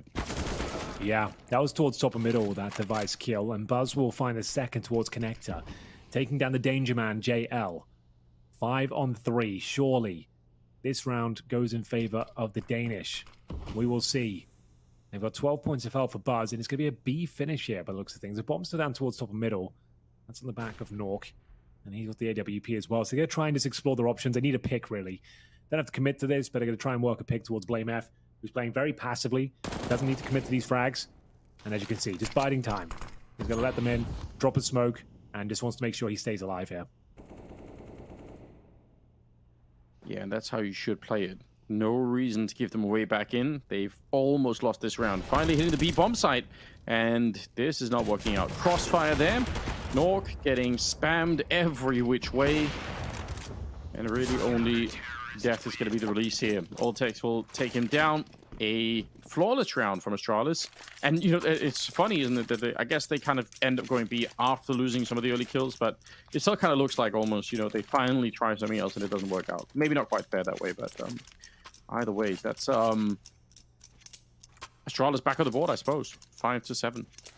Yeah, very convincing round as well. Everyone pretty much stays alive there. And it all started with a device pick from Connector towards top of middle. And we'll see if they can keep that up. That's some signs of life here. Not all is lost. They can still come back and win this half. It's just a little bit rough in the midsection there, giving up 5 in a row. Finally, they break the streak, but the pace has been picked up. Kickstand's already in towards the Connector, and they have no idea. And he will get that first kill. Takes down a very important fragger as well. Blame F is removed. So it's Apeks bouncing right back, but Device, here he is in the underpass. Finds a low HP Jacob.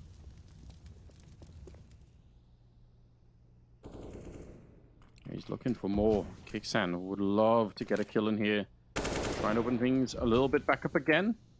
Buzz instead. In charge of taking down one in the smoke. JL, what's happening? I don't understand. What? Henry, how does he get the double spray down? Both of them headshots. Yeah, look at the kill feed in the minimap. You can see they were lined up in such a way. He didn't see the second player. He was just there on top of the bin, I think. No way. And got wrecked. Yeah. I don't think he saw him.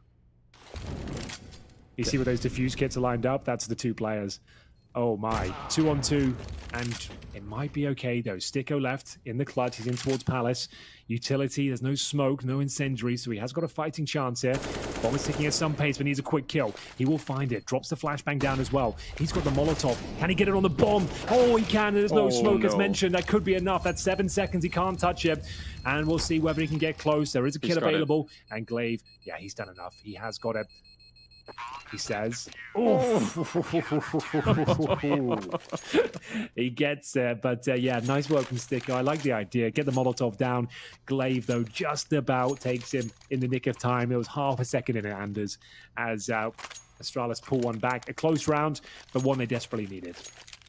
Yeah, there's a proper Brazy party round there with the Molotov on top of the bomb at the end. I can't believe it got that close, but it did. And still, Astralis managing to find another round, 6-7. So, you know, it's not all bad. They are putting something together here. It's still pretty good first half for Apeks, but Astralis are staying competitive.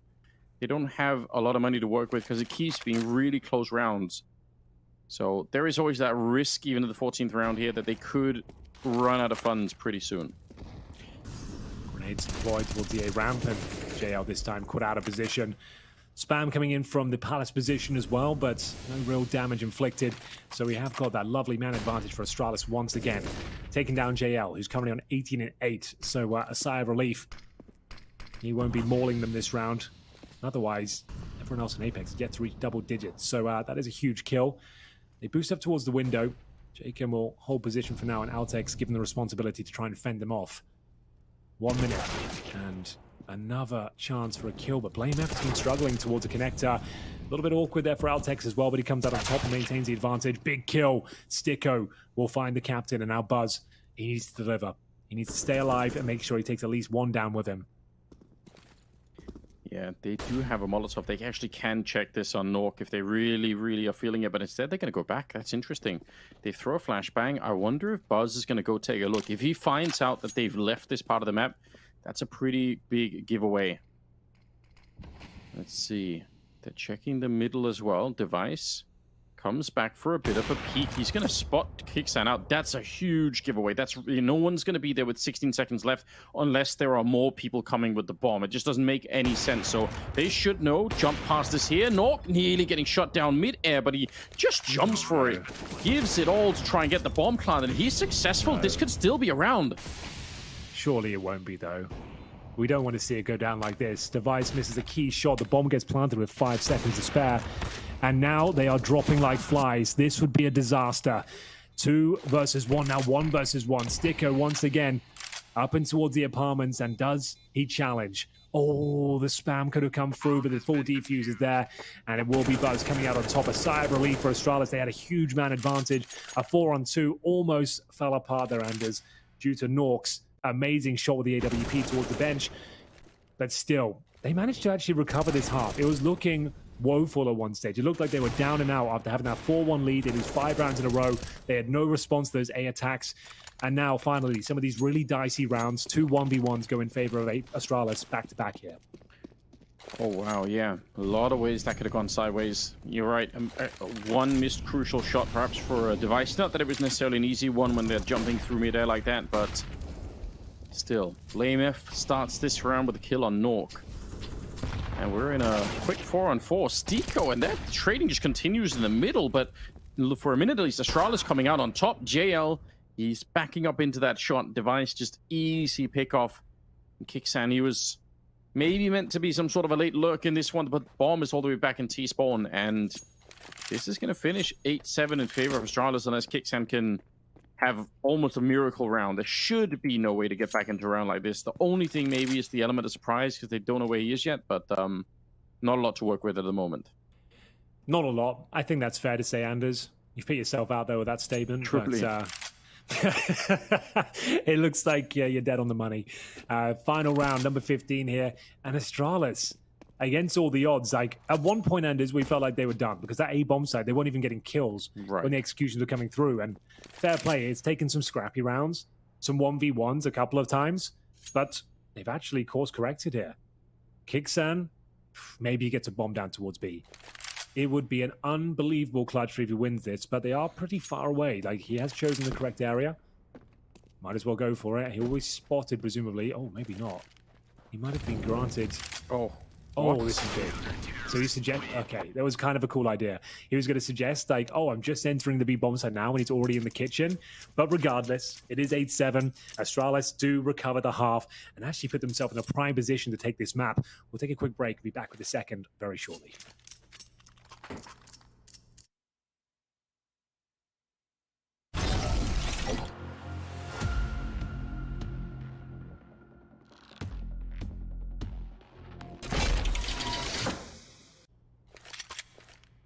All right, we're back. A more resilient Astralis than what we're used to seeing these days. So yeah, you got to give them some credit for that. I mean, for a new lineup like this, it's you need to get battle tested. You need to have some games that start off kind of badly and then you still recover from them. That's probably some great experience for the lineup as a whole to be having.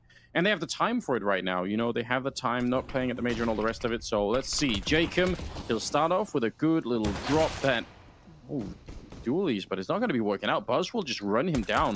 So it's a 4-on-4. The bomb has been caught. Oh, wow. How could that be? There's no way. That's the shot that connects. Unbelievable. Like, Nork doesn't know how lucky he was with that one. Well, can they recover? Maybe not. Buzz will find the majority of the frags, but it's BlameF that gets dropped as well. And I think it's all because of that Nork frag through the smoke. It looked so grim for them up until that moment. But it will be Apeks picking up the pistol. No bomb planted. And we'll see if Astralis want to follow suit and go for the force fire here in the second as well. But yeah, that was pretty wild. They lose the first pick and somehow get a couple through the smoke and stick the landing. And we're all tied up. Anders, do they force fire, do you reckon? Oh, it's close enough that you might feel like you can give away a round or two, even if it fails. You just force up into it. You keep the pressure on. I wouldn't be surprised if they did it, but it doesn't look like it. No. Interesting stuff. Okay. So in terms of the CT preparation, they've got 4 rifles already. So yeah, they're anticipating this could be the play. So they're not going to have a ton of utility this round, but they'll have the firepower to fight the AKs going forward. So yeah, they predicted correctly here. Just Kicksan with the MP9. But should be quite a simple procedure here to get round number 17 on the board. Kicksan just using the jump spot approach here towards B. Tried and tested for generations. He should be absolutely fine. As Jacob just patrolling middle as well. They don't have to do anything here. Just keeping his eye on underpass, making sure no one can get too close. As we'll see them all coordinating back towards the top of middle. They have literally nothing. No grenades. A P250 here and there. That's about it. Maybe a run boost to try and find Jacob here. They'd probably get 2 kills this round, I would say. At best, We'll yeah. see. It'd be nice if they could pick up a couple here, but not going to be easy. Still now just Glocks in play. Don't know if they can even find any kind of weapon on the ground at this stage. All right, some really good things coming out. They do pick up the FAMAS for about a second, but it won't make a difference. So in terms of damage, I mean, they actually did a fair bit of damage. Just couldn't quite complete some of those kills. 9-8. Apeks with a 1-round lead. Still way too soon to call it. But you know, on Astralis side, I mean, Device, Buzz, and Glaive are almost all tied in kills. And the rest are not really that far behind. So there's a real good team feeling right now. And JL, he was carrying Apeks for a long stretch in the beginning, but the rest of the team has started to wake up. So we could have a really, really close affair for the rest of it. This could easily be all 30 rounds the way this is playing out. Nork, aggressive, playing on the front foot this round. Oh my god. And completely dispatches the Device. I would have pulled the ripcord then, but they continue to push, and you can see why JL was there, backing them up, and then it's getting mowed down here. Double kill for the Norwegian, as he will confirm the round victory. As Sticko closes it out as well. Not really much contest there at all. First gun round, pushing towards the underpass to a tremendous success. And yeah, Jacob with that FAMAS as well really pushes them back there, Anders. They didn't stand a chance. That was so well done. That, especially the double push. You're not expecting it, maybe.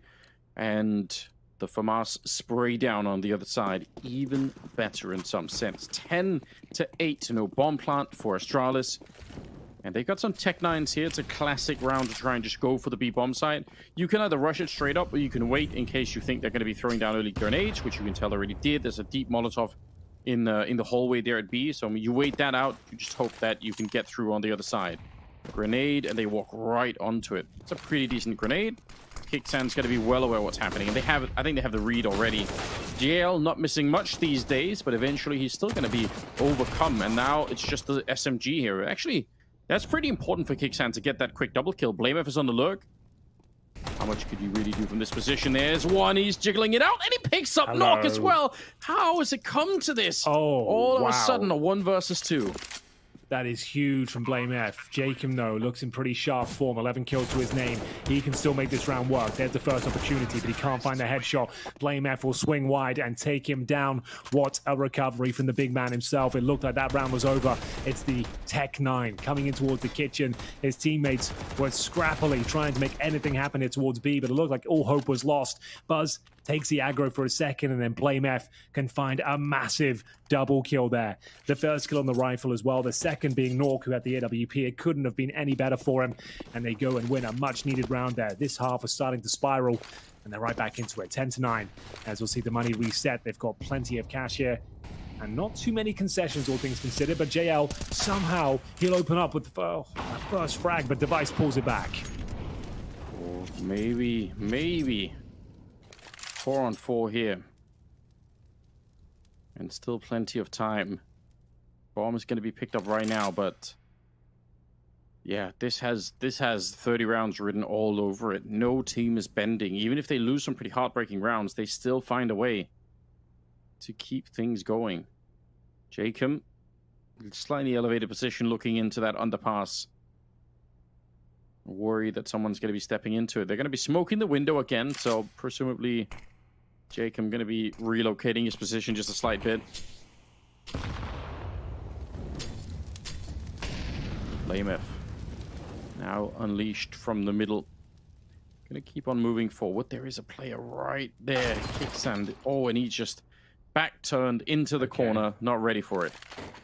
That's not the best play from BlameF there. It really has potentially hung his team out to dry. They're going towards B. He gets nothing from that. Not really any information. Didn't see much. He was in grey screen. And Nork, this flick will not be working out for him. My God. Hell of a shot coming in from Buzz. Device finds one at the same time as well, and that could be the round. Devi's down to 2 points of health, but I don't think this retake's possible. They're not even considering it, Anders. They're too far removed. And also, whatever happened to Devi? Why are we not calling it that anymore? I don't know. It kind of got lost in it, didn't it? For a while, we were calling him Devi when he was playing super sick. It was like when he's when he's going full sicko mode, like Super Saiyan. That's when we call him Devi, I suppose. He's been great the last 6 months, to be honest with you. Like since his comeback, I think his performance has been high, but maybe not Devi levels.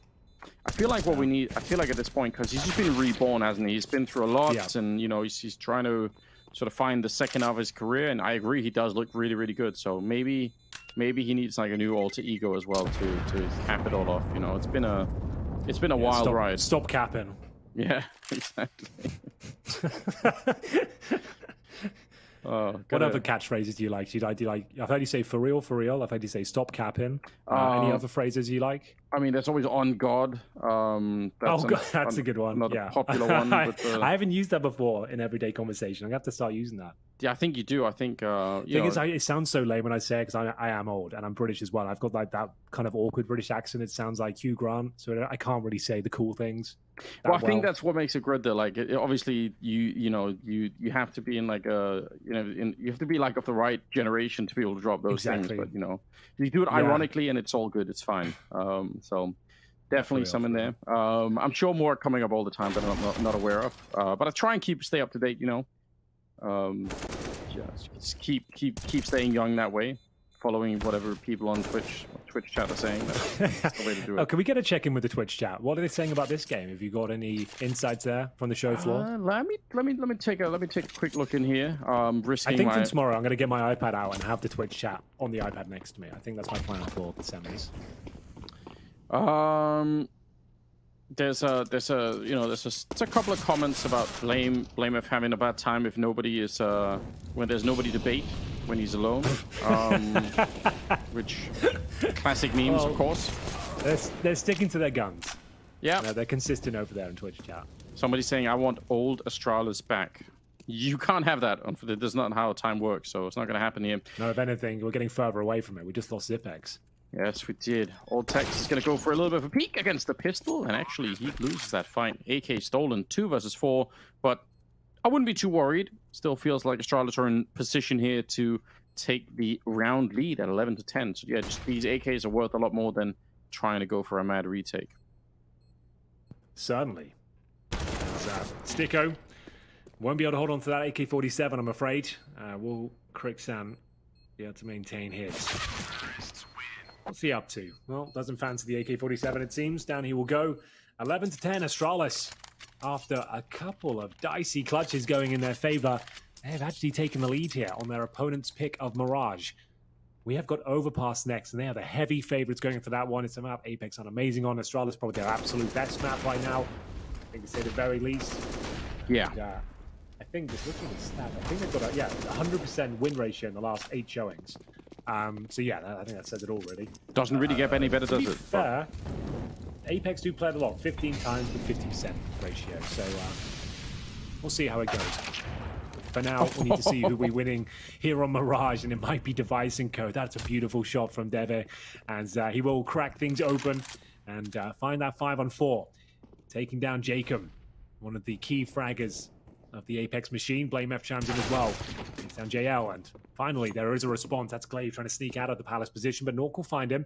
No orb for him this round, but for now, one player towards A, and that is going to be the aforementioned Nork, the Swede, trying to find some sort of positional control, but he's surrounded, to say the very least, around us. Yes, you're not wrong. Device just slowly creeping on in. That looked like a very slow peak. Nothing that he could have done about that one. Stiko and Kixan 2 versus 4, and they're miles away from the action.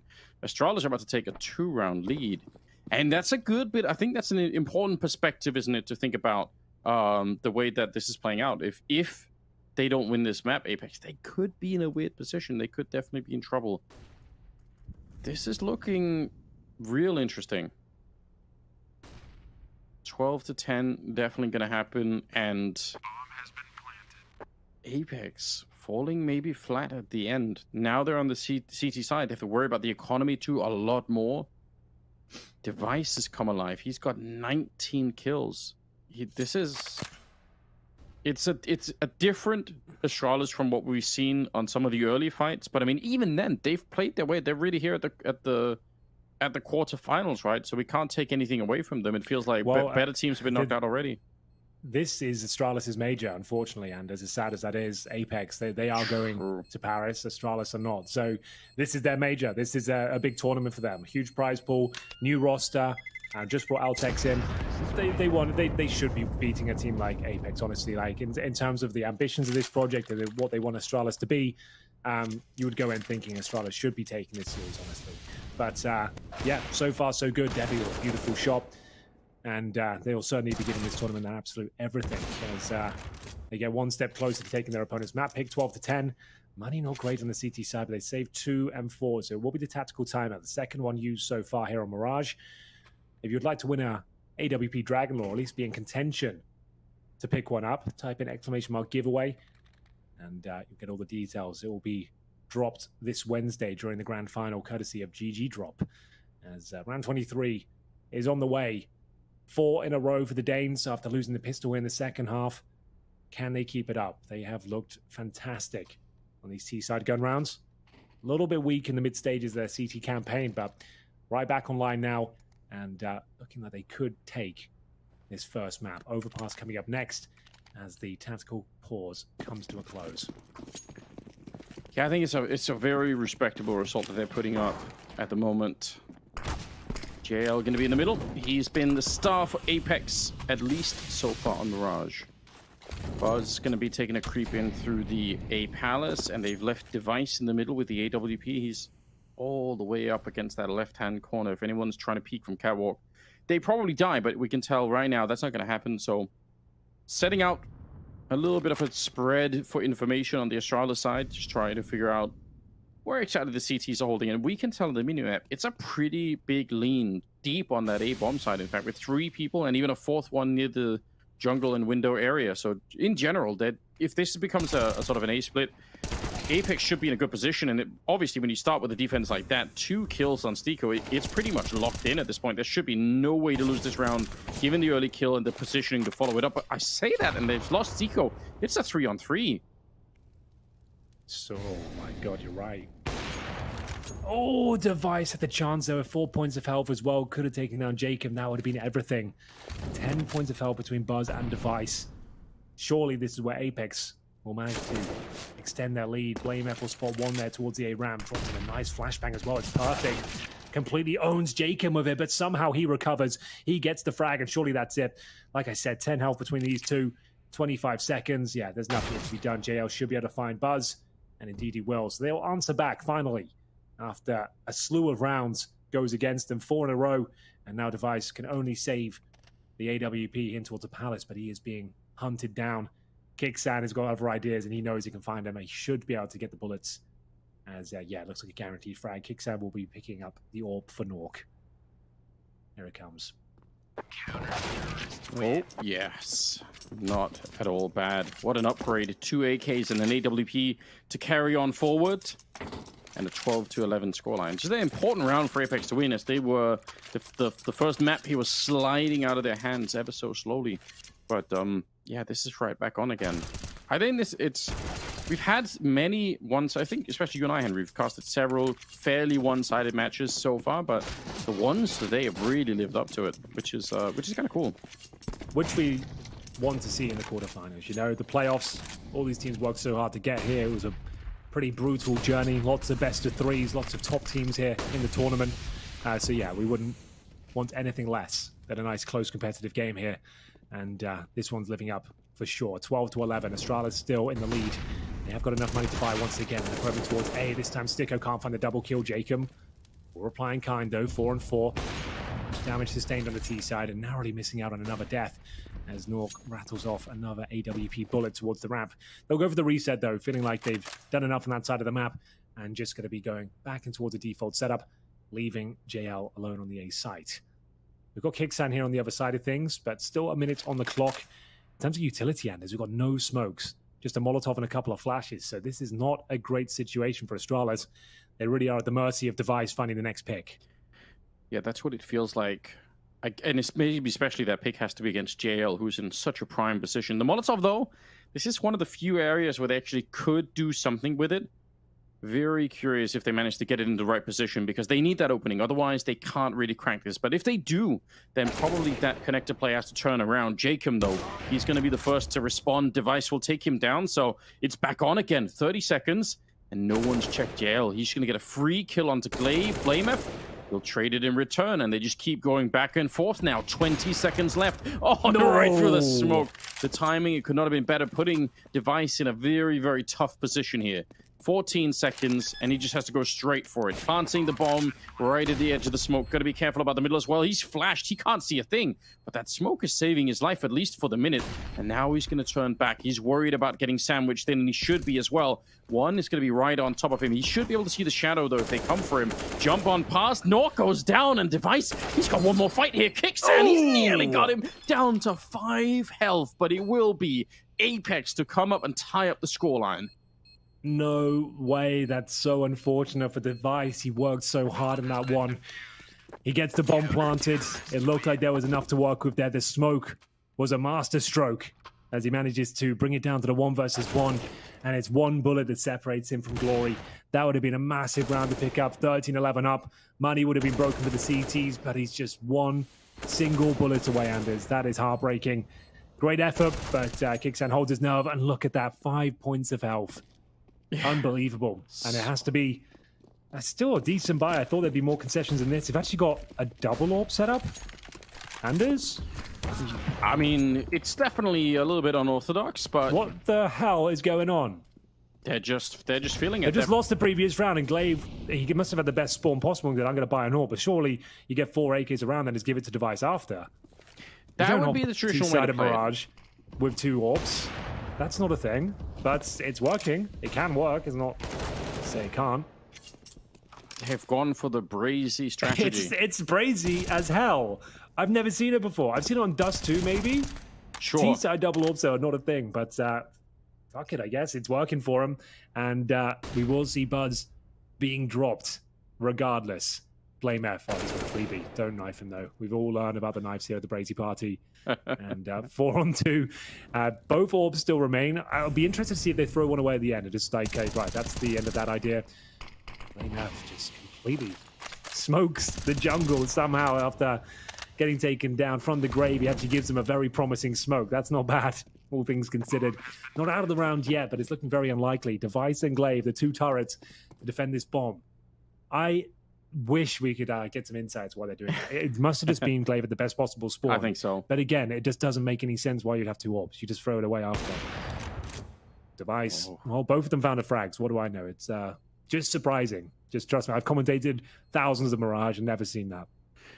Yeah, I mean, I think especially because, like you said, there is the other option of just dropping the orb over to the guy that has the spawn if you really wanted to. So, I mean, yeah. Listen, it worked, so... He's thrown it away, so Glaive has thrown away the orb. Okay. So it was just a bit of a moment of madness, I would say. But so it worked out, so why not? Yeah, whatever braziness possessed them to do it, it paid off. So wild. Great stuff. Yeah, I mean, it's definitely...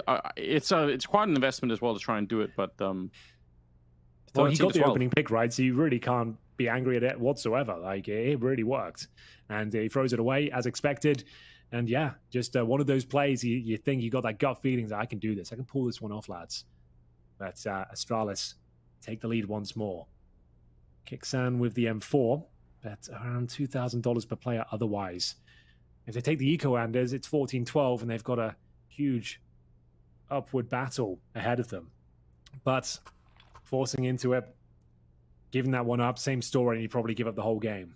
So, yeah, pick your poison time. Fortunately, it's a technical timeout to discuss their options. Ooh, we haven't had many of those. It's really been limited. The problem is with online CS, I'm not suggesting anyone's doing this, but if ever you need a long chat, you can just say, the mouse is broken, you know, that is a problem with online CS, why we don't really do it too often. That is a good point. We can't really tell people to shut up and not talk while they're online. It's just not possible to regulate. Yeah, we're not at the stage yet we can send admins to everyone's homes to live with them while the game is happening. That's not really a thing. So yeah, that's probably be a little bit invasive too. You have to assume if that was the case. Speaking of invasive, like, do you ever think like CS:GO or CS2 will have a sort of anti-cheat that has sort of it hooks into your PC at all? Do you think we'll ever get to that point? My feeling is that probably the thing is I don't think it's worth it. Like I think maybe it would be worth it if you would 100% trusted that it would eliminate all cheating. But does anyone think that's going to happen? Like I feel like no. It's like I was just thinking like Valorant did it right, and like yeah, I'm sure there's still cheaters in that game. I have no idea, but yeah, the fact you have a third party or like a third party client you're running with it. I don't know. This is an interesting idea. Like maybe if you sign up for like premium games or premium queue, you have to use it or something.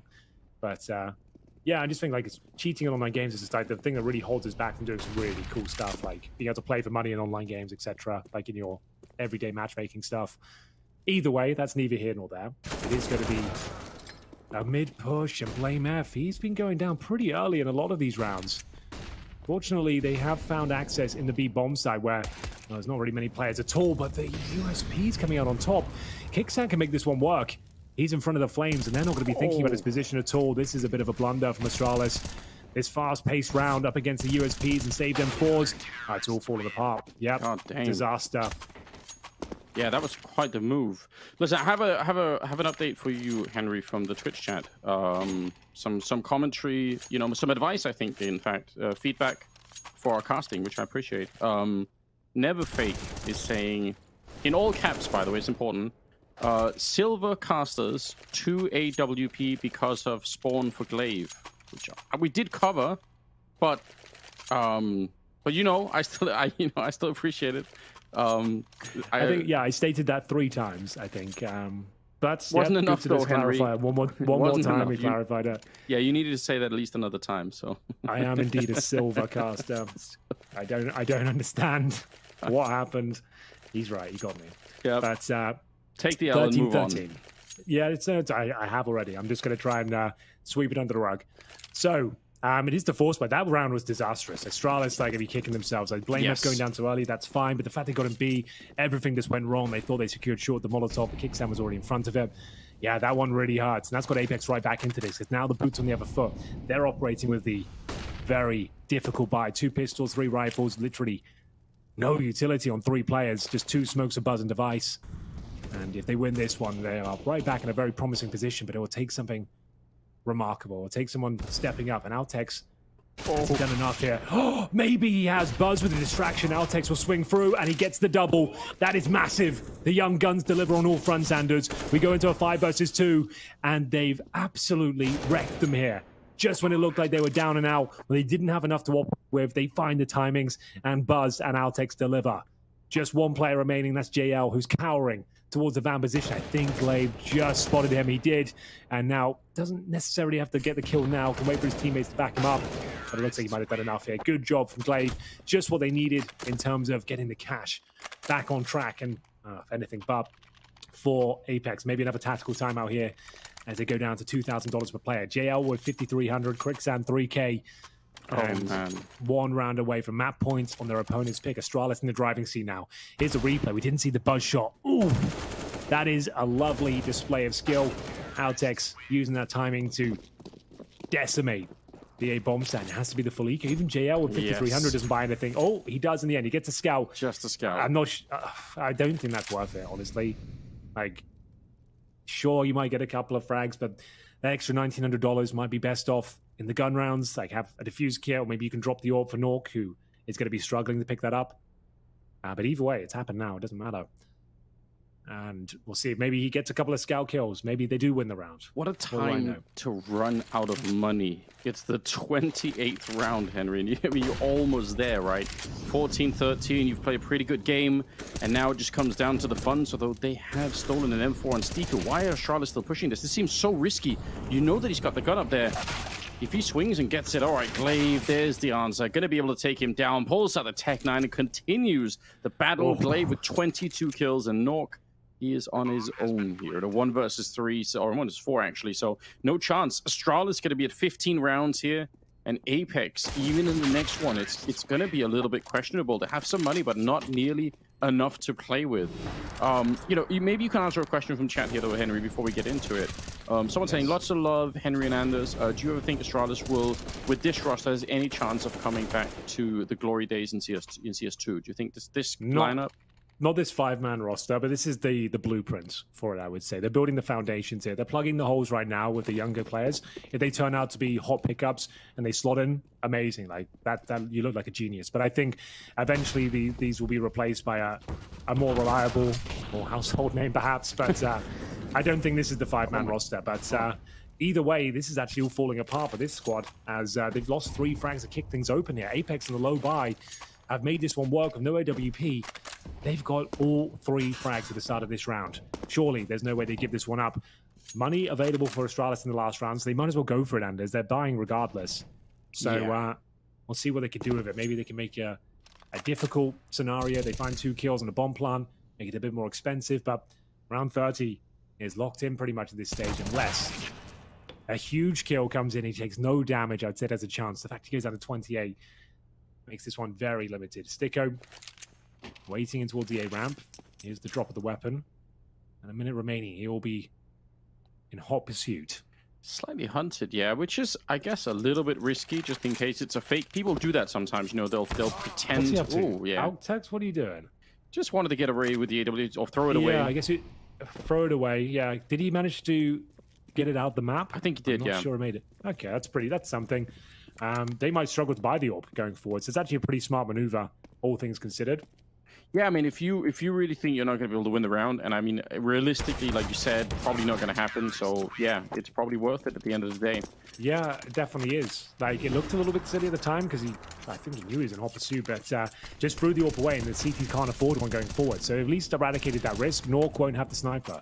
So yeah, they had money to buy anyway, and Device has his AWP. So that's actually a pretty massive play. It might be the difference maker in getting them over the line here. Nork will have to operate with an AK-47, still has a bit more range, but yeah, that's significant. And a very smart little move there from Altex. Round 30, and oh, blame F. Oh, wow. That's more like it. He's had struggles at the start of some of these rounds. He's always the player who seems to go down first, but now a 5-on-3. Have they done enough? Have we avoided overtime for once, Anders? It feels That's the like question. It. Surely yes, because they take down JL, who's kind of been the main engine here. Kickstand should have been dead. Altex, that is a spray you have to hit every I can't advantage. believe he doesn't get that kill. That's mad. Oh no. He's still at 31 health, but it's still 4-on-3 here. Jacob is awkwardly in the middle, and he's got some backup, but if you look at the minimap, I mean, nobody is defending the A-bomb site, and Astralis have called a complete freeze on the map. Everyone is just standing still, waiting for what they think is going to be the next move for Apeks. They're expecting some kind of aggression here, and they still have a minute left, so they can waste this time if they want to. Oh man, how can Jacob and Sticko help each other out in the middle? They need to set up some kind of situation here where they can at least try to trade for each other and stay in the round. Otherwise, it's relying on either Jacob or Sticko to pretty much pick up a double kill. Otherwise, this is probably going to fall apart. Jacob, no one's checking this. They have no idea. Speak of the double. There we go.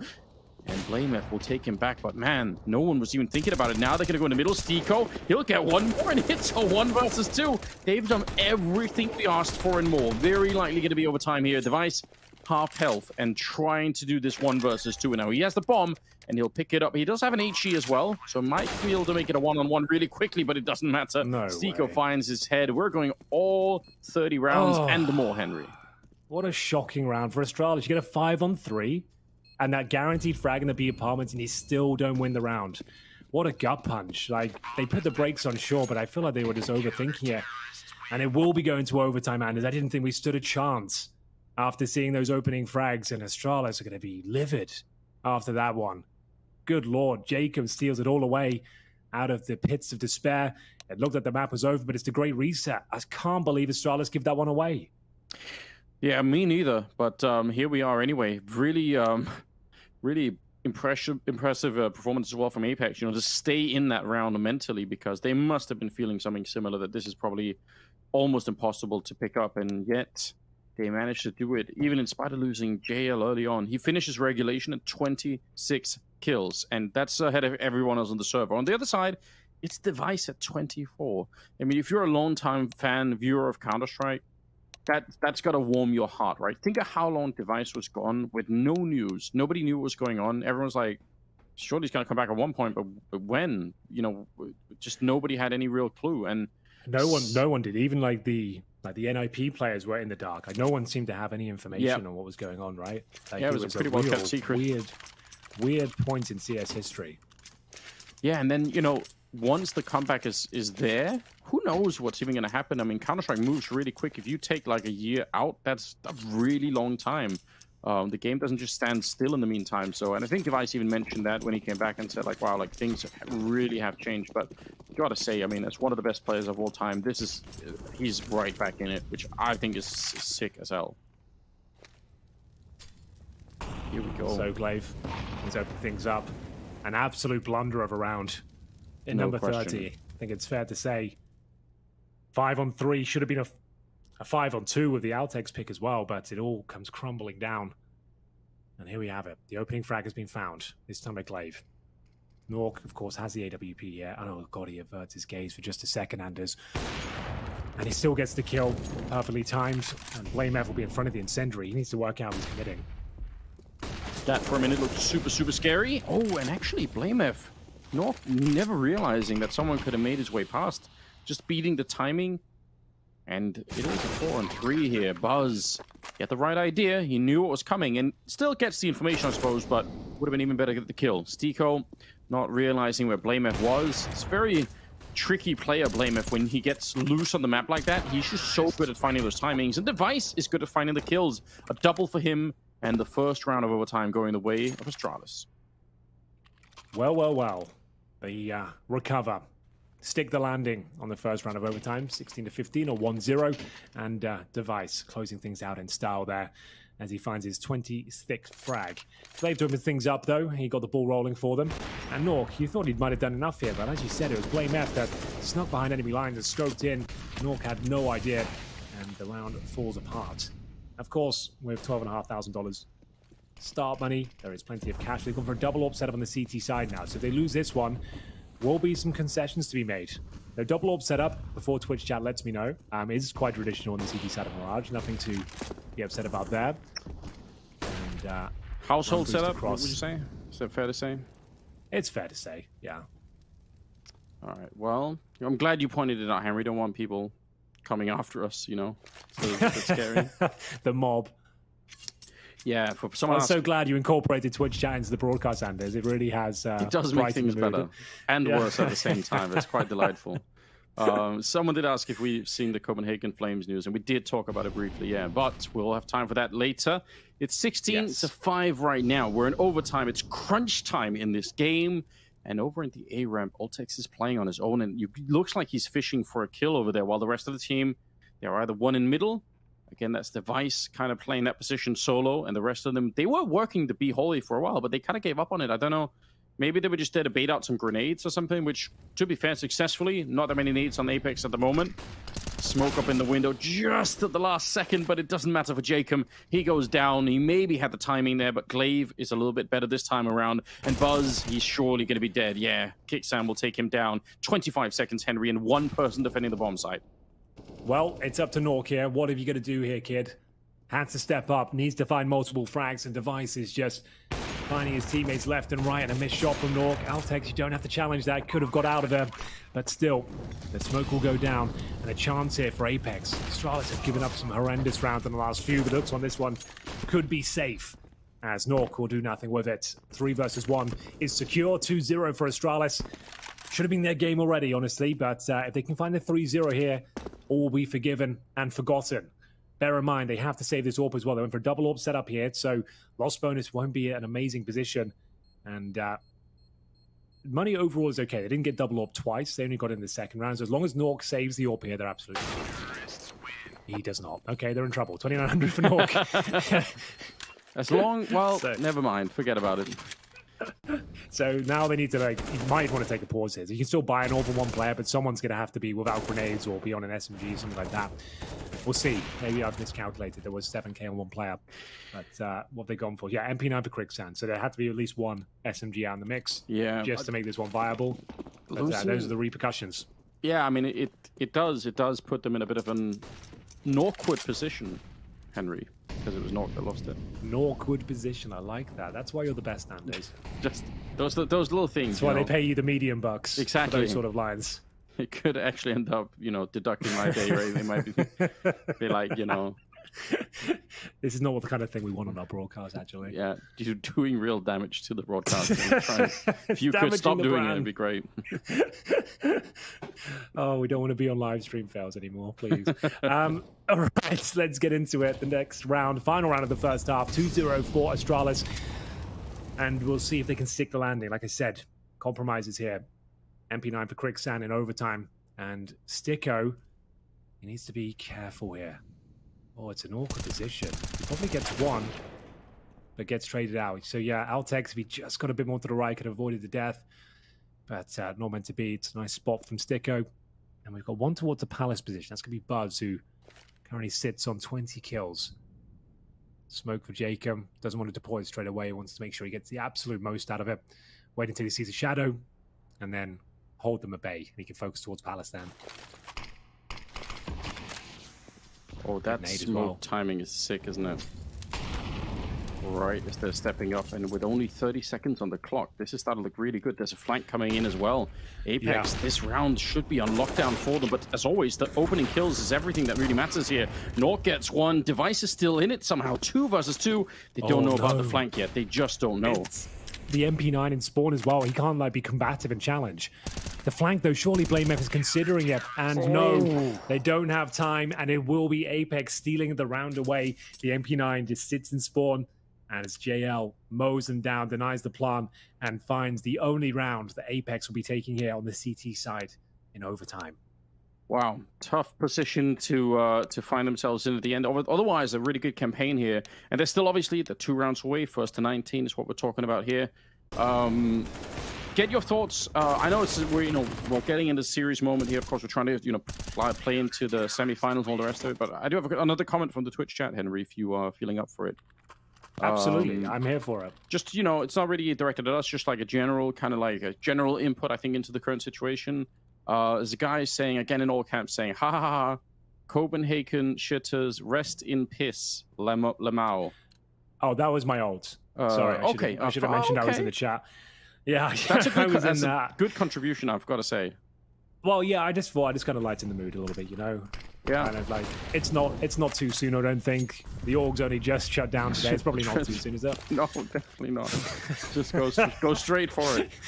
Straight for the jugular. You know what? Rest in piss. To be fair, people were making fun of North before they even shut down, so Yeah, that's fair. It's never too soon. Glaive will start off that double op again. Henry, can you do that on the CT side? Is it okay? I don't think I'm qualified to comment, okay. Anders, I'll be honest. But yes, I think it's fair to say the double op on the CT side is absolutely fine. It's also fair to say Glaive not known to be an AWPer, so this is something they're kind of just bringing into the mix recently. If you're back in the old Astralis days, there's always Dupree, if you remember, on the secondary AWP, and at one point took over the main AWPing responsibilities. Yes. In one mad 3-month period. That was sick, wasn't it? Blame F, though, he's always seems to be getting caught off guard, but Jacob could be in trouble here. So, fair enough. 4 versus 2, looking for map points once again. Jacob and Sticko need to fight their way out of this one. They've got 50 seconds to work with. Jacob jumps up and towards the window here. Where's Sticko, though? He's got the bomb, and he's in towards the B apartments. And we've got a bit of a flank coming in from Buzz. Lots of information being garnered here. Oh, this is starting to look very, very tricky. Although I say that, how does Sticko even get the kill? He's running down that little ramp and able to pick up Buzz. That looks so stupid. 28 seconds. They should never be close to winning this round. And Device, he misses a shot that makes it a little bit more awkward. Glaive running into the middle. Oh my god, all right. Ultek's going to get a kill, and there's Device on the other side. So they managed to make good on it. There was a moment there where it looked like they were about to mess up the round. 18-16, Henry. They've got 2 chances right now of ending this map in their favor. And if they do, Apeks could be in real trouble. They really could be. But it's their map pick. 2 rounds on the T side is not an impossible task. They've had some very convincing and compelling rounds. But will have to be the perfect game going forward. Device and Glaive maintain the double AWP setup.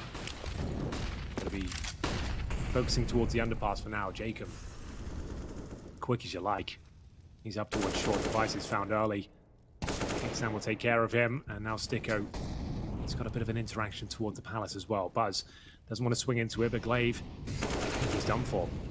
Yeah, down he goes. Oh, and Jacob right afterwards. So if any dreams of defending the A-bomb side just get blown up, they can't even escape. Getting caught in the murder hole is BlameF, and it's just all Tex. 1 versus 5 here. You know, I've got a confession as well, Henry. I do feel kind of bad because, you know, I made that I'm just, you know, free association my way into the human Hoover thing. But I noticed at the start of the day when you know, people in the desk even were talking about Astralis playing, people in the Twitch chat were spamming like, you know, human Hoover all over the place. So again, that's so it's actually catching on. Hopefully not, but yeah, I might have done something terrible. I might have put something terrible into the world. You never know. Not for the first time. No, not for the first time. It's, you know, it happens even to the best of us. 18-17. I'm sure Astralis must be thinking at this stage, can we please just finish this map right now? No more overtimes, no more screw-ups. Just, they've got one more crack at it here. It's such a stressful game that I just watched. I can't imagine how stressful it is to play. Just like trying to maintain the mental resilience. Like after that round 30, when you've got what should have been a 5-on-2 falling apart and it goes to overtime, just not be livid, not be pissed off going forward. Like I would really struggle with that. So fair play to them. Let's see if they can close things out. Sticko is pretty hard committed here, but Buzz can't deliver the goods again. Sticko takes him down, and it's going to be 1 by 1. They drop the young guns. Let's give it up. And we're left in a 4 versus 3 double overtime. Waits over us here. It's looking likely now. 1 minute 15. It's the old guard that has to step up for Astralis. 3 versus 4. It's plenty of time for the T's to do something. Jacob might be in a little bit of trouble. Glaive, he doesn't realize that he's right underneath him. They're actually walking past each other. And oh, there we go. That's the experience. That's the old guard you were talking about.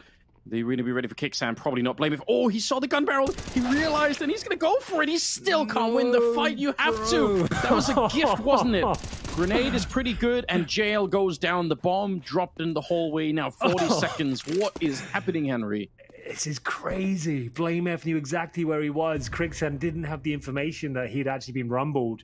But still, we're back to a 2-on-2. Anyone's round fighting for the map. Apeks will get the bomb planted. There's one towards shore. Glaive has found 2 kills so far. Flashbang comes in. Device. He will strike first. There's one player to find. He's done it. They close it out. It was labored. It was difficult. But they've got it over the line and they steal their opponent's map pick here. Excellent work from Device at the end. Should have been done in regulation, honestly. But they get the job done in overtime. And that's absolutely fine. We move on to Overpass next. A barn burner of a map, Anders. That had absolutely everything. That had the full Brazy party effect in full swing. Yeah, if you're new to the concept, then that's the kind of game that we've been bringing you all throughout. What a delightful way to end it. Device on 32 kills into overtime. That's pretty sick. That's pretty impressive stuff. So the desk is ready. I hope they are ready to break this down as well. There's a lot going on in this match. Yeah, Anders, and this is just a testament to all the Device haters out there. Don't sleep on Device. Some people sleep on Cloud9. I don't sleep on either. Thoughts? Who would be sleeping on Device? I don't know. Most accomplished CSGO player. For years. He wasn't, what was it, years? We For a don't while he sleep on wasn't here. Device's comeback. There you go. Right, Is that more that's appropriate? yeah. Nonetheless, yeah, cool on Astralis to go ahead and shut out that map of Mirage. What did you see, Yanko, that kind of piqued your interest? I saw some things that I would like to unsee. Okay. For example, the last round of regulation, 5v3 situation. Altex is just holding that off angle in B apps. Kixon comes into it and he loses the fight, and somehow Astralis ends up losing that round and goes into OT. I thought that was going to be it, but there were a lot of messy rounds in this game. Now, this map wasn't Astralis from yesterday or for the opening game. It's something in between. It's Astralis from Saw. Yeah, and the Astralis that we wanted to see. So kind of all over the place, but they managed to get the W. So this is important. Apeks on the other side, they had their chances to finish this map up. So I just don't know. Like they made a couple of crucial mistakes in the rounds where they had the advantages, and they kind of opened the way for Astralis to get into the position to win. It kind of left the door open almost, and that's kind of the harsh reality of it, because Astralis with that veterancy, like there has to be a level of problem solving there between the core that they can figure out these problems, right? And it's not necessarily always relying on kills and frags and etc. Yeah, and I mean Device stepping up even at the very end, managing to seal that 1v2. I mean even the last round of the game, like it should have gone into another OT. right? Like it's a Fair. 5v3 situation now for Apeks, where they're too spread out around the map. It's like you don't need to do that in a 5v3, right? What you absolutely have to do is you have to make sure that every kill is traded, right? Because you have the numbers advantage. If you do that, you're going to win the round. Also, Kixan going all the way deep into kitchen. You don't need to do that. Like, and somehow Blame spots him and loses the fight. I don't know. Like, it was just madness towards the tail end of this game. Absolutely. Yeah. Which is the harshest of realities for Apeks. Now, this was their map pick, so ideally you want to win that. Right? Yeah, I think Astralis feels a little bit more, you know, not ready for a map like Mirage, not comfortable on a map like Mirage. And getting this win can only be good for them coming into Overpass. But the problem is that they're starting on T side, right? And that's the advantage for Apeks because they're going to be starting on CT side, and maybe they can get the ball rolling, maybe try to come back and get us to the Ancient, I believe, yeah. But the odds of that are what? Do they have a bookmaking line on that? I would say they're about maybe 17-1. No, 17. it's like 67-33 in a favor of Astralis, if I had to guess. Okay. Well, in that notion, we are in the quarterfinals. You know, we're looking to advance one of these teams into the semifinals, and in doing so, we do find ourselves going to Overpass, which does mean that you should watch this. Drop. Upgrade.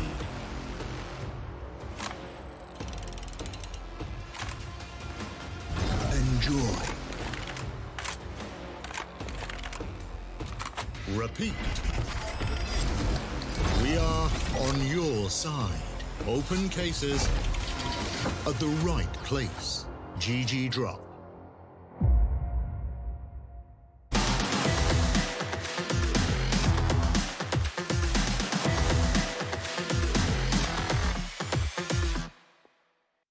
It's a Brazy party, which does mean the quarterfinals will march on, and we will do the same exact thing, except we're seated on like sort of a, not a sofa, but like 3 individual chairs. But you get what I'm saying. It's like a couch without the casting. We'll leave that to Anders and Henry, which we will be getting back to shortly.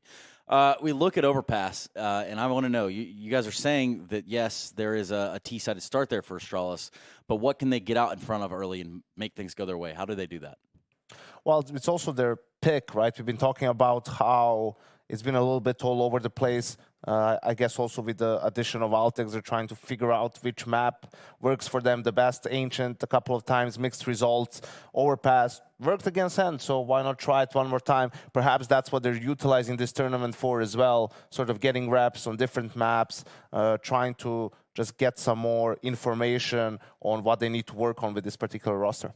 If they start on the T side, like they probably will, and they get into a position where they're like 4-5-0 up, I think, like, you know, we can all expect that the percentage of them winning the match is going to be super high. What I want to see, in case they don't start well, how will this team adapt to problems in their own pick, right? What is the plan B? What is the plan C? How do we approach the adjustments? What is the timeout going to look like in case we run into trouble on this map?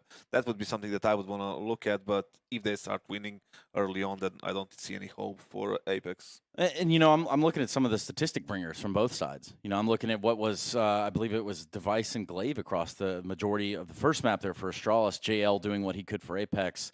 Really, who are the turning points? Who are the tide factors there? For Apeks? Yeah. Well, I do think it's you have to look towards Jacob mostly. Like, he's been the one who's had a lot of impact for the team. We'll see also maybe someone like JL can find a way to step up the same way he did in that OG series. But more than anything else for both of these teams, it's just about more discipline and more attention to the fundamentals, right? Like, you really should be able to convert 5v3s, especially when it's 2 clean entries, right? Like, just out of a default. So that's what I'm hoping to see, even though I'm not optimistic that that's what we will see, Trace, just slightly cleaner CS. And I think the one thing that's on everyone's mind at this point, Kassad, would have to be, you know, who do you want in the clutch? Do you want LeBron or Steph? Definitely not Steph. Anyone but Steph Curry. LeBron any day of the week. Any night, any year, any time frame. If I could take anyone, I'd take Robert Torrey. Robert Horry. I don't know it. Sorry. Google it. Google it. All right. Sorry. Don't have necessarily We don't all the like time him for that. here, but he's a good player. Okay. Yeah, because I noticed they were in one of the first round of matchups, right, or the second. So I don't know anything about the NBA, but that is a cool matchup.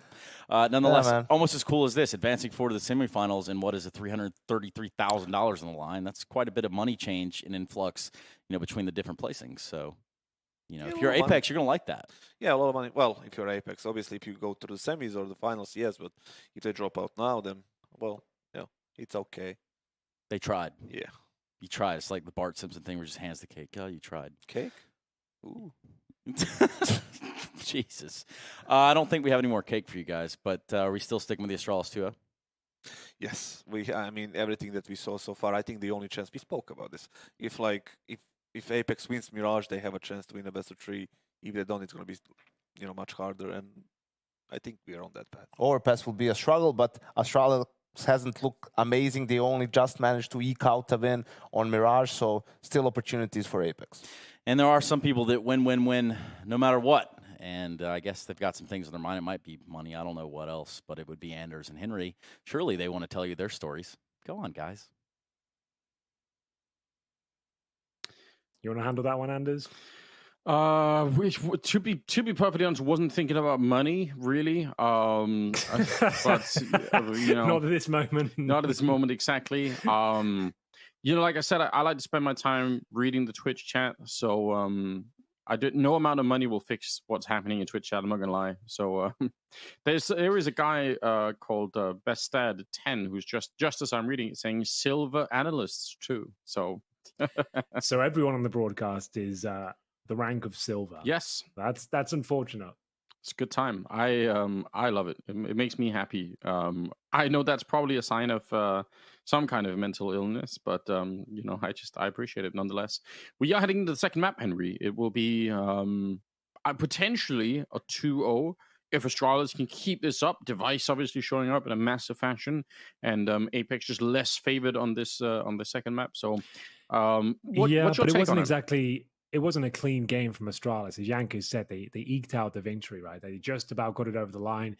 Some very clumsy rounds, some shots that were missed that definitely should have landed. I don't think this is a locked-in 2-0. I think it's likely to be the 2-0, but Astralis, they are not infallible right now. This is not the Astralis of old where you can set your watch by their consistency. This is the Astralis that's exploring new ideas. They're bringing in new positions, new players. There's a chance it could fall apart for them. But the stats do suggest they're going to win it. They've got 8 outings in the last 3 months. Not all of this roster, of course, but it's a very strong map for them, and they should be the heavy favorites here. I think they can do it, but I wouldn't be surprised if it comes down to another 16-14 and maybe it goes to a third. Yeah, because just like we've seen kind of a strong Astralis at points previously in the tournament, we've also seen them really disappear. When they played against Saw, for instance, some really strange things that were happening. So I kind of share your thoughts there that maybe this could still be very, very close, even if Astralis are going to be favored here. So I'm excited still. Anytime Device is going to show up and have a good game, it warms my heart. It really, it's going to sound a little bit hyperbolic, but it almost felt like there was something really missing in Counter-Strike when he wasn't here. It's one thing for a player to, have played out their career and decide they want to do something else and just retire, but it's different when he's just kind of disappeared and you don't even know what's going on. I feel like that part is would have been a real shame if it ended there. So I'm glad it isn't. Having him back is just great news. Yeah, I'm trying to think of other players that have stepped back and there's been a similar sort of rift in the scene since they've left. But most of the more notable older players, like you said, they kind of maybe outstayed their welcome, sticked around too long in tier 3 teams, and then kind of sabotage that kind of legacy of the fact we're going to miss them straight away because they will always be kicking around. So yeah, the fact that we had that sort of jarring moment where Device just disconnected from CSGO in general, it's great to see him back. You're absolutely right. And it sounds like we are ready to kick off the second map, potentially the final map of the evening, ladies and gentlemen, if you can believe that. But let's have a look at it. Overpass. The pick of Astralis, of course, they'll be starting on the T side here. Have a look at their buys, see if we can work out what kind of approach they'll be going for, whether it'll be execution-based or brute force with the armor. 4 sets of Kevlar suggests it's the latter, and there's just a single smoke and a flash. And a lot of teams favor the B-bomb side and overpass. True. And we'll get into it. Yeah, ready to rock and roll on this one. Apeks, they probably just need to have a really, really powerful start. Again, seems like a map that Astralis is feeling a little bit more comfortable with at the moment. So, if you're the underdog, just try and get up to a flying start. And speaking of which, they fly right past into the connector. Quick trade, and it's device for Jacob to begin with. Still, Apeks is hanging around outside of the B bomb site, and they're not going to keep going. They actually come back out. They swing for it, but Stiko is here. Perfect position for the dualies, but he still can't find the kill. They actually had such a good position there. Nork's going to be a little bit careful. 3 versus 2. He's at the bomb site, but he's slowly getting overrun. Kickstand's trying to get in there from the high ground too. Great shot. Apeks should confirm the round with that kill. Kickstand will be towards Graffiti right now. The BlameF will take him down. Confident pistol there. Bomb is planted as well. And didn't know there was a chance they were going to lose that. The only moment was when Stiko, like you said, at the perfect position. It just got a little bit too awkward for him. If he gets multiple frags there, who knows? Could have been a different story altogether. But we'll never know, as Astralis do pick that one up pretty comfortably. And the second round comes through. We're looking to see a force buy here from the CT Forces. So yeah, MP9s, 5.7s. And it's Nork who saves a bit of cash. He got $700 just to make sure he can purchase the AWP going forward. Astralis have struggled with some of these rounds. They're the heavy favorites here. On a map like Overpass, it's incredibly difficult to win these sort of from the CT side. Yeah, it hasn't been the perfect showing from Astralis. Certainly got their issues. And it all starts here. Nork, yeah, we'll find device. That's what I keep noticing, though. The picks they do lose, it always seems like they're slightly overcommitted and there's no one there to trade. And that's a prime example of it. Like, sure, you had a chance of getting that kill, but did you do everything you could to make sure that didn't happen? Like, did you utilize any grenades? Do you have any trade potential with you? And the answer was no to both those. So unfortunate for device to go down. There was a beautiful shot, but was it required to go for that little exploration? Time will tell. As we get to the 1 minute mark, Nork feeling confident. More defensive line now, looking for the second headshot if possible. Spotted. He would really love that, wouldn't he? That would be delicious to him. Oh, BlameF. A little bit of a spam in case someone's up close. They don't quite know. And they're down to 45 seconds. They are setting up. Blave actually made a bit of noise jumping down. So, I mean, they're going to know anyway with the smoke, I guess, going up onto the heaven position. Oh, what a time to have a smoke left. That's so unusual for the kind of buy that they have. But that's actually going to really push Astralis. They might actually just quit this part of the map. Say, oh, that's not worth it. We're going to go back to A. Holy. This is getting a little bit dicey now. Like I said, Astralis have looked a little bit shaky in these second rounds. And they've lost one pick, and they just don't seem to know where they want to go with this one. Now this is always so awkward, going into this bomb site when there's a deagle left and there's 10 seconds, and he's hitting nothing but headshot Anders. He's on for 4 kills, and Nork has shut it all down. The round will be going in their favor. That was actually for the ace as well, I believe. Oh yes. My God, what a performance from the Swede as he denies absolutely everything there. Astralis fumble the bag in round 2. They ran out of time and get overwhelmed by the deadly deagle of Nork. That is wild. Yeah, what a devastating performance. I mean, he probably would have been fine just getting even the first kill. That could have set his team up pretty nicely once they're on the bomb site here. But the fact that he kept it going, it's not even like a great kill, the first one, but this is sickening. 2 headshots like that. Oh my God, Apeks, that should get them fired up. I can't believe that he single-handedly brought down Astralis in that round. How do you come back from that if you're Astralis? I mean, you've got the 1 AK. You picked up some deagles here. Surely the dream is to just take this next round back so that Apeks can't even feel any joy about what's going on, that they're just immediately back on the defensive again, because otherwise that could be a real catalyst for something special here. I can't believe that last round. It just kind of encapsulated my feedback going into that one. Everything we noticed on Mirage and those advantages they have, they just seem to maybe overthink it or not think for the first 20 seconds. Like the fact they give up a kill for no reason and not utilizing the utility on these defaults when you have the advantages. A little bit disappointing, but it's all starting to fall apart now. Apeks will pull one back, but what do they do with this next? They just don't really have much control of the situation. 1 by 1, they dribble through the smoke, and yeah, it's a pretty comfortable round here. Kickstand will close things out, and it's 2-1. Astralis will be down to an eco. What a good cleanup there. You'll take it, and also you've taken away 2 AKs to steal over to the CT side. That's never a bad thing. Jail going to be messing around a little bit. What kind of weapon will he end up with? Okay, they can drop him with the M4. Fair enough. And Astralis on there for their turn. They're not going to have much to play around with here. Not even the Deagle, actually. So, going to be a very, very flat round at this stage. That's, yeah, I mean, we might all need like a, you know, like a round like this just to recover from the Deagle madness from earlier. Just to, you know, get back into a normal mode of thinking here. That was so surreal. My God. So, pretty much the full eco. Well, it is the full eco. I don't think there's any upgraded pistols in the mix. Jacob, he'll be challenging towards middle. Should be able to find a couple of kills there. And indeed, he'll actually find the hat trick. There's the quad. And now just Buzz. So, Apeks, after losing the pistol, somehow fending off the strong investment of Astralis, it's Nork that absolutely destroys them and has set them up for a nice comeback here. 3-1. And now the gun rounds will ensue. Astralis with no option to bring out the AWP. It'll have to be a device. AK-47. He's currently 0-4. That's it's very smooth sailing at the beginning here for Apeks, especially, you know, having lost the pistol and then you turn it into this. Just some kills here that should really inspire some confidence on them. 3-1 in their favor.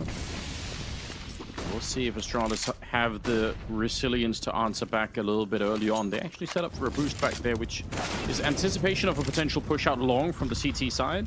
Instead, it's middle where the action is going to start to really pop off that connector position as Buzz runs right into Jacob and goes down. And the boost on the other side for the CTs. Kicksand taking down Apeks. Beautiful start. And now they don't need any of these boost tricks or anything else like that for Apeks. They can relax. It's a 5 versus 3. Yeah. There's not really been any pushback whatsoever either. No damage inflicted on the CT side. The round feels like it's over. The young guns have gone down with nothing. Great shot from Jacob towards the underpass. Apeks didn't detect the boost on the other side. Yeah, like there's no way back into this. It's Device, who does find something, I suppose, but surely taken down here. And we're back to another very, very difficult scenario. Blame F and Glaive holding to little they have, but in terms of positional control, one player towards bathrooms, Glaive in the connector. They're just hoping a CT mistake comes through, but they've got 2 players on either bomb side. They don't have to do anything. They're really locked into this one. For Astralis now, I mean, to win the round is super unlikely, but a couple of more kills, just especially 2 more, would be such a difference maker in keeping the economy low on Apeks, because it's already really built up. I mean, that's what happens when you win a round with a Deagle like that, is that suddenly you didn't have a lot going into it, and it just blows up. Look at the cash that they have, Henry, going into this one. 4-1. Astralis don't do the damage that they would have liked. The Danes are in a little bit of trouble. It's still early on, of course. This can switch around. It could look back at this in like 5 rounds and say, okay, wait a minute, they made it back. But at the moment, Apeks look rock solid at the start of this half. Yeah, they really are. Very impressive. Great to see Jacob playing with such confidence as well. A resurgence in his career since joining this Apeks squad. We'll see whether they can keep it up, though. 4-1, and another partial buy here for Astralis.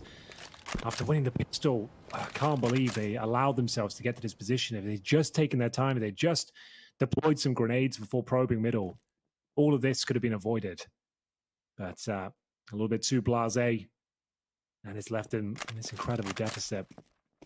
They were the heavy favorites coming into Overpass, but now, maybe not so much anymore. This is the nightmare start. 5-1 looking very likely. No grenades, just a single flash here. It's been deployed, and it goes, and doesn't blind anyone. They are going to get mowed down here, Anders. That's what it feels like. Nobody checking. Jacob having a great time of it. Another multi-spray down, and he's going to get stolen from Nork again, but that's the second quad kill for Jacob so far on Overpass, and as a result, he's up to 10-3, so got to give it to him. Really, really impressive stuff. 5 in a row for Apeks, and Astralis still muted so far on the second map.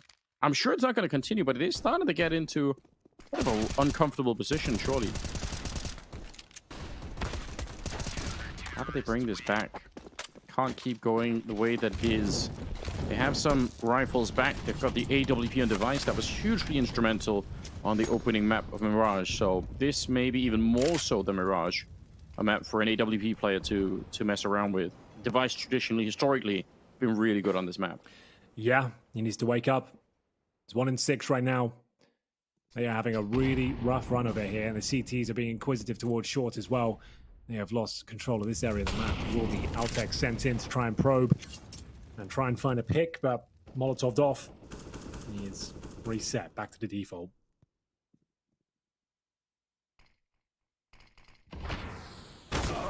Apeks, there's a real shot there, but timing not And working out for him. If that's the game plan, like one of the younger players is going to walk into B and try and find a kill like that, this could be problematic. Jacob, oh my god, he's committing to this, and he's got the bomb as well. They are getting manhandled right now. That's the round. Happened? That's What the is round. going on? Yeah, it is. There's just, I mean, even if they find Jacob now, well, look at the clock, 40 seconds. They'd have to run across the map and check corners like that one, which they won't be able to. 2 to 5. I'm really shocked. Again, we kind of painted the picture for you beforehand about how this could be playing out. Given the map that we're looking at here, just didn't feel like Apeks were going to be able to step it up quite properly. But they are, as you said, manhandling them at the moment. 6-1 is the scoreline at the moment. Again, the win percentage for the Astralis is 100% for the last 8 maps. There is a caveat there. That's the last 3 months, right? So that was with Apeks in the roster as well. So yes, that's still true, but with Apeks, they've probably played a maximum of 2 outings, maybe. I haven't looked into it, but I would guess that something like that. Out of those 8 would be 2 of him. But, bro, yeah, this is rough. Like, they don't look like a compelling overpass team right now. That was a very flat round. It was all built off the idea that Apeks would walk in and find a kill. He doesn't, and then what happens next? You're getting backstabbed all over the map. It's a rough start, but recoverable. They found a couple of deagle. Well, I was about to say a single deagle kill, damage to the second here. Unfortunately, the flashbang is spot on. Apeks will be removed from the equation. We're back to a 4-on-4. Advantage Apeks looking for 7-1 start here. After losing the Pistolanders. What a remarkable comeback. Yeah, it really is. They lit the fire right And it was all off afterwards. that. Let's bear in mind, let's give Nork the credit. Like, sure, at some points, they probably shouldn't have been challenging the way they did. But when he came towards that A bomb site and got the 4-man spray down with the deagle, that was absolutely wild. That was sick. That was potential player of the tournament there from Nork. That is definitely true, yeah. I mean, and what's so cool is when you see a play like that, and then the rest of the team is like, okay, we get the message. This is what we want to play like. We're absolutely here for it. And you could see afterwards, Jacob, Stiko here in this round, like everyone has just stepped it up. Everyone got the message behind it. So super, super cool stuff. 7-1. Apeks are just, they're leaving Astralis way behind. I mean, Astralis don't look like a team that's about to recover this even a little bit. So things are just, until they do, we can't say much other than that, we're going to be stuck here waiting for Astralis to step it up in a big way. We need that for them. Not all is lost, Anders. It's the roughest start you could possibly imagine, but they could even still win the half, mathematically speaking. So, JL, looking very confident, happy with his position as he resides within the Monster Tunnel right now. And where are they finishing up? So we haven't seen an execution from Astralis yet. They've done defaults into contact plays with one player. That's about as exciting as the tactical depth has got so far. What's the next play? A couple of flashes over, and this time Glaive getting the responsibility to try and crack things open. He's got some manpower behind it this time. They've broken through the initial walls, but Stiko and his Apeks to go down again. It's pretty much the same outcome, and even worse, Jacob double spray down. And as soon as they don't get that pick, Anders, from the 2 rounds we've seen, that's all they've really got to work with. Pick towards barrels, it doesn't work out. They pull off, and then the round's over. Well, you gave it a crack at the positivity, Henry. I've got to give it to you. I'm trying, but that's what they've done now. 2 gun rounds in a row. They've gone for the same approach and trying to be positive, trying to find like some signs of life, but they're not even finding kills, let alone getting the bomb planted. This is not Astralis on overpass right now. This is alarming. It is alarming. They have 5 kills on devices the most, and then everybody else is below that at this point in time. 14 kills total on the side of Astralis, which is what Jacob has right now, single-handedly, 14-6. Yeah. Wow. He's mauling them. Like, he's playing a great game. Like, for as flat as they look, he's exploiting every possible opportunity he gets. Like, he's making them look silly with his fragging potential right now. And that is a difficult thing to do against the experienced veterans of Astralis. Another partial buy for them, looking like it's been 9-1 here. This is their pick. They were the favorites in this series. They were looking for the 2-0. They're a map up, but this is looking a little bit problematic. JL locks him out, and Blame can't find a shot. Oh no! They have a communication breakdown. Blame knew he was there. He couldn't get the info over in time. They end up running past him, and then the big spray down comes through. 9-1 is found. No bomb plant. Have they even planted the bomb this half, Anders? Now that's the question. I know it sounds like I'm being super harsh right now, but they haven't planted the bomb once. That really does say it all. On your map pick, like, I'm gonna go check. Yeah, they haven't. No, you're right. They haven't. So yet, in my opinion, like, that kind of says it all. Like, I know I'm being negative, but if you're not planting the bomb on your map pick, you're not finding any kills, literally no kills, and you're not even performing the executions, you're just going for these contact plays. Like, yeah, maybe change up the game plan a little bit. Let's see if we can just do a B execution. Like, if you want to go B, that's fine, but let's actually use some grenades behind them. Either way, Apeks smoked off for now. CT's having so much fun towards this short position. The retakes have been phenomenal. The aggression has been spot on, and the boosts finally shut down. Apeks will get to the open. The first advantage they've had since the pistol, I believe. Oh, there we go. Another opening. Buzz winning the fight against Jacob. You know, it coincides just when you're being a little bit critical, Henry. So I feel like, you know, that's how it works. You know, they need to feel the pressure just a tiny bit on the Astralis side. They're creeping on through. Device should be a free kill here to take. Oh, there we go. All right, second bullet will do it. And this should be around. There's no way Astralis can lose this one. I'm calling it now, Henry. It's already been won. JL, a little bit of an awkward jump up. All right, he's still going for it, which I guess the bomb's not down. Sense. That was the bomb there, Anders. If he gets that kill, he's got the bomb in T-spawn. So there was definitely a moment of madness there to be had. Blame that though should be able to secure the round and indeed find the kill. JL will spot the barrel of a retreating Blame F as we go 9-2. Much better.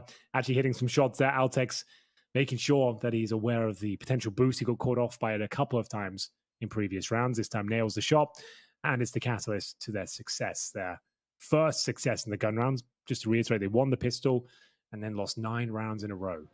On their map pick, that is a scary statistic. Like, they didn't even get the bomb planted up until now. So finally, they're back online, and hopefully we can see a lot more of that. Because like we said, this is the quarterfinals. This is the playoffs. We want everyone to show up. We don't want these blowouts. We want them to be competitive games.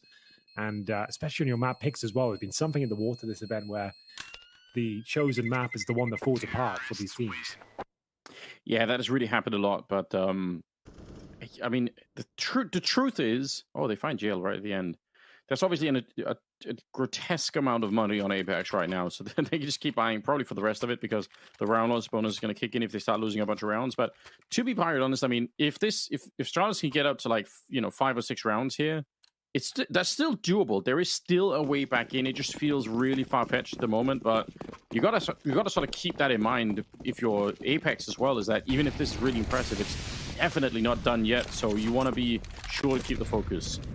Deep nades, but they don't really do much of anything. And let's see if one round for Astralis was enough to revitalize this squad a bit, because they have looked so flat so far, at least. Stico is going to be moving forward. They flash through. Apeks, he sees it coming, but he's got to be real careful, and he gets run down trying to throw that grenade. So yeah, it's a fair bit of damage onto both JL and Stico, but Apeks is the one that dies. Yeah, absolutely true. He goes down early.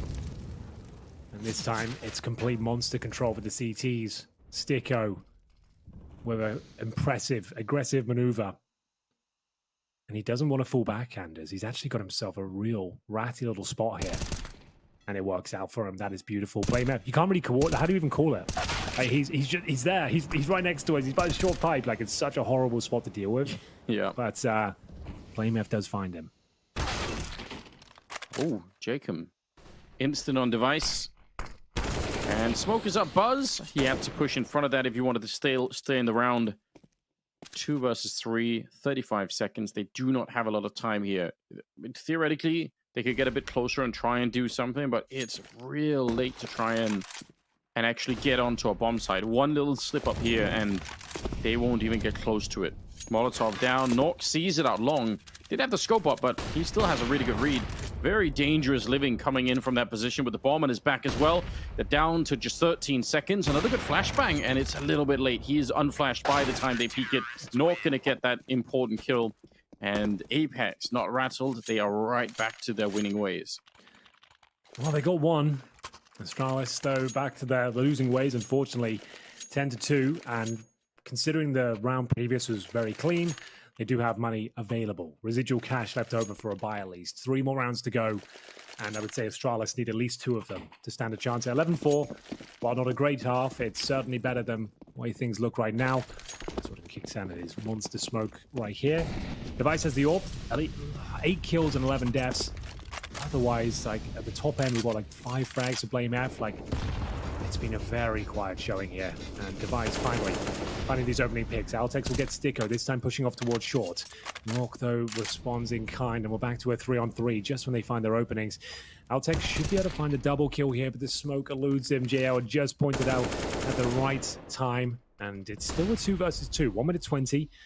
One smoke and a Molotov here for the T side, and a great spray from Blame F. Surely this is enough now. Another rough round, but they've managed to find the advantage up against Kixan, who currently resides towards short.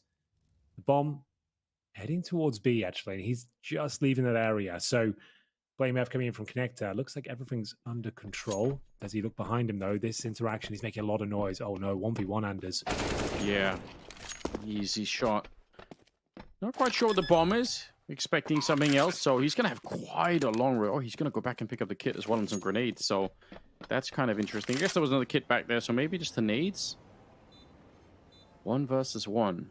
And Buzz hiding in this corner for a real long time. Started to worry, started to second guess himself a little bit. This is where you want some experience too, because it's a long 1 versus 1 already. Kixan going to be walking in almost with his back turned. The timing is excruciating. He's right there. He didn't see the gun barrel. Oh, and there we go. Kixan wanted to get the smoke down on top, but it's going to be a 3rd round. Buzz able to hold his own, and it's real late in the day, but they've started to pick up some rounds at least. Yeah, it's very late into proceedings, but we'll see if it's enough. Money, a little bit questionable after winning the round, of course, because only 1 player survives. His Device, though, he didn't get to catch his opening frag. That was towards Jacob in that bathroom position, and Altex fends off the response from Sticko. A couple of frags were found back. It was actually looking very problematic for the Danish SWAT, but overall, they stick the landing. Buzz win down the 1 versus 1, and they need a lot more where that came from. The money, as you mentioned, won't be broken this half. Blame that. They just haven't found this kill once, and it's like they've tried it, what, like 4 times now? Just the let's try and pick barrels. That is not in the form to hit those shots. Like, that is a very viable approach on overpass. We see lots of specialists do that, but not a single Astralis player has landed that shot as of yet.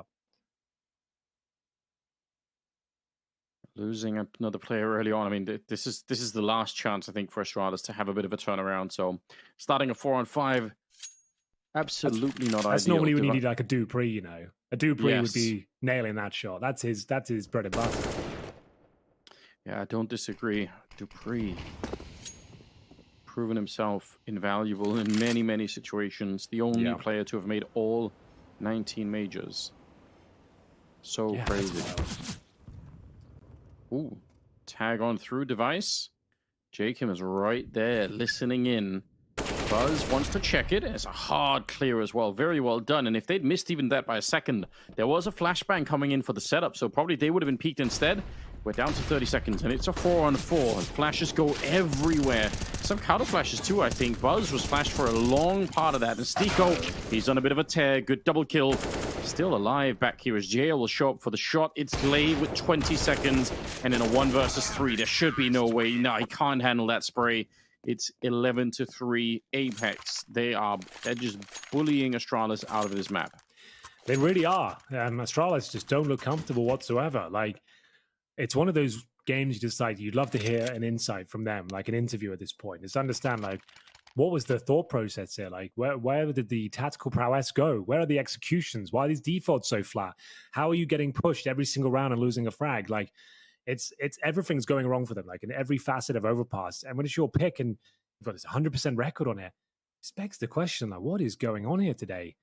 The entire squad really scrambling to try and pick up these last few rounds, and even the wins they're finding are so labored. There'll be a 1v1 to win the round, so it means they've got no money going forward after that. And you can see that reflected right now.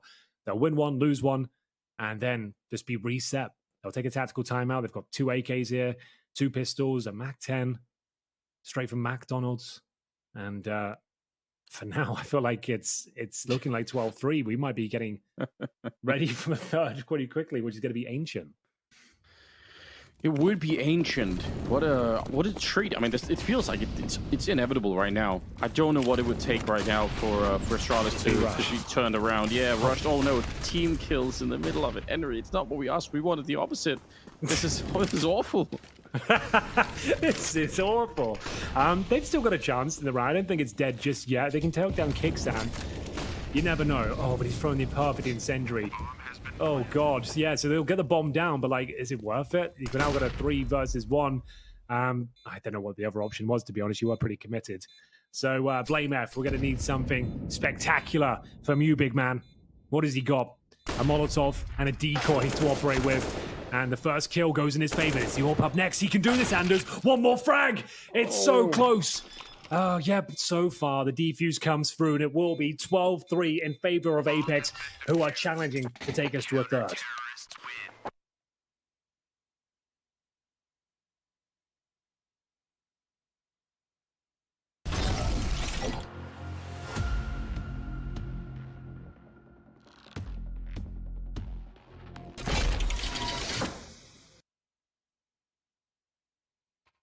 Oh, wow. It looked like there was a moment there, right at the end, where maybe Jacob, or not Jacob, but BlameF could have picked it up and pulled it back and maybe inspired the rest of Astralis to wake up on this map, because they've been asleep at the wheel. 12-3, the scoreline.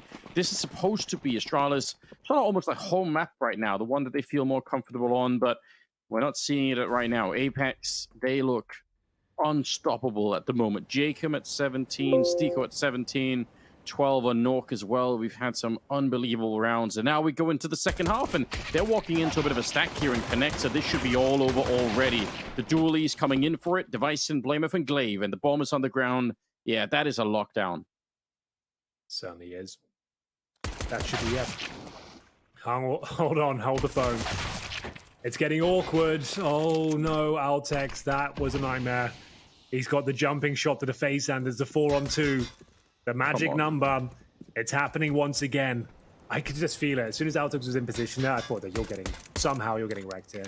He's had really unfortunate games so far. He's 4-15. And if they lose this now, yeah, call it done. There's no way they recover.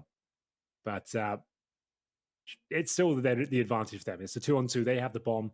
Time is on their side. But the Glocks are known for their close range nature. They're gonna, the boost. Will you be expecting the boost? Now you will. Now they will. Okay, that should be it now. Like, after that mistake, I think that boost was a good idea. I don't think they realized that was a possibility, honestly. No one was watching it. They're going back for it again. It's that's actually, there's a lot of copium in that round if you think you can go back and do it one more time. Hold on. With a good shot. No, surely not. No. No way. Oh my God, he's done it, Henry. He stole it back. Oh my God, they had no time either. Oh, how do you like them apples? Oh, I just had to have a walk around the room. I had to get out of my chair for that one. Oh God. We were kind of toying with the idea they could lose it. We were kind of trolling a bit. But they actually did. I feel ill. I feel ill for them. Like, that's left, I feel unsettled after that one. Maybe a moment of silence here, Anders. Let's give it 10 seconds. Let's just let that one wash over us. Okay.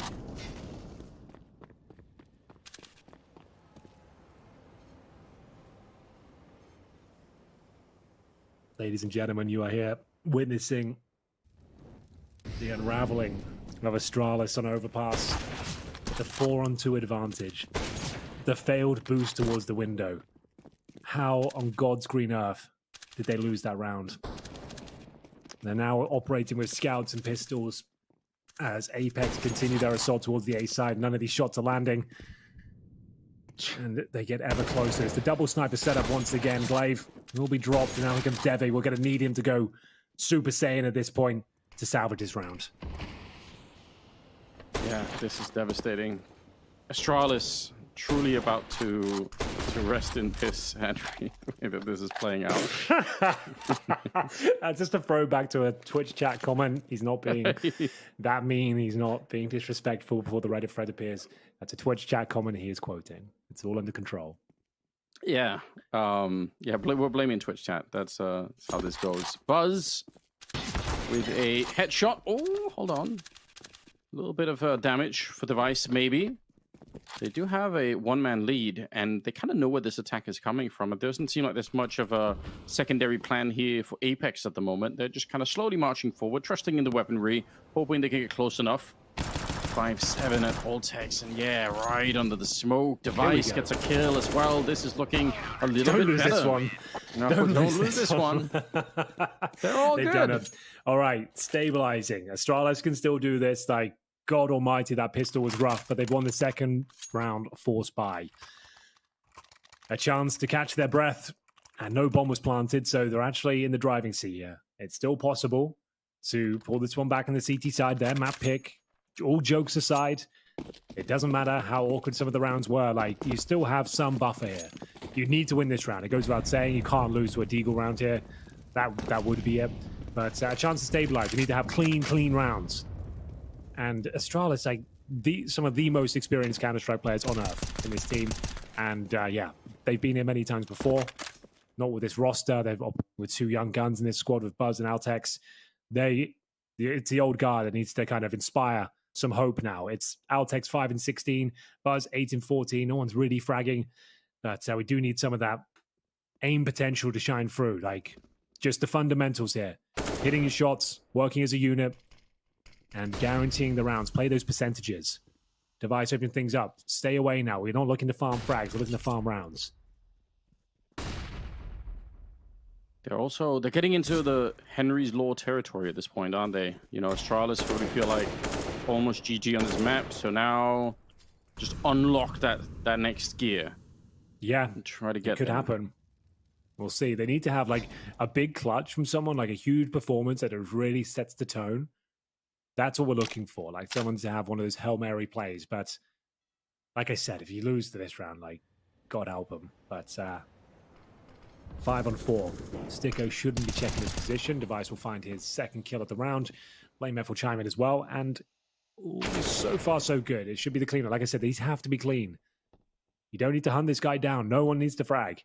Run the clock. Give him no money, if anything. Run that clock down. Please don't hunt him. That's all I ask. And this is my one wish for tonight. Is don't hunt him in this round. Let him just bleed the clock out. There we go. Sound cue given. And it's a nice shot. It's a nice shot. Fair enough. It's a nice shot. That actually is a really impressive shot. All right, well done. 13-5. But yeah, still, I mean, I don't disagree. You know, just focus on the rest of it. There is definitely also, for Apeks, I'm sure, once you get a little bit closer, once this is like a 13-10 type scoreline, if we get that deep into it, I mean, some of the panic is going to start to set in for Apeks, right? Because you will start to feel like, man, we totally had this map, and now it's super open again. So there is something to look forward to for Astralis, even if the deficit is pretty sizable at the moment. Looks like an attempted rush, maybe? The smoke? I don't know why they're slowing it down. If you're going to do this, you might as well just go for it. They have a couple of flashes on Kicksan. They're thinking about it, counted to 3, and I'm sure they're going to go, but this nade could be the end of the round. There's no armor. Oh, it's going to go right in there, Henry. That's devastating. 69 on Sticko. Oh, nice to see it make its first appearance of the evening. The magical number. Wait, well, maybe the fun is cancelled, and there's a chance this can fall apart. Oh my God, not the eco loss. No. It's a 2-on-2, should still be safe. Maybe getting a bit ahead of myself, unless his Deagle shot connects, and there it is. Device will close things out. We said we need to clean rounds, though, Anders. That one's anything but the money's pretty decent. They're going to have to reinvest around this, though. Some lovely shots there with the PT-50. That Deagle as well towards short. Uncomfortable, but they get it over the line. 13-6. Need 4 in a row for double digits. If they can find those cleanly, we'll have that conversation, whether they can do this or not. But I need to see some more compelling rounds. I need to see Device take this half by the horns. He's got 18 kills. Top fragger, Blame F starting to wake up double digits as well. Apeks was 4 and 17 for a while. He's found a couple more frags. Needs to find some confidence. That swagger goes for both of the younger players. Here we go. This is what I wanted to see, Anders. Yes. The world's best sniper, stepping up, taking matters into his own hands. This is his home map, really, like throughout the years. Device and Overpass. It's what you love to see. It suits his playstyle perfectly. Lots of CT aggression options. You can be dynamic. You can change up every single round. And you can defend a bomb site by yourself towards A. He should be popping off this game. I don't disagree. Device is so well known for his very, very methodical, like hard work, just always knowing the position of his enemies. And that should be what brings them over the line here. 3 versus 5. It's a very, very good start. Again, this is within combat territory. You can make it back from the scoreline. And to be honest, the few times that I've seen this particular constellation of Astralis play on the map here, with Blamer for Device playing this position, because the problem is Device has got that AWP, and that makes him hard to play against at any range. But Blamer is such an elusive character. Like, if you look away even once, and he sneaks in behind, you know, the attack, he's just going to be, you know, flanking down to the B bomb side. He could be everywhere. Like, it's so hard to keep track of Blamef. So you've got kind of like 2 problems on that side. And if you don't try to fight that side of the map and you just keep going B, it's very one-dimensional. And also Astralis can start to stack more players at the B bomb site. So they actually can be kind of a difficult battle. Oh, no, that's a great jump up. But still, this is almost out of the realms of possibilities with only 10 seconds. Really the problem here. The spray is so good for Kickstand. That's really impressive. Well done. But even if he got the kill, he almost wouldn't have had time to win the round anyway. So 13-7 going to be the scoreline. Yeah, they don't get the round, but at least make it uncomfortable. Another 4-on-2 comes down to a 2-on-2 in the end. Astralis win it, but they are kept modest, but no bomb planted. So it might be in vain, unfortunately. We've got to take a tactical timeout here. The second for Apeks, feeling the pressure now. Astralis starting to cook as their CT side stabilizes. 4 rounds in a row after that disastrous pistol landers. Thank God they're on that second round force buy and they can forget about that. It's not a huge talking point anymore. It did not cost them 3 rounds. It was just the 1. So not the end of the world. They've stabilized. Cash is not great, but fortunately should be going up against very little here. If they can keep this one clean, they've got a real chance of this comeback. And another 1 versus 1 up against the gun round next, that could be problematic. It has to be a nice, clean round here with at least 3 members surviving. We'll see if they can do it. Yeah, they're in that right territory at the moment. I like that. Starting to cook. It's starting to get there. Slow simmer to begin with, but you know what? That's how all good dishes are made. Blame F, good spray down. Taking 2 of them, smoking off, expecting that he's going to get rushed down, and JL wants to find him. He should be able to. Yeah, that's a good headshot. He's going to take it back, but he himself dropped down to 12 points of health. So it will be a 3 versus 4, only barely. This should be another really good round here. So very likely going to be a 13-8 scoreline. Again, I mean, that's a 5-round gap with maybe the only downside is still the money for Astralis, because even the easier rounds, they kind of almost end up losing. But apart from the money, they're bringing it back slowly. Yeah. Let's reiterate, this round has to be clean. They've given up 1 so far. 2 at the top end against this sort of buy. But Quicksand has got the AK-47. They're going to just bleed this one out. They know the money's pretty low. Try and see if they can cost out any more grenades here. And it will be a contact play towards Monster. They have no utility. So in we go. Quicksand can find 1 kill on a plant. That would be epic. It's the young guns, Anders, to defend. They need a couple of kills between them here. Nothing in a plant would just be a nightmare. They have to step up. Well, there's something to begin with. Nork and JL. Actually, they lose Buzz in the meantime, but Nork keeps it going. He's been so accurate. He had time for that spray. Ultek's not that far away from going down. Man, that is another one of those rounds where, sure, Astralis, they kind of walk away with the victory, but you're not feeling really confident. No, you sort of feel like, victory. Oh, it is. It really is. They need more than that. That's what it feels like. It all started so well, but Apeks are doing a great job, and like just being so frustrating in these rounds is getting absolutely maximum value out of these deficits. Like, it's so frustrating. Like I said, the Young Guns had to step up. They did enough, but they gave out 3 kills in the process. Could have been another one there, but Apeks did close it out. Money still rather low. They would only get bottom of the barrel loss bonus, Anders. So you can see 2K per player. They would be partial by territory if they gave this one up. That's why I was really trying to drive home the fact there had to be clean rounds. They didn't get it, and now this is a must-win. 5-round gap. Device. Oh, the timing, it could not have been better. He's finding his own. He's finding his form. That's the kind of picks we need from him. He's being unpredictable, aggressive, and accurate. Yeah, and look at the result as well, Henry. That means he's up to 20 kills right now. That started to become a problem. He's actually overtaken everyone on the Apeks side. He's just slowly but surely got there. You should be worried right now if you're a fan of Apeks. There should be some little alarm clock in the back of your mind thinking, wait a minute, like this, something's gone horribly wrong here, especially with Device playing the way that he is. Jacob, though, trying to bring it back, putting himself at 20 with that shot and it back into a 4-on-4, and the bomb. They started to slowly bring it back around over towards the playground now. They still have 40 seconds, which is not that much time, and they lose jail outside of the B-bomb site. So where do you go now with 30 seconds? This is a big map. You have to start running soon. Oh, Jacob.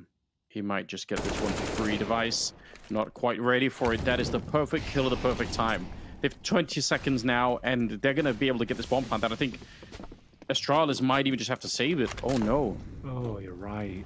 Is that the call? It's because the money's so low. It's for those reasons I stated before. They had to have the perfect round. It was anything but. It all started with the Device pick. He was given the tall responsibility of holding the A site, but it was just too much to handle. He had no backup. And a player creeps up, takes him down, Jacob with a double frag. And you're right, they just have to save. Just because of the financial woes, it all started here. But Jacob starts doing what he does best. Oh, that was a beautiful kill. Blind as well. Take down Blame F. Thought it would be enough, but as soon as one player topples in the former Device, the round is over. 14-8, touching distance of a third. Yeah, just the timing was absolutely excellent for that sneak in on long. I mean, that made all the difference in the world. And it might look like, oh, that was an easy round to win at the end, but guaranteed, if anything gets screwed up in that last little skirmish with 20 seconds, it could go really bad. So even if they made it look kind of like it was just, oh, here we are, we're on the bomb side, we won the fight, it's all good. But at the end of the day, not a lot has to go wrong for that round to spiral out of control for Apeks. They're 14-8, so the comeback has been put on hold for a minute here, and I guess we'll find out if Astralis can get things back on track or if this is going to be kind of their last breath on the map. Time will tell, Anders. What a journey it's been. A bumpy road, a turbulent ride for the Astralis players. Comeback is still possible, but really would have to be perfect from now. Don't have the luxury of the Device Orb to crack things open at the start of the round. He'll be patrolling towards the connector position. But not an aggressive stance, quite a tentative hold. Waiting for his chance to strike. Here's Glaive. Nodded towards playground, and as you might expect, Blame F up to no good. Trying to get behind enemy lines if possible. There's a player towards playground, that's Jacob, so keep your eye on that. But Blame F with a chance to strike. Gets the first, needs to deal with the orb next, and it probably takes him. Glaive will find Jacob in the process as well. So this is a 5 versus 3 now. They don't have to keep forcing the issue. I don't know what that player is from Device. They could have fallen back and had the round. He goes down and actually opens up the window of opportunity again. It's those decisions that have been costing Astralis a lot of rounds. When they have the advantages, the decision to push in alone costs them another frag, but should be fine. I say that with bated breath, and here comes the commitment towards B. That was really, really close for Blame F. He's down to 15, but Stiko gets dropped. Glaive just snipes him out of it, and this is the gun barrel. They know everything. Nork's got no chance of doing that one. So 14-9 after letting go of a single round. I mean, if you look at the board up there, right? It was what, 5 in a row for Astralis. Then they lose a round. Now they're back to winning again. If that trend continues, at a minimum, Astralis probably should be able to get it up to, 14, 15 rounds themselves. They're looking like they're a team that's able to make this kind of a comeback. It's still a little bit further away, but not completely out of the question at all. 14-9. And for Apeks, what have they got? AKs, 2 Galils, And some grenades, but maybe not as many as you'd want. Well, let's see what they can do with it. This is the round for double digits, and without the bomb plant as well, there'd be no buy for Apeks going forward. They've got maximum loss bonus, but that only helps you out so far. You do need to be planting C4 as well. You can see 2 Galils are in the mix this time for Nork and Jacob after losing the AWP in the previous round. The first bit of damage is inflicted, and there's the first headshot as well. FlameF getting stronger and stronger as the rounds go by. Joining Device now in 20 frag territory. They've got that opening kill, but not out of danger just yet. Device, precise, as he finds that first kill of the round for himself. They've got a 5 versus 3 now. They just need to get out of this if they can. There's fallback, defensive lines now. They just need to get Device out of there. They need to save him, if possible. He's right next to the bomb of Nork as well. You can see he's overworked right now. He's having to watch too many angles. He does need to get out of there. Blame similarly is kind of deep. Did he get spotted? Did Kicksand realize? Oh, yeah, he knows. Blamef did get the dink off on him, so he's down to 6 health. But you're right, getting out of these positions is really critical. Good shot. Bomb is on the ground. 2 versus 3. And Kicksand started to walk through. That's going to be easy with the shadow on the ground. And JL, 20 seconds. Yeah, this should be finally something that feels like a clean round for Astralis. Should be, but JL... he's a potent force. He knows he can cause some damage here. Even with 10 seconds. If he gets 2 kills, that would be massive. But yeah, there it is. Device survives. He gets his frags in the round. He stays alive. He did fall back at the correct time as well. This is looking promising. There's the double digits now. And with no plan, as mentioned, Anders, there's a partial buy. This is Tech 9s. So Astralis with a chance to build up their reserves. Might be a tactical timeout here as well, considering that Apeks have only won a pistol in a single follow-up round since. But this is more like it. This is the map pick of Astralis. They were the heavy favorites in this series. I think the analysts, and us included, all said 2-0 for Astralis. They are the favored team. They won the first map, but still, it went to overtime. It was a long, drawn-out affair. And rounds they should be winning hands down, they were giving up. And, oh no, JL, I was going to say he doesn't know it, but he actually snuck by there. He could just walked up and given himself a frag short. Yeah, I don't think... They didn't know, and he didn't know, so nothing really came of it. Oh, flashbang around there. Altex is going to get back in the corner. Oh, no! Run down with the MAC-10, and they won't quite go yet behind it. They're a little bit hesitant, but this is a big problem. Look at how many nades they're lacking on the Astralis side, and here comes the secondary push, trying to see if he can slow them down, but they can't save Buzz. They lose Glaive as well. This is an absolute disaster. Astralis about to give up map point here. And it all starts with just a MAC-10 in the monster tunnel. That is unforgivable. Yeah, Altex completely fumbled the bag there, unfortunately for them. It's a horrible position. He was jumping around when they committed. You know you're up against a weak buy. Why are you so close? Like, there's no backup either. It sucks for him. Some rough lessons this game, Anders, I'm afraid. Like, that frag, his death cost him the round, and it was for what? He did 30 damage for a smoke while jumping around. You can see Jacob and Sticker down to 1 HP each. He was unlucky. Maybe there was a kill there. There should have been his. But there it is. A lot of pressure alleviated now. As we will see it go to map point. 5 chances to close this one out. Still a tall order. There's still money on the Astralis side, but they rolled over way too easy there. The B defense shouldn't be going down to a MAC-10 and a Tech 9 with no response. No, that was... I mean, it's. Like, I think that's probably one of those back in the day, Astralis used to be known as like the strongest B defense in the world, right? Like, they just go over there, like, just mowing people down. Like, it was wild. Yeah, not seeing that right now. And to be honest, sometimes when you get set up with a flashbang like that, you have this mentality that you think, I have to get a kill behind you. You don't really have to. I mean, if you peek and you say, oh, wait a minute, there's way more people, or it's not an easy kill, I'm going to just fall back, just leave it alone, you know? But it felt like he stuck around for that spray a lot longer than maybe you'd want to see, and then he just couldn't really get away, unfortunately. So yeah, probably the pressure as well kind of mounting now as they're feeling it. 15-10, Astralis need 5 in a row. They've already proven they can do this on the half.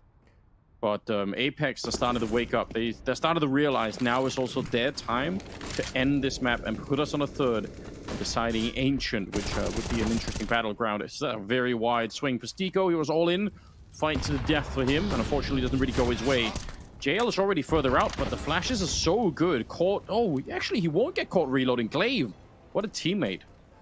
Yeah. Should be the kill for Jacob, however. Entry into this round. Bomb is down. Tex up close. This time he converts the shot much better as he confirms the round as well. Will be Nork smoked out. No chance of doing much with this one. A lifeline for Astralis. Pretty clean round as well. Will have to be the perfect game at this point, and 4 more rounds after this one. It's not an ideal scenario, but the legacy of Astralis will have to shine through here. Like we said, this organization was synonymous almost with this map, and beholds and designing how it was played. Like, if you remember, as Astralis back in the day came up with that nade stack towards the boost position. They're the ones innovating on this map for so many years, showing us how it should be played. But it's a new era. Times have changed. And right now on the back foot against Apeks on their map pick, we'll need 4 clean rounds. It's going to be a partial here, but to be fair, Apeks have won a lot of these today. A couple of AKs and some pistols. Flame have to go down. Fortunately, Device is there to pick up the pieces, but doesn't nail the second. He's going to be under a lot of scrutiny as he tries to bail out. He gets away with it and goes in towards long. Sticko's already deep behind enemy lines, though. This could be big. Wasn't far away from going horribly wrong. Glaive is starting to make a little bit of a counter move, though, so you wonder about this. If he just sneaks the corner, Nork is looking for it, but again, it's always just going to be a question of timing here. Nork eventually will have to give up this position. Glaive, he's frozen. Oh, no, he's not. He's still thinking about it, probably feeling a bit anxious. Very dangerous to go for right here. His team is far away. No one can flash for him. No one can do anything. And they are waiting, setting it up. Glaive is out there, and he's going to get the spray on one, but a good return. JL able to take him down still. Map is being played, and Stiko sneaking in a kill. That's very tricky. Old Tech's just setting up a smoke, and he gets punished for it. Now, they are going to come at Device. 1 versus 3 for him, the backup. It's coming in for Buzz pretty soon, but still, Device will have to hit some of these shots, and they do have some grenades to try and get rid of him too, and Buzz is already here. Is this going to be enough, Henry? I'm not sure, Anders. It all comes down to this moment here. The partial buy, again, could elude Astralis, and it looks like they might have done enough. Just 1 player remains. It's JL, but what a player he is. 1 bullet would take down Buzz. He needs the backup. He needs Daddy Device to look after him. And now, encroaching on his position, he looks uncomfortable, and finally Device will show his hand and save the day. It was uncomfortable, to say the very least, Anders, but they get it over the line. Ooh, that got really close. Bit of a risk. You can see Buzz just didn't look comfortable there. He felt like it looked like he was waiting to die. Didn't want to challenge, didn't want to actually get involved.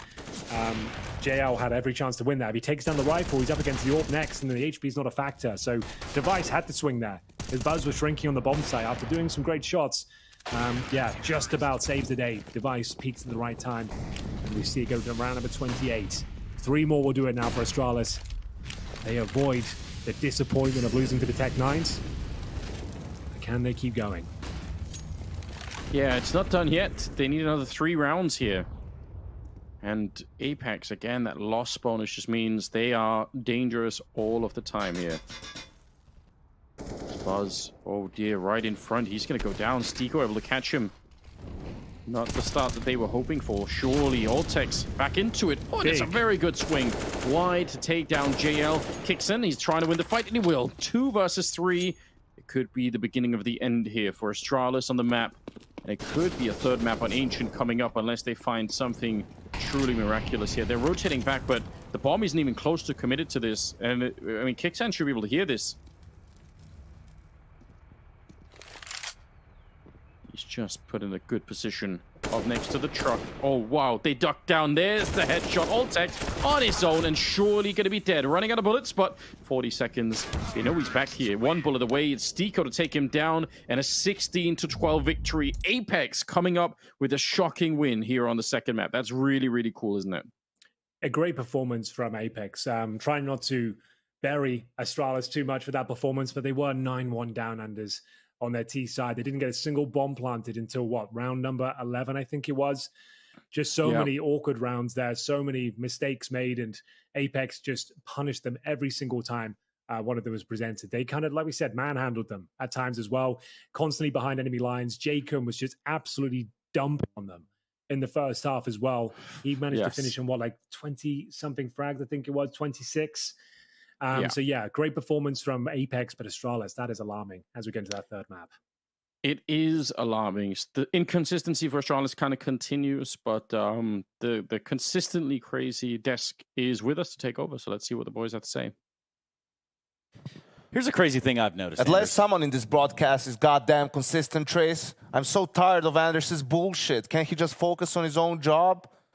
Damn. Why does it every time has to be some funny throw from the casters? Can't it just be, here's to our esteemed colleagues over there at the desk. No, oh, these crazy people. What is so crazy about this? You tell me, am I crazy? Are you crazy? Yeah. Damn, Daniel. See what I Whew. All right, I was going to say Maybe something we nice are about a him, little but bit yeah, brazy. it's a little bit brazy over here. I was going to say, you know, Henry's eye contact with the camera is very, what's the word I'm looking for? Sensual. Yeah, that's the one. It's better than the word I was going to choose. But yeah, I'm glad you got that out of your system. You feel better now? Peach. I could eat a peach for hours. Peach Matareno. There we go. Yes, we're not in Georgia, but the peaches are out, and by that I mean Astralis showing us their ass on the side of overpass. That was good. It's not That was amazing. good. I like that. But the truth is, yes, overpass going the way of Trace, Apeks. I wished for one thing, and I even prefaced the wish with, it's probably not going to happen. I wished for cleaner CS, and I didn't get that. I got more of the messy CS, especially for the side of Astralis on their own map pick. You know, I think Henry, for all the wild things that Anders says, Henry is very measured in his words, and he was right that Jacob was just decimating them.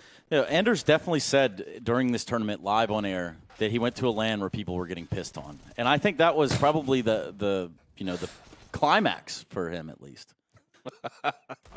I don't know. The thing is here. What a weird laugh that was. I think Hassan was the guy who was doing the pissing. Yeah, who would have known? Speaking of pissing contests, we do go to a third. Apeks hold right on. Bang. I don't know. You just pick a map and you play the T side like that. Like that's your go-to map with your game plan coming into this thing, and that is just absolutely flaccid. I think maybe Cool word. Maybe the second round was tilting for them. You know, like they win the first pistol, end up losing the second round. Things go sort of downhill from there. We saw something that might seem strange to people at home, like Device isn't really picking up the op as much on the T side. But you know, if you want to go back to his Astralis days before on Overpass, he was really good at rifling on A on T side, right? Like just taking space. And we saw one of the 3 rounds that they won on the T. One of the 2 gun rounds that they won was him just sneaking long and getting like a really forward position and being able to take the side pretty much by himself. A couple of times he just got punished and died instantly from the op, but you know. Well, that's what I'm talking about. Are you relying on your map pick and your game plan to be Device taking a rifle and sneaking long? Is that the master game plan that you have? Like, where is the timeouts? Where are the adjustments? It's your soapbox, buddy. You can say it. Go ahead. Carry on. Yeah. No, Brazy, it's it's just, brazy. it's just observation right now. I don't understand. And Knock had 2 wild rounds. I mean, the Deagle round, which broke them, like the second round of the game, and then the pistol round as well, bringing it back in the second half. Luckily for Astralis, they won the second round in the second half. Otherwise, the game would have been over real quick. Be better for everyone if it was. Not for Astralis, it wouldn't. Nah, because then they would have just won the series 2-0, and then that way, it wouldn't be as brazy, but it still would be brazen. Well, I know what's coming up. Something coming up for you right here. It's a Well, quick break. Drop. Upgrade.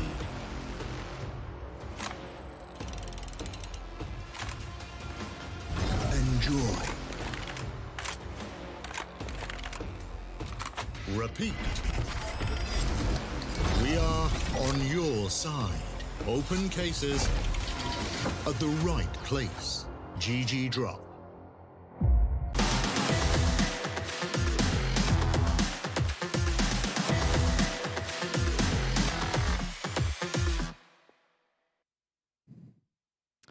Cases, places, disappearing without traces.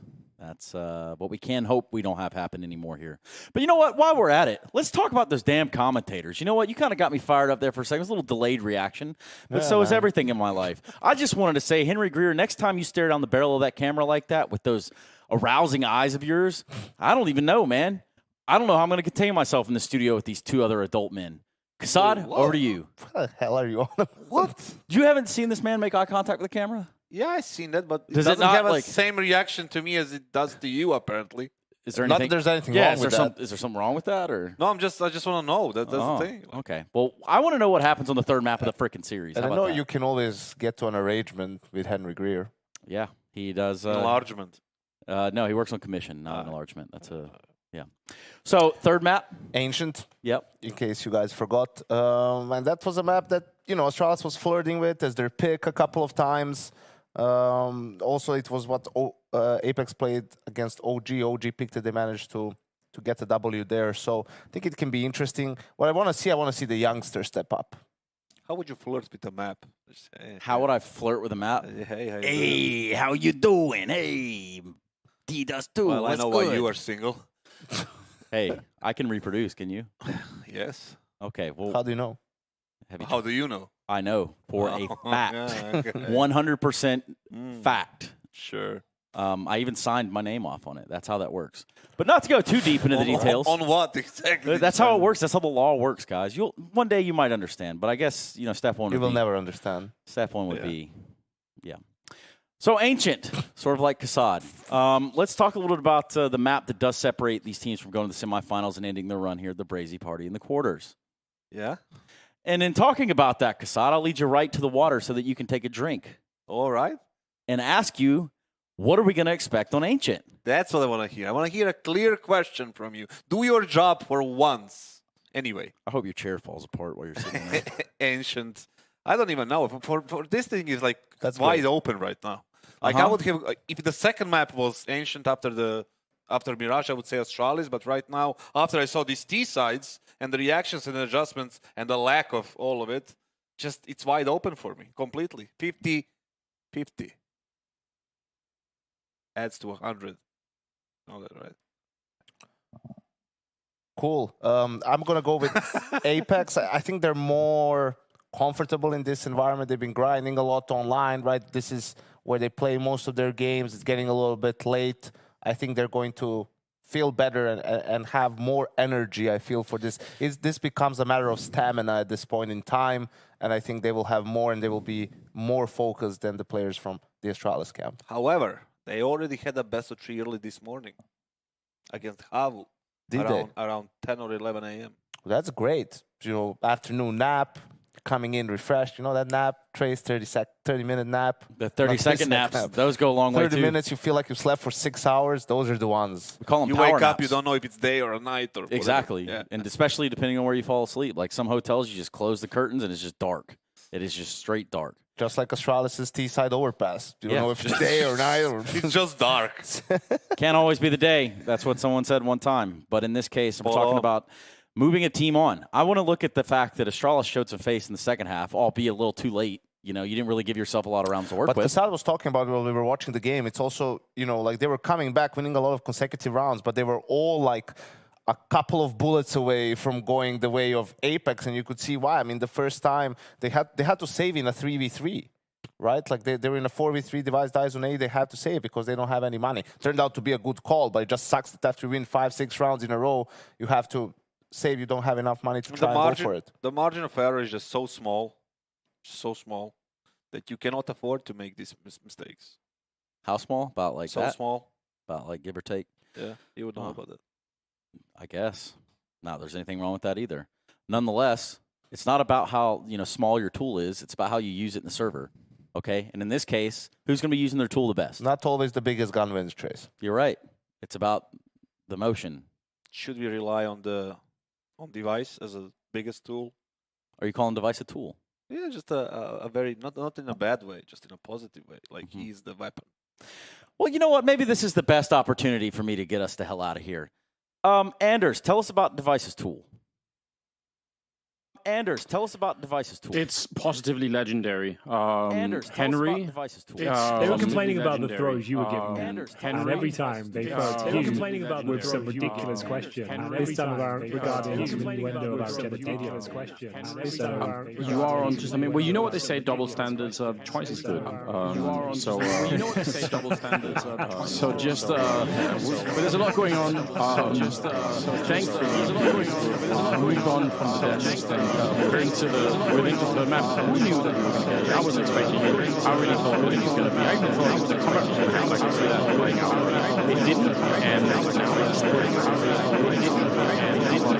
And Astralis and Apeks do it. It's not really clear who's going to take this one. Apeks is fine. Apeks.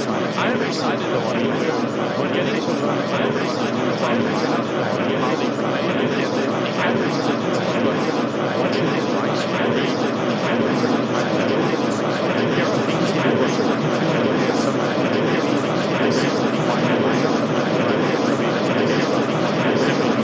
let's slide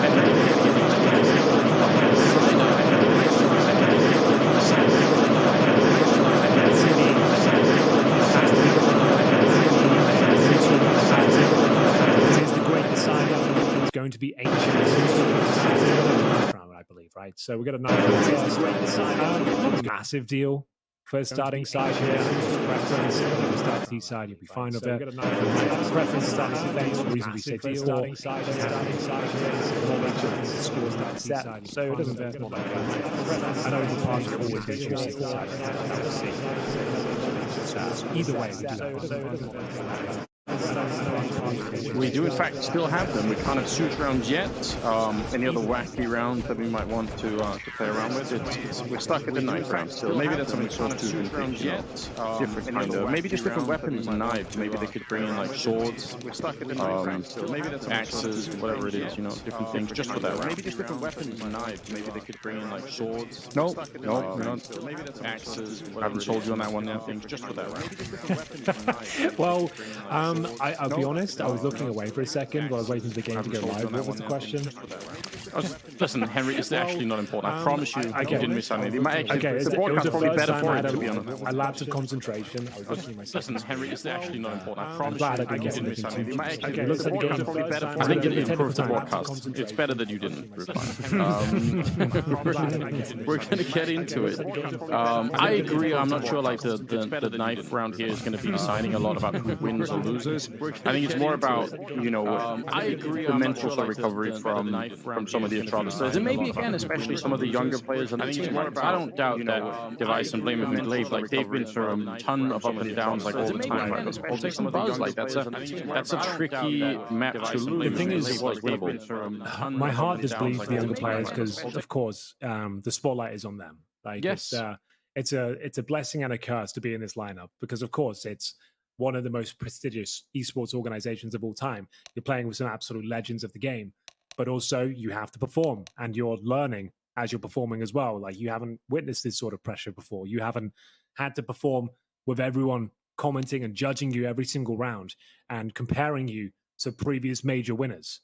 You know, like there's a lot. It's a tall order. Yeah. And if you start having a bad game and you know the comments are starting online, it can get inside your head, and they don't have a ton of experience. They haven't played on the big stages. They are learning as they go, trying to absorb everything like a sponge. And it's not that they're playing bad. It's just we're comparing them to some of the absolute legends of the game as we get into it. And as it's going to be a Blame F assault here in the A tunnels. Oh, Buzz actually sneaking in a kill, and Device and Old Tech's on a bit of a mission. Careful now, because it is a 4-on-5. So you don't get away too much here.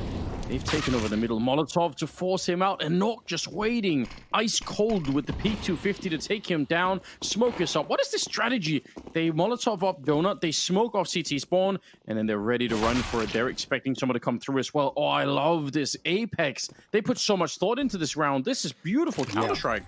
After losing that first pick as well, it's a very innovative idea. Another map that hasn't been solved yet. Ancient, still relatively new in Counter-Strike terms.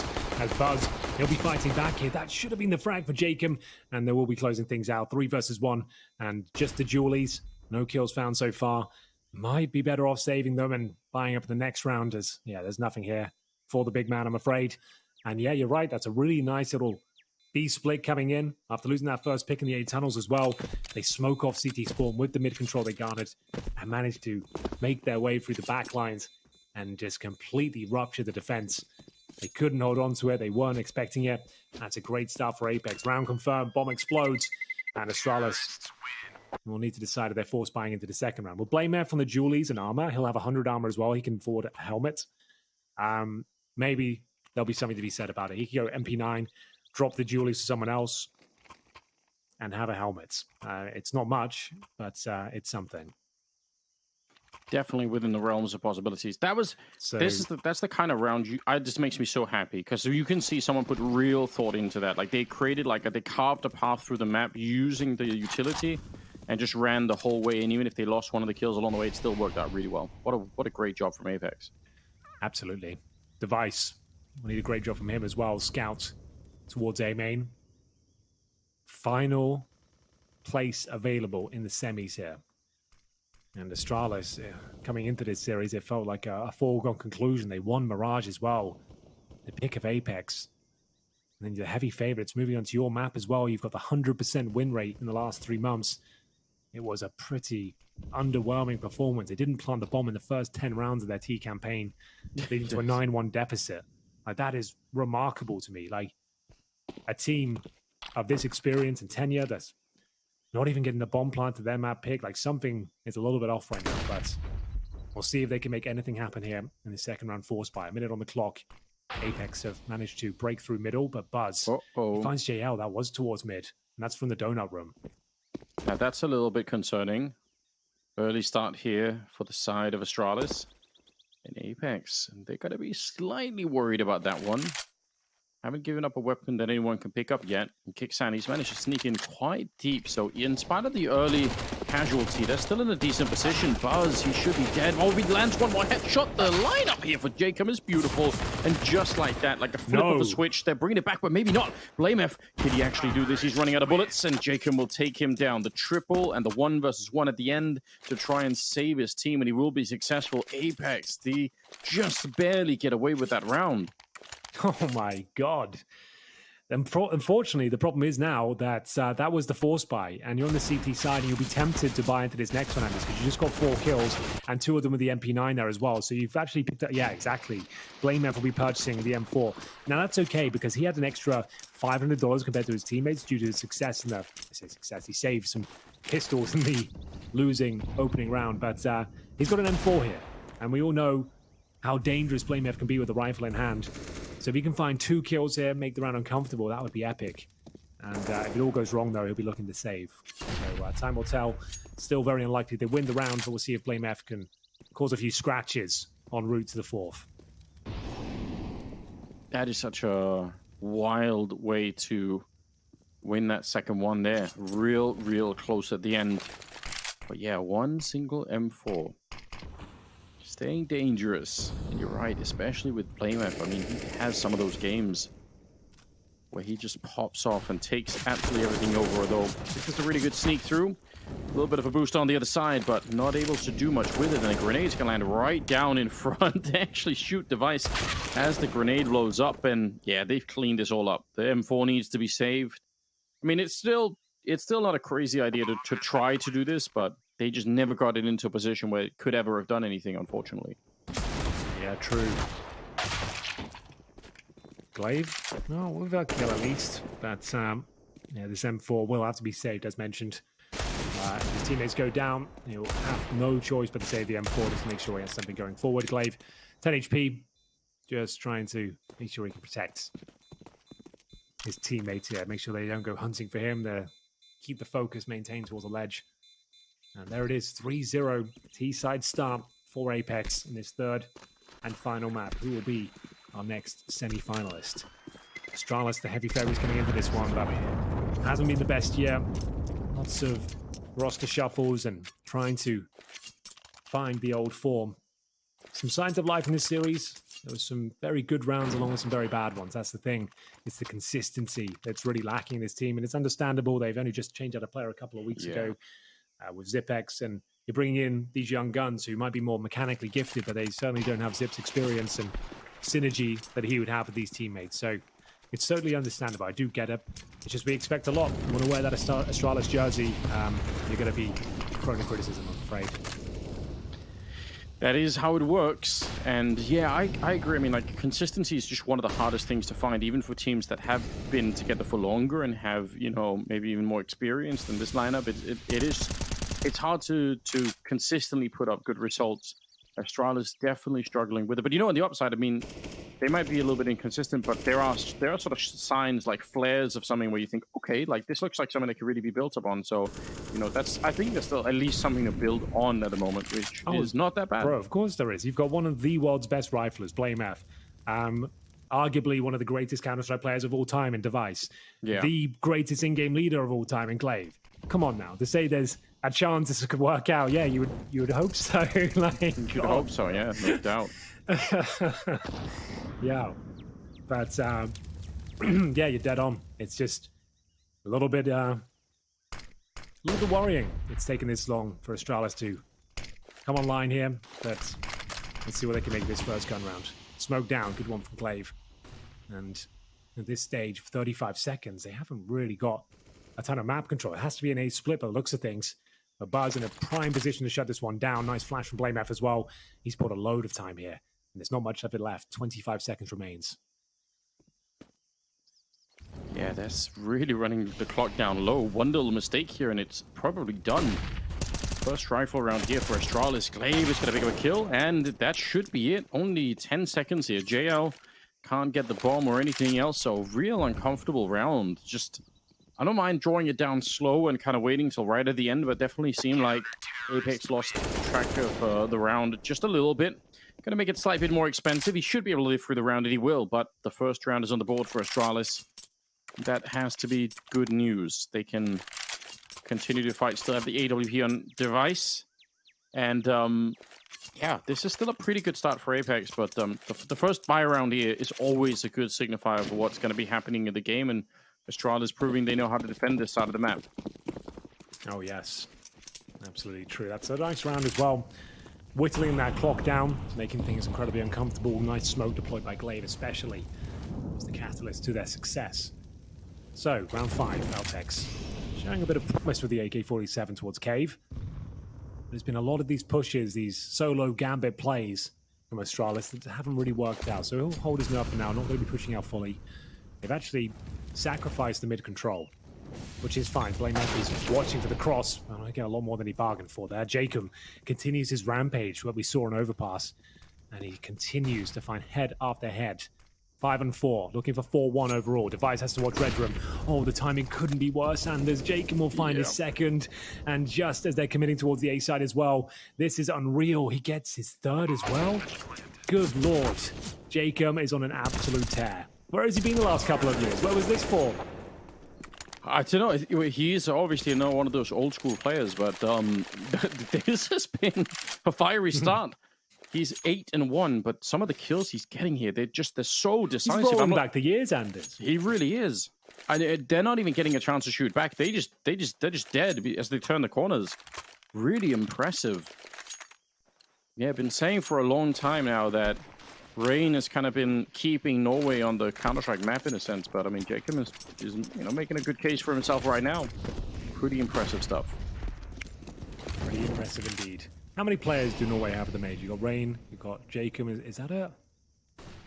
I think so. Yeah, yeah. I'm pretty sure. More Brits than Norwegians. You hate to see that, but Sticko would love to crack things open once again.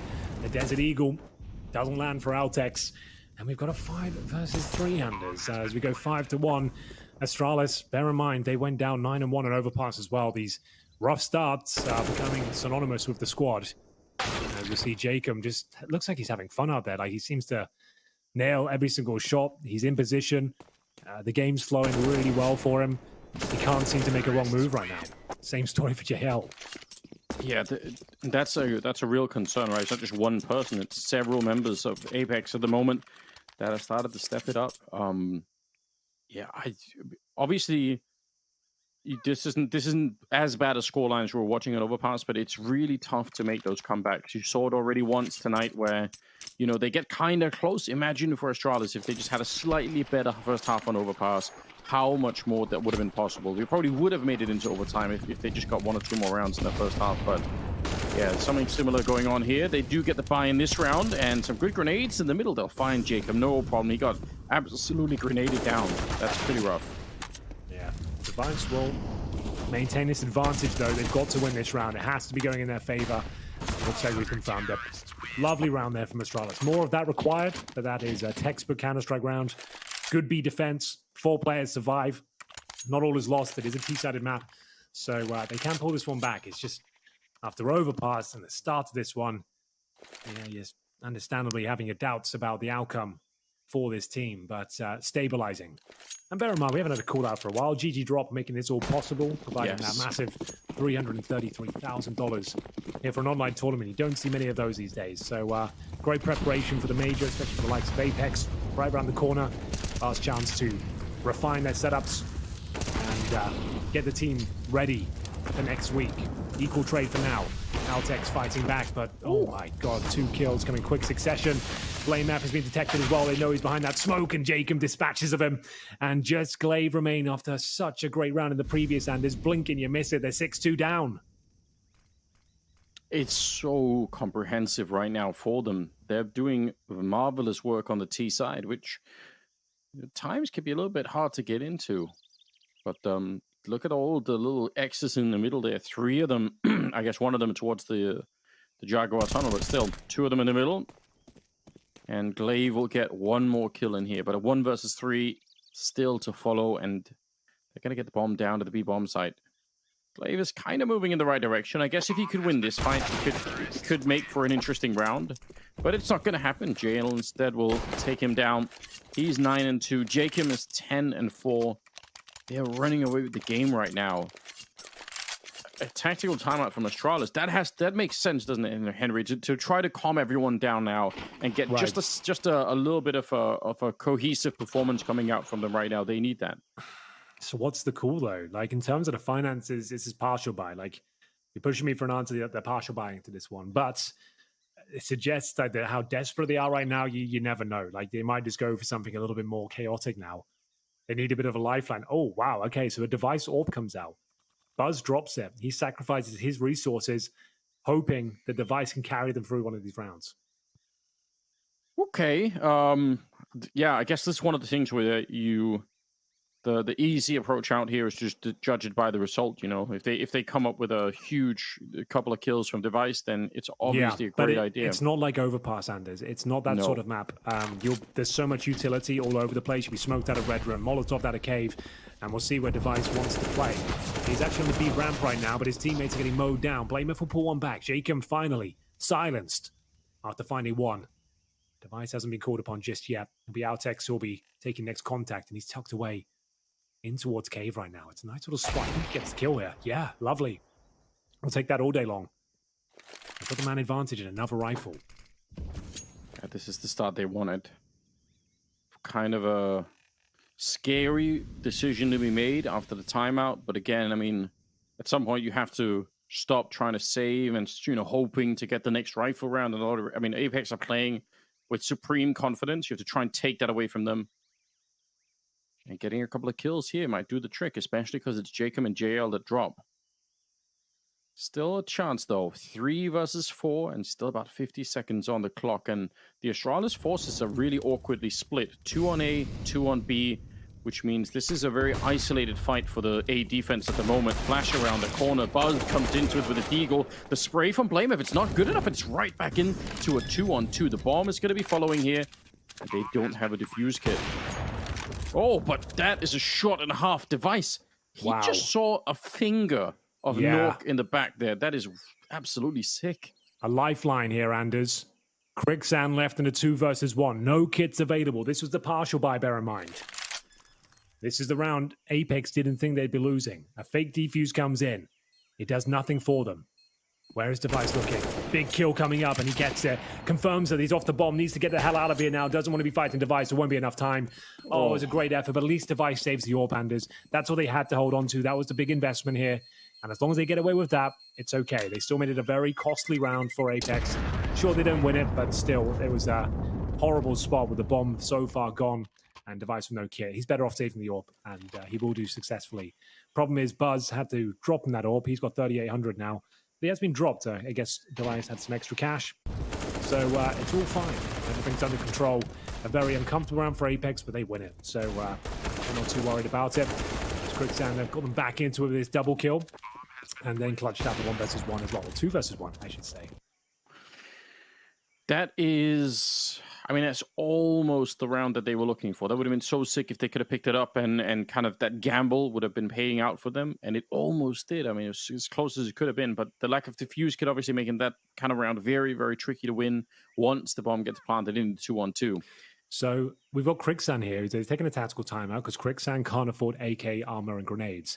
Now look at the helmet situation. 3 players without helmets. It might be viable for him just to buy the MAC-10 here, knowing that the money's not in a great spot. Or he could be dropped to Galil, or buy the AK himself, so he won't have any grenades. So focusing on the firepower, and we'll see whether he can make this one work. We get into round 10. And for now, Anders, Astralis definitely need to start showing some promise here. It's still possible to bring this one back. It's a T-sided map, as we always say. But, yeah, this one has been underwhelming still. Buzz to be challenged once more, and Jacob has been so dangerous. And again, it's just one player. Yeah. Every single time. Oh, wait a minute. Oh, my God, he gets the headshot anyway. Blamef and Glaive did get something in return, but he was throwing the grenade. That's supposed to be a really awkward position. Device trying to sneak in there, and he's quick enough with the flick. Jacob finally put to rest. But it looks like every single fight that he goes into, he's just so ready and so sharp with it. Device is going to be going down. Nork had the scope up already, and Device, he can't survive it. It's another good round turned into a 2-on-2, and Apeks looking to steal it right out from under the hands of Astralis. They're in the right position here. Nork, though, he comes back and he finds Glaive, and now there's an opening. Blamef, can he win this? They're coming right at him, Henry. Yeah, he's in a great spot. And it's the I like this. Oh, it's actually quite smart. The AWP going around first to get the info so the rifle could trade. Nice idea, but Blamef outpositioned them there. A much-needed round, and actually shuts down the finances as well. This is a huge lifeline for Astralis. Well played to Blamef. That's just what they needed. The only play that probably works out from there is tucking himself in towards the red room. The double kill comes through, and we will see a 7-3 scoreline. Astralis up against, well, not a timeout here. They do buy into the round. They're going to leave themselves about $500 per player and have Galil's Tech 9s, Mac 10s, and maybe a straight up B rush here. As we've got players on even. Oh, no, not Jacob again, Anders. Not again. God. They had no helmets. One more time. They had no helmets, and we've talked about it all night, and it's perfectly demonstrated the danger of the Mac 10 against these vulnerable CTs. Oh my God.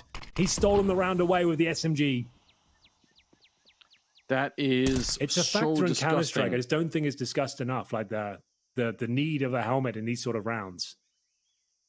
Yeah, you know what it is, Henry? You buy the helmet to avoid going to hell.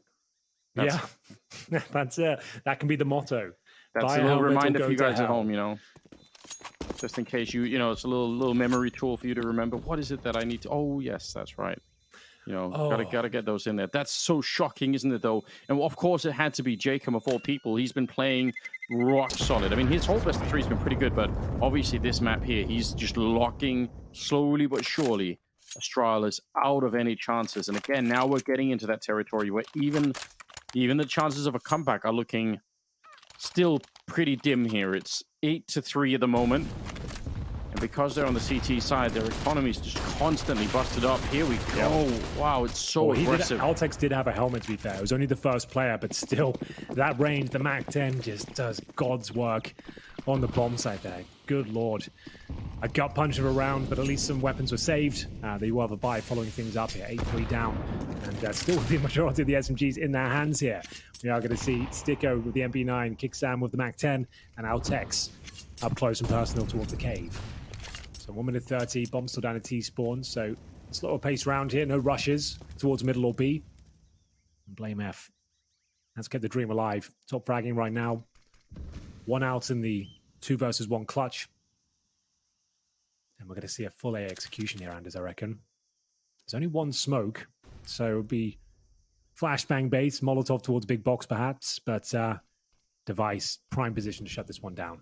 I would be interested to see how they flush him out. Yeah, the problem is he doesn't have a smoke or anything, right? So if they do use those Molotovs like you were talking about, He's moving away now, so maybe it won't be a factor at all. He's going to get a little bit of backup. They have 3 people here.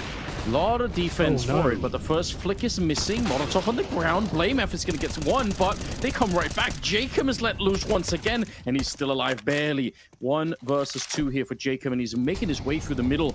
Got 40 seconds, and that Molotov will really slow him down. They have to win this round, Astralis. They need to find a way to shut this mad Norwegian out of it. Yeah. 1 versus 2. He's got nothing to say about this round. There should be no way with players either side of him. A bomb to plant, 20 seconds, pretty low HP as well. He's got a Molotov to try and segregate. He can Molotov main entrance and go for the plant or vice versa in spawn. And what's he up to? Is he saving? Oh, he's dead either way. Just gives it up. Not really much he could have done there. So it was another round. It looked like Apeks had done enough, Anders. They got like 3 big frags. It was Buzz, who was still alive at Big Box, who saved the day there with a 3-piece. But that could have fallen apart, but it didn't. That's the headline. They kept it going, and no bomb was planted. So Apeks now on the back foot. 8-4, round 13. Might be a tactical timeout. Like, this is the final map of the evening. All the chips are down. And Astralis, giving up their map pick of Overpass in a convincing manner, has opened the door of opportunity wide towards Apeks. They could actually do this and book themselves a place in the semi-finals tomorrow. Molotovs exchanged. Kixan trying to obtain control towards the K position. 1 minute 30 on the clock. 4 players outside the B bomb site. We've got Glaive and Device defending this time. The AWP looking for the boost up. Device currently on 6 kills, 8 deaths. Glaive will strike first, though. It's been a very, very tough game for the Astralis team as a whole, but Device definitely feeling the pain of it as well. Smoke is making it a little bit uncomfortable, but they want to go for the 1-2 punch, and they only need 1 of them, really. The rifle is just there to back it up in case somebody tries to rush it down. Oh, this is a much more smooth round here. Keep it going this way. The money is not even there at all for Apeks, so you know what, Henry? This can actually be a very, very late switch up for Astralis. They might just suddenly get to a place where they have enough rounds to make this a little bit interesting, because I don't think Apeks could do much of anything in the next one. So 5-8, and then maybe even 6-8 at the point in time. Yeah, it's looking quite promising. Nice recovery. Device with 2 frags, BlameF and Glaive bringing out the rear. The old guard shining through. And now just Sticko. He'll be waiting. AK-47, no money for him going forward. Lost bonus won't be in an amazing spot either for Apeks. Lost a few in a row. I think they have $2,400 maybe available into the next round. So Sticko, he's got a couple of flashes. He's got a deagle as well. He can drop that deagle to a teammate. And who knows? Like, the way they've been playing with the Mac 10s and Tech 9s, maybe they've got a chance. Don't say it. So, yeah. $1,900. So yeah, just has to be the eco for the last round. Not much of a chance, which is obviously from Astralis' point of view, great news. Apeks, though, what a mad performance. Jacob is at 16 kills, so still quite far ahead of everyone. But, you know, BlameF is starting to get warmed up on the other side. There's still hope, and maybe even more so than on Overpass, again, where they just left themselves such a small buffer from that first to the second half that they stood no chance of making the comeback, even if they fought really hard for it and did make a pretty impressive run at it. But this one is at least a little bit more open, right? Especially if they can get that 8-7 finish. I mean, then some of our fears are probably going to get a little quelled at that point in time. And this one, we've got 1 AK. Surely that's not enough, Henry. Tell me it's not enough for Apeks to win the round. It's enough, Anders, I'm afraid. Oh, no. It could be enough. I don't think so, but technically it's enough. If they gave it, to be fair, if it was Jacob with the armor and the AK, I would say, yeah, maybe we're onto something, but I think you're all right. Round 14 should be a bit of a gimme towards Astralis here. They've got everything they need. It would take an inquisitive push, a reckless maneuver to give this one away. I just don't think there's any requirement to do so. Yeah, they don't need to be risky with it. Nork getting denied on the ramp. And Glaive will find Sticko at the same time. So AK temporarily out of the hands of everyone. And a 3-on-5 to ensue here. Oh, wow. I mean, the fact that they just at the end here managed to pick it up a little bit more, it's pretty good stuff. Apeks probably still be quite happy with the first half, however this turns out, but oh wow, that's a Glock. How is he just getting all the headshots? Okay, well done. At least one on BlameF just to cool him down a little bit. 15th round is coming up, and the scoreline, I don't know, a little bit closer than I was fearing. I mean, the last 3 rounds in a row here for Astralis, that's really saved them. Otherwise, I mean, they would have been so blown up, but just before they come crashing down, they actually do pull the ripcord, so not bad. Question coming in from Twitch chat for you, Anders. It's from Freako CS. It says, Yes. these casters, first time watching CS? Question mark. It is actually. I'm glad. I've always kind of, you know, been more of like a Call of Duty player myself. So you thought to give CS a go, right? I thought I'd give it a go, see what happens Tonight. And yeah, you're doing an okay job, to be honest with you. Not bad Thanks, at all. Henry. And so is Device, says Astralis, will be carrying themselves through this final round. It looks pretty good for them. A 4 versus 2, Anders, and that smoke completely sabotages the efforts there to recover the round, I'm afraid. BlameF has got them locked in. And we will see an attempt of recovery here. But to be fair, in terms of recovery, Anders, you have to say Astralis has done a fantastic job of getting back online here, considering it's a T-sided map and the way things were looking, and how hard they were getting owned by Jacob as well. It's pretty impressive, actually done the impossible here and pulled it right back to 8-7. Yeah, super well done. 8-7 at the end of it. After a quick break, we'll be back with the second half.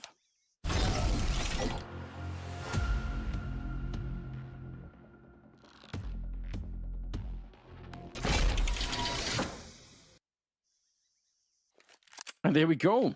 We are right back into the swing of things. Second half coming up. Astralis versus Apeks for a spot in the semi-finals. It's the third map. This is where it all gets decided. Henry, how brazy are you feeling at this point in the evening? Actually, quite brazy. I like the fact, though, it's the third and final map. We've split it right down the middle. There's one half of play. I think we deserve overtime here. It feels like it could happen, but I want the pressure to be high. When the stakes are high, the chips are down, that's when the blunders arrive. And we haven't had too many on Ancient just yet. We haven't had one of those really wacky rounds, Anders. So we'll keep our eye out for one. For now, Astralis, full force, attacking a bomb site. North has no chance. Device will take him. Is this a chance then to tie things up? It's a perfect start. Yeah, do not do the open plan, Apeks. What were you thinking, young man? Oh, no, he's caught himself. A right mischief here. The open plant has now been shut down. If they lose this round, it's because of that mistake. And Buzz doing everything he can to try and recover.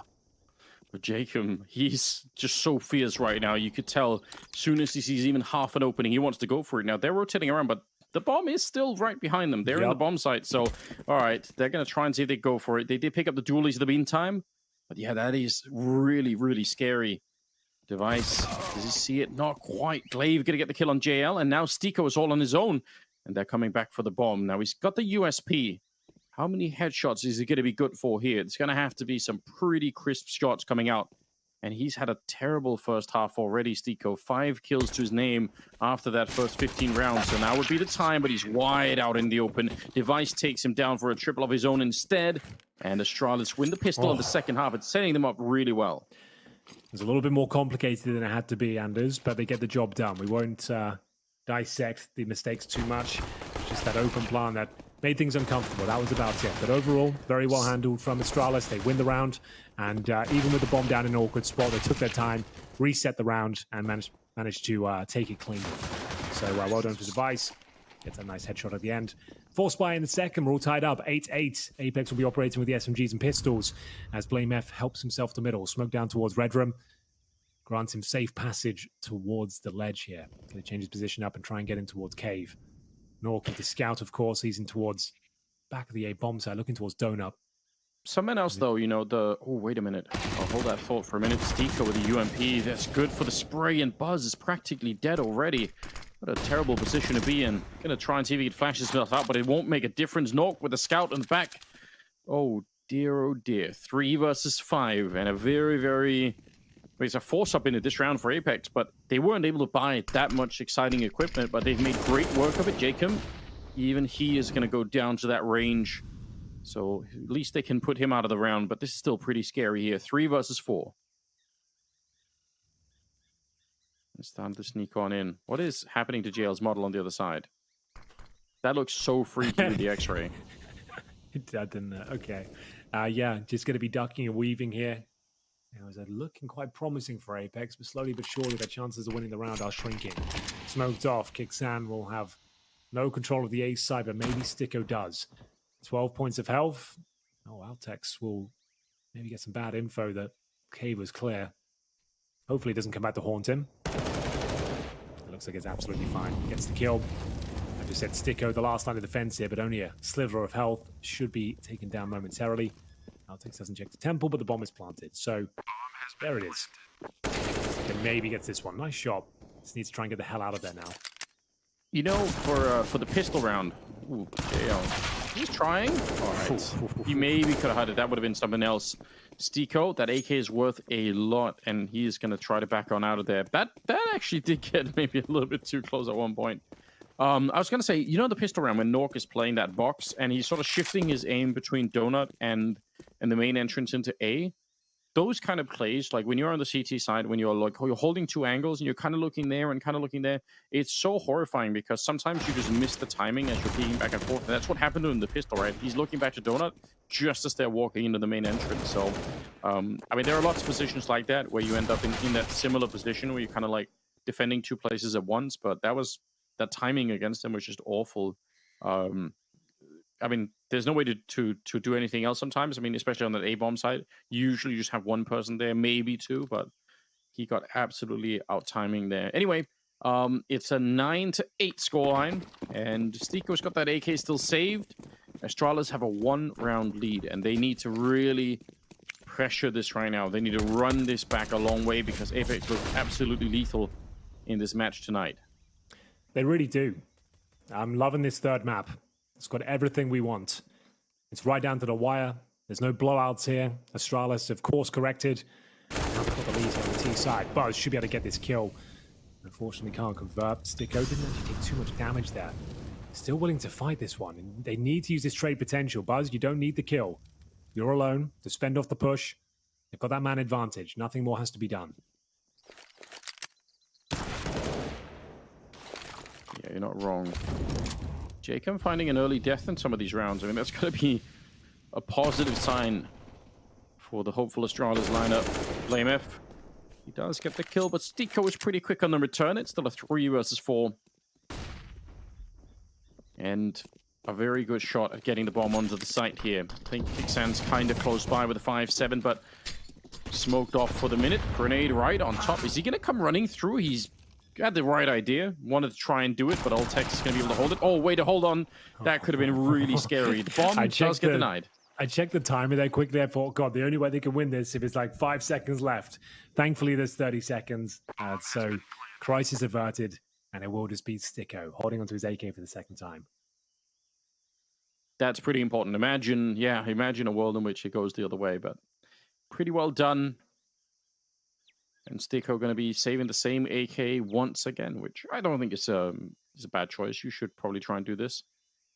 The question is, what happens when Apeks starts to pick up rifles, which is going to be coming up soon? Jacob slowed down, but is he gone from the game? I guess we don't know yet. That'd be a horrible time to leave.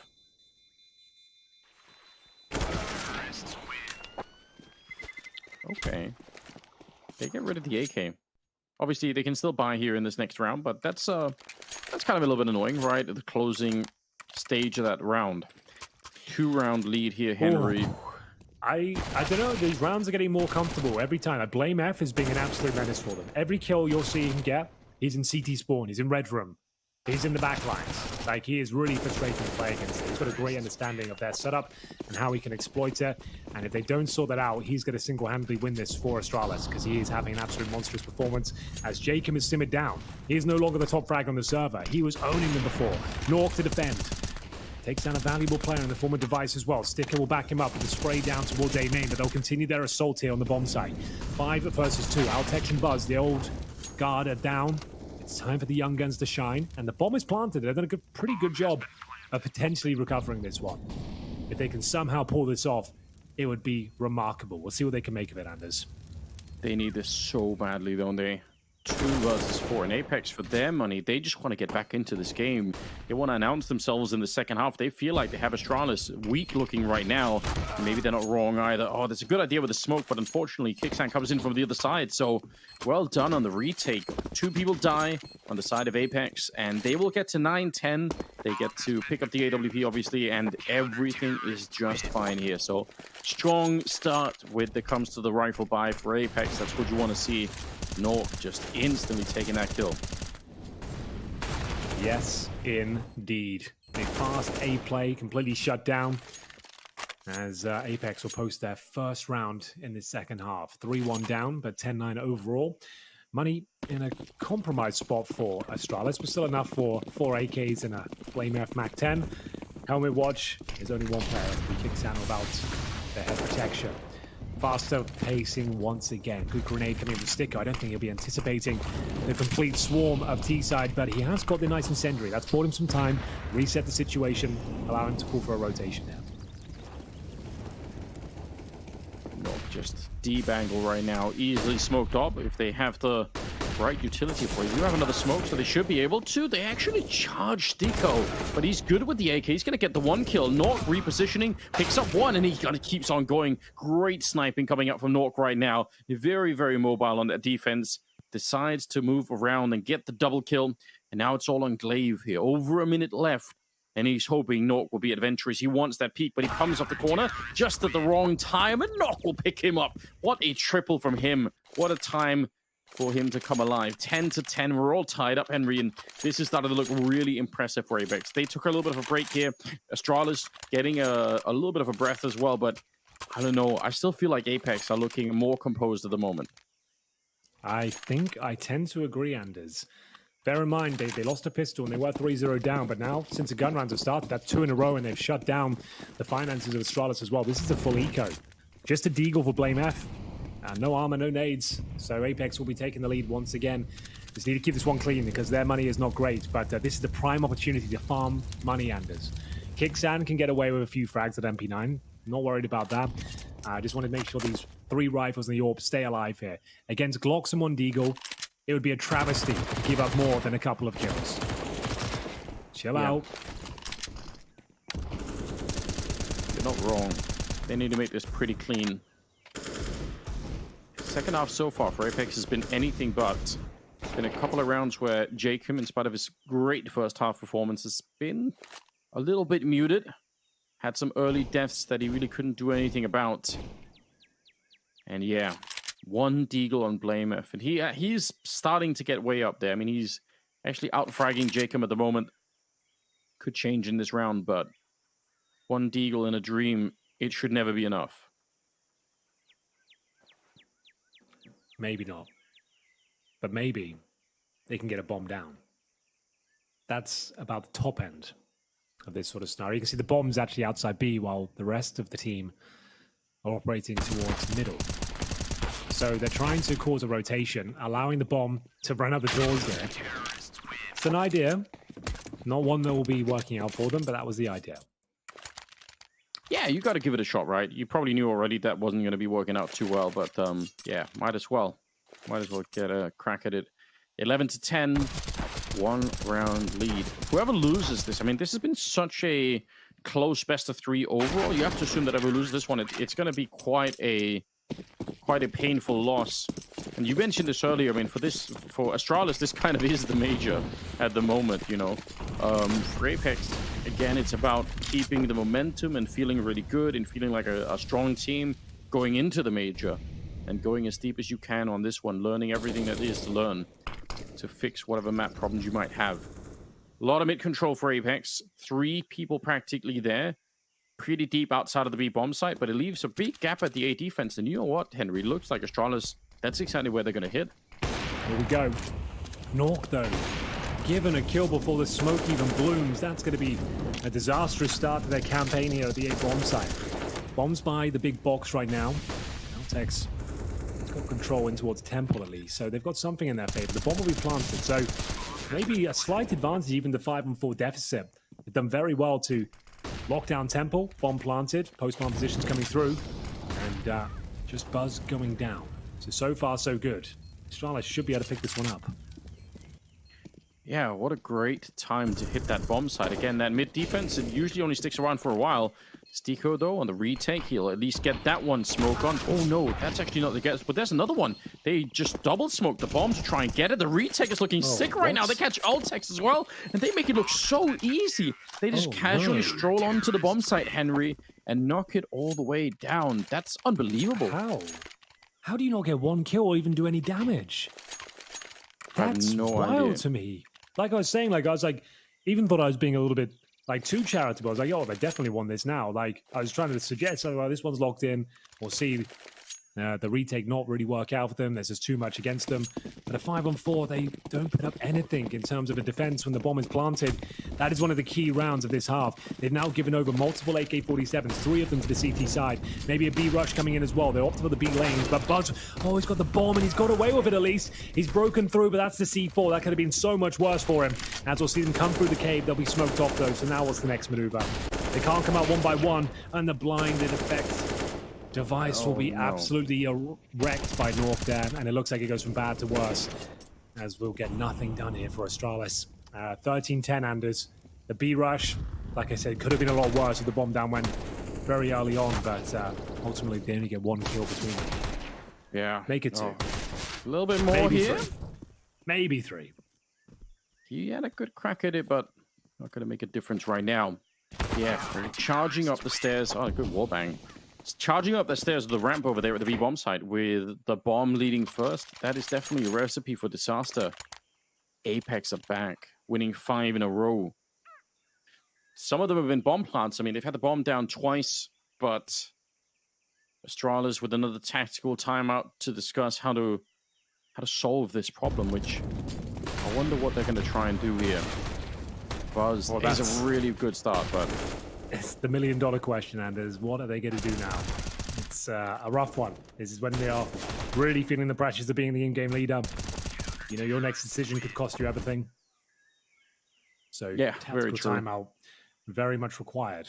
And just a couple of rounds away, 5 in a row for Apeks in their CT campaign since losing the pistol. It's been a flawless performance, which does not bode well. Bear in mind, like we said, this for Astralis, this is their major. They won't be going to Paris. This prize pool is nothing to be sneezed at either. $333,000 crashing out in the quarters. Not what you'd like to see, but still, rounds to play. And Glaive taking matters into his own hands. He'll get the first, but there's still a CT lying in wait in the smoke. Will he let himself be known? Sticko, well, Glaive seems to be one step ahead of him. This is the round they needed, but still a 3 versus 2. It's not locked in. Or maybe it is now. Nork, he's towards A. That's where he's been every round. They should know that. And the bomb is going towards B. So yeah, looks like the job's done. Blame F, as mentioned, always in the back lines. And great job from Glaive there. Fast mid approach this time definitely does work. Money's still strong for Apeks as we enter round number 25. I don't know who's going to win this one, Anders. It's a T-sided map. It's a strong round. Their first real gun round since losing 5 in a row. Yeah, it's really, really important, right? This must be quite exciting for you. It's your first cast as well in CSGO to be witnessing a game like this. Yeah, I didn't really know what to expect, you know. Just really happy to be here. Twitch chat's been great. Shout out to you guys. Nothing but supportive, really. Nothing but supportive, yeah. It's which is pretty good. The camaraderie. Yeah, couldn't be higher. Some of those gentlemen on the desk as well seem like nice guys. So. Yeah, I'm having Don't you dare make a joke when you throw it, though. If you make a joke and you throw it this time, I think all hell will break loose. You better give them a nice compliment. Be professional. Next time you throw it to the desk, okay? Let's get a warning now. I'll try. I'll give it a shot, you know? Okay. They're not going to tell me what to do. Put it like that. All right, I look forward to that more than the outcome of this game, perhaps. That's going to be a lot of fun. Either way, 13-11. And Jacob starting to wake back up again. He had a quiet spree of rounds, but that's a huge kill to find. Blame F, as we said, always towards middle, always finding that red room. And it's Glaive that finds the head of Nork. Sticko can't do anything about it. Completely wrecked. And that might be enough as they open up the A bomb site. Yeah, Glaive is on a tear all of a sudden. He's up to 18 kills. He's just run through the map to pick up a couple of kills, and that really almost could be enough. Jacob, though, he's doing the same on the other side. And here we go. Glaive will win out in this battle, but you could see both players. Nobody wanted to back down from that fight. They were like, all right, if you're going to be trying to double down on that one, I'll triple down on my side of it. Kicksand's going to be finding Glaive. Just great positional play there. 50 seconds and a 2-on-2. He's going to walk right into this AWP, and Device, he cannot miss that shot. Still 45 seconds, and he's waiting now for his teammate to show up, and that's exactly what they should be doing. Group up and make this 1 versus 2. Oh, wait a minute. Did he hear that? He heard it. Oh, I think he did. I'll text. Oh, no, he's alone, bro. What are you up to? Not just walking in by yourself, are ya? Anders. He probably wanted to clear the bomb site I for know Device to that's show what he up. wanted But to do, but like, that's not what's happened, has it? no, that is not what has happened. Yeah, the intentions don't matter. Oh, Device is going to walk right into the shot as well. JL with the AK. Oh, that's a huge 1 versus 2. That could be series deciding. 14-11. There is no bomb plant, but I mean, Astralis are obviously going to force here. They have quite a lot of money. Anders, even if it's like you don't think he's there, like what's the best outcome? You get the open bomb site. Worst outcome, you die and your AWP is left with nothing, and you've lost the round and potentially the game. That is just not playing together. That's entering a key choke point with no information. And yeah, sure, great positioning there from JL, but God, like, did you ever make it easy for him? And then yeah, Device, like, nothing he can do with that. I'm afraid that's rough. Yeah, that is an advantage they should be converting. Like, you were kind of getting ready for the next round with the context that Astralis had done enough there. But no plan comes through. Concessions to be made. Galil, Mac 10, 3 AKs, and a flame F spam. It was looking quite good for a second there. You thought he might pull it off.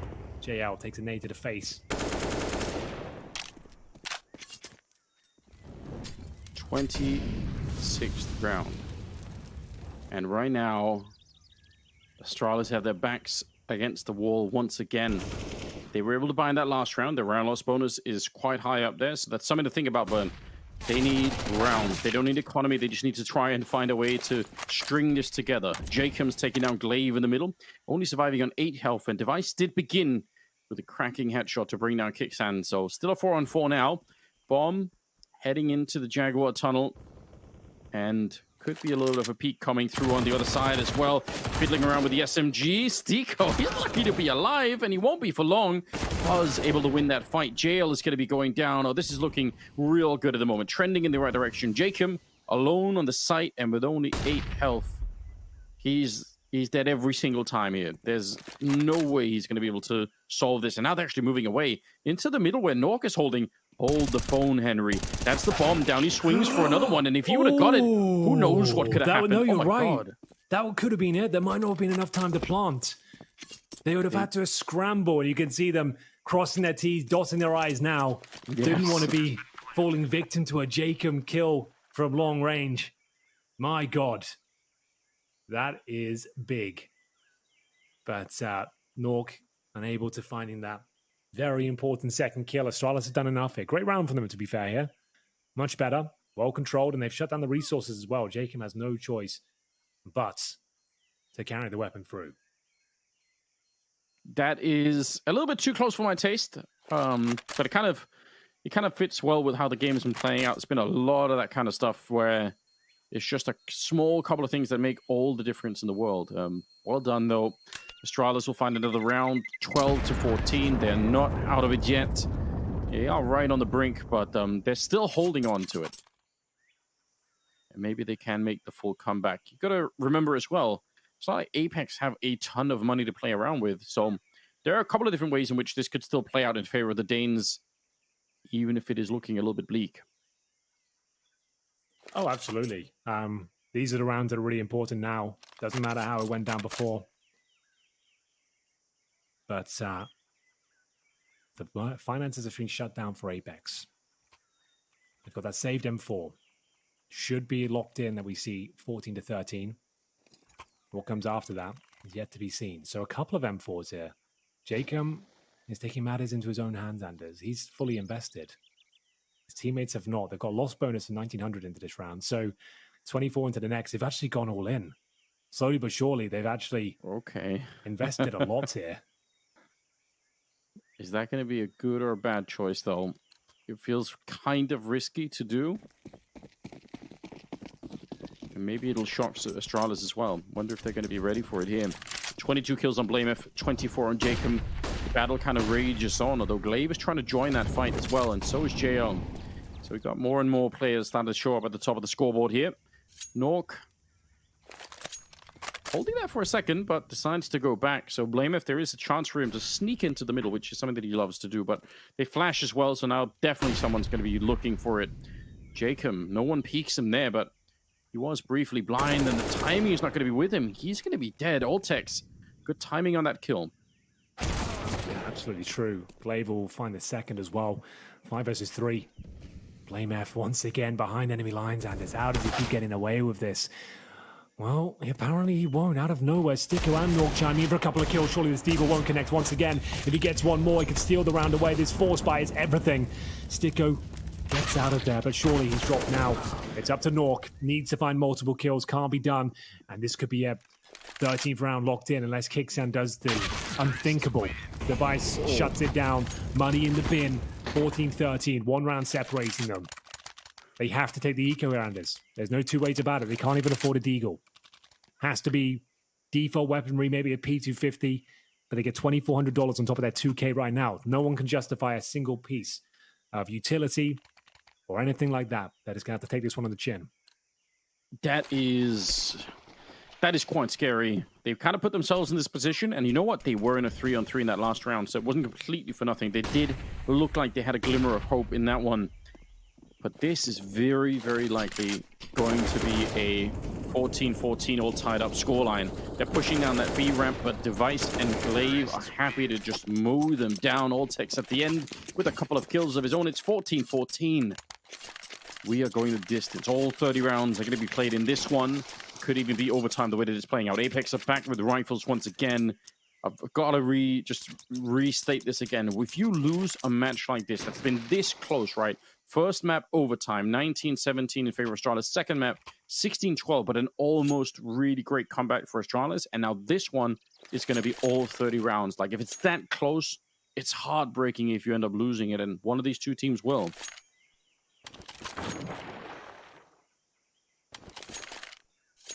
Yeah, a little bit of a timeout here. Let's see what the play is going to be. I feel like Astralis have had a good amount of luck or get a decision-making getting out on the A-bomb side. It feels like they get there, but they don't always win the afterplant. True. Yeah, there always seems to be a slight fly in the ointment each and every time. They have great starts, and it'll be either like we saw the bomb being planted in the open and having to readjust and losing a frag, and then it all gets a bit awkward. They'll still win the round, but it always seems to be a spanner thrown into the works each and every time. But we're into the action now. As mentioned, Apeks couldn't really buy anything in the previous round, so they could get the bare minimum to operate with here in number 29. M4s across the board. Aggression that pays off. Who will be striking with series point first? Sticko puts them one step closer on the Apeks side, and it's Buzz that's removed in the A halls. Does that push him in towards B? Time will tell. Plenty of time to operate with as they look for any more sneaking CTs. Well, I'm just hoping for somebody to get a little bit too curious in the middle. No noise being made. There are no smokes towards the red room, no flashes being thrown, so it's eerily silent in there. If you're on the CT side, you could be thinking, you know, let me just take a look. Let me just see if I can find someone. Glaive is going to be walking out. What a risk this is, but at range, what a shot to take down Sticko. Deadly accurate. My God. Glaive, he's had some pretty lackluster performances in some of the recent Astralis games, but this is wild. He's in the middle trying to find Nork, and if he'd committed to it, he would have won that fight too. Oh, that is such a crisp kill, but it's still a 3-on-4 here, Henry. Yeah, dude, I haven't made that noise in a while. That was spicy from Glaive, but it might not be enough. 4-on-3, 30 seconds remaining. And who will be finding that series point here in the third and final map? We've got the full distance here on Ancient for the semi-final slot, the last remaining one. And Crixen might have made the god play here. He's anticipated present. Oh no, the timing! He gets nothing from it. He doesn't know, but he continues to probe. The timings are so unfortunate. It's Blameth with the bomb on the other side of the map. If he can just find one of these frags, it could be enough. And Jacob in a prime position. I don't think Blameth is checking. Oh my God, the timings. What is going on? He finds him. The timings are wild all over the place, and there it is, confirmed. Apeks will be finding series point first. Plenty of money for Astralis. Money is not a factor, but they'll now have to play for overtime. Of course, here at the Brazy party. Yeah, it could not be any different, could it? We knew it was coming. We all knew in the back of our minds that it was going to come down to such a close one. The question still is, do Astralis have one more round in them, enough to make this work? Glaive, that opening deep towards CT spawn, it was so beautiful. That's the kind of, because I've really been wondering about Glaive for a bit, but you see him pull a shot like that, you think, okay, like there's still that version of Glaive out there. They need him now more than ever. There's no doubt about it. This has to be one of those rounds. Now, they smoked and Molotov outside of the B-bomb side, but I think Apeks are going to go try and check it out. Yeah, they're going to know everything. There's no one outside of B, and Apeks know. Okay. This is it for all the marbles. Who stays in the tournament, who goes home.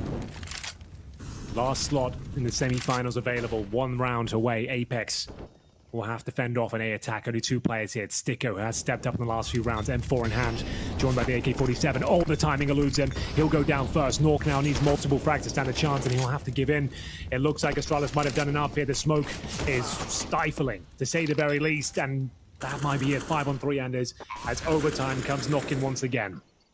Yeah, this has looked really, really crisp. With the Molotov in the back, they do take down Altex. Flashbang is amazing. And Jacob almost let loose back on the bomb site, but Device will shut him down with an AWP. He keeps it going now just on Kicksan. 1 versus 2. He's got no health, and it's Device to bring it back. Triple on him. 24 kills, and Astralis take it to overtime. We wouldn't have it any other way. Device and Blame F, the old guard, managing to step up. And Glaive, just shout out to him as well. He managed to get 24 kills. You're dead on. I don't think he gets enough credit when he has these big performances as the in-game leader. He was influential, to say the very least, to getting them back into this series. Everything's reset now, Anders. They are going to start on the T side. Need to pull their socks up here. They were the heavy favorites coming into this series, and most of those were thinking it would be 2-0. But for now, we'll take a quick commercial break and be back with overtime very shortly.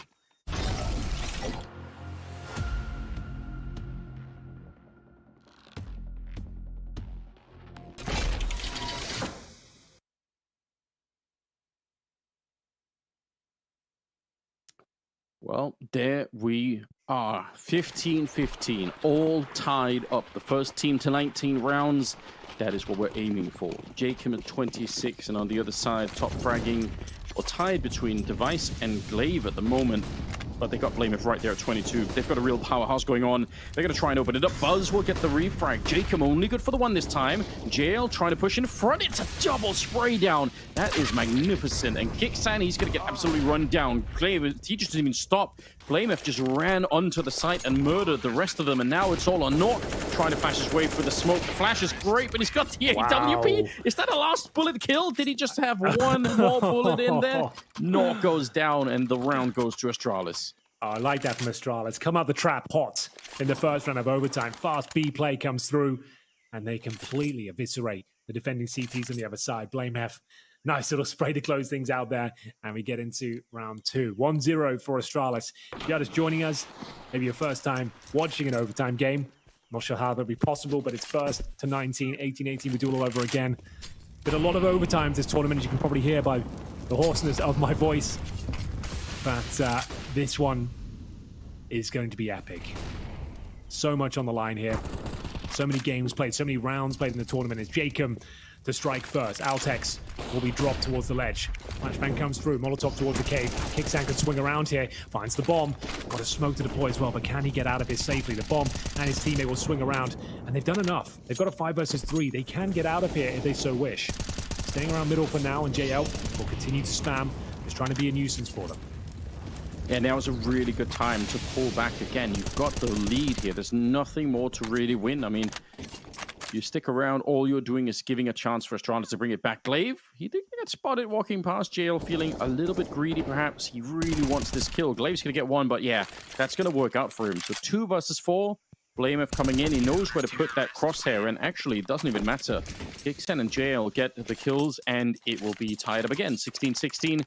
Good stuff on Apeks there. And definitely a moment where you could tell they kind of called it out and said, you know, stop fighting now. Like, just chill out for a minute here. And it works out for them.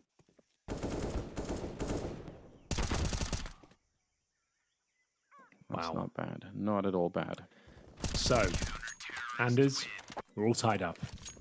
1 round to go. One more. Astralis Will we looking to find that 2-1? Have something to work for in the second half. Jacob, though, put out of position. Blame F again. Such a nuisance. Can't find a double kill, but Glaive will maintain that man advantage. JL has been dropped. Krixan scrambling to join his teammates towards middle. That means B's presumably open. It is. Wide open. That bomb can be planted, but they don't know it yet. They need to be getting the information from Glaive. He's still in towards the cave position. As they slowly but surely start to enter the bomb site itself, CTs are starting to realize what's happening here. It'll have to be Krixan that needs to retake from the backlines. They're in now. Smoke's down. They're aware it's B. It's the final round. There'll be no saving. And Device hits an absolute banger towards Krixan. Yeah, there we go. That should really cement it, right? 2 versus 4. The bomb is down. There are no more surprises here for Astralis. Just find a couple of more kills and you secure a little bit of a lead going into the second half of overtime. Nork's going to get 1, but Device, he is relentlessly murdering them at the moment. He's got the double kill. He's up to 27. He spins around for it, but it's too late. Device is here for him as well. Triple on him, 28 as we go into the second half of overtime right now. Astralis, it's a very, very late resurgence for them, but now, I mean, Apeks have got to be worried the way that this is playing out, right?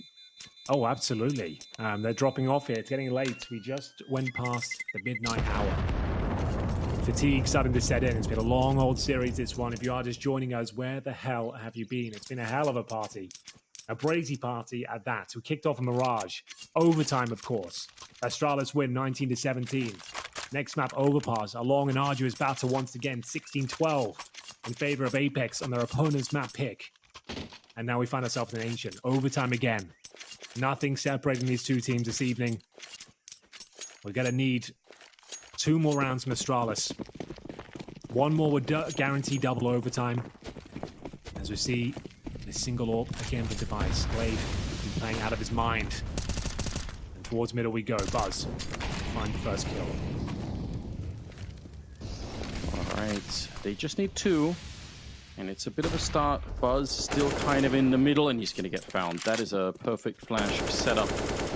And exploiting that gap in the edge of the smoke to take him down. So, Jacob, almost at 30 himself.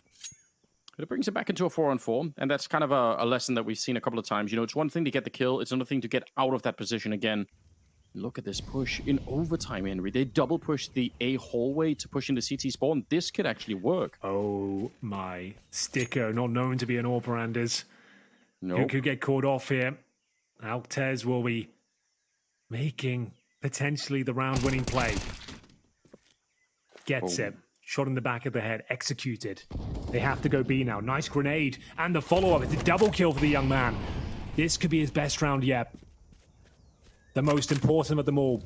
Looking for series point. Is he good for 1 more? The round is already secure. This would really put him in a fantastic spot.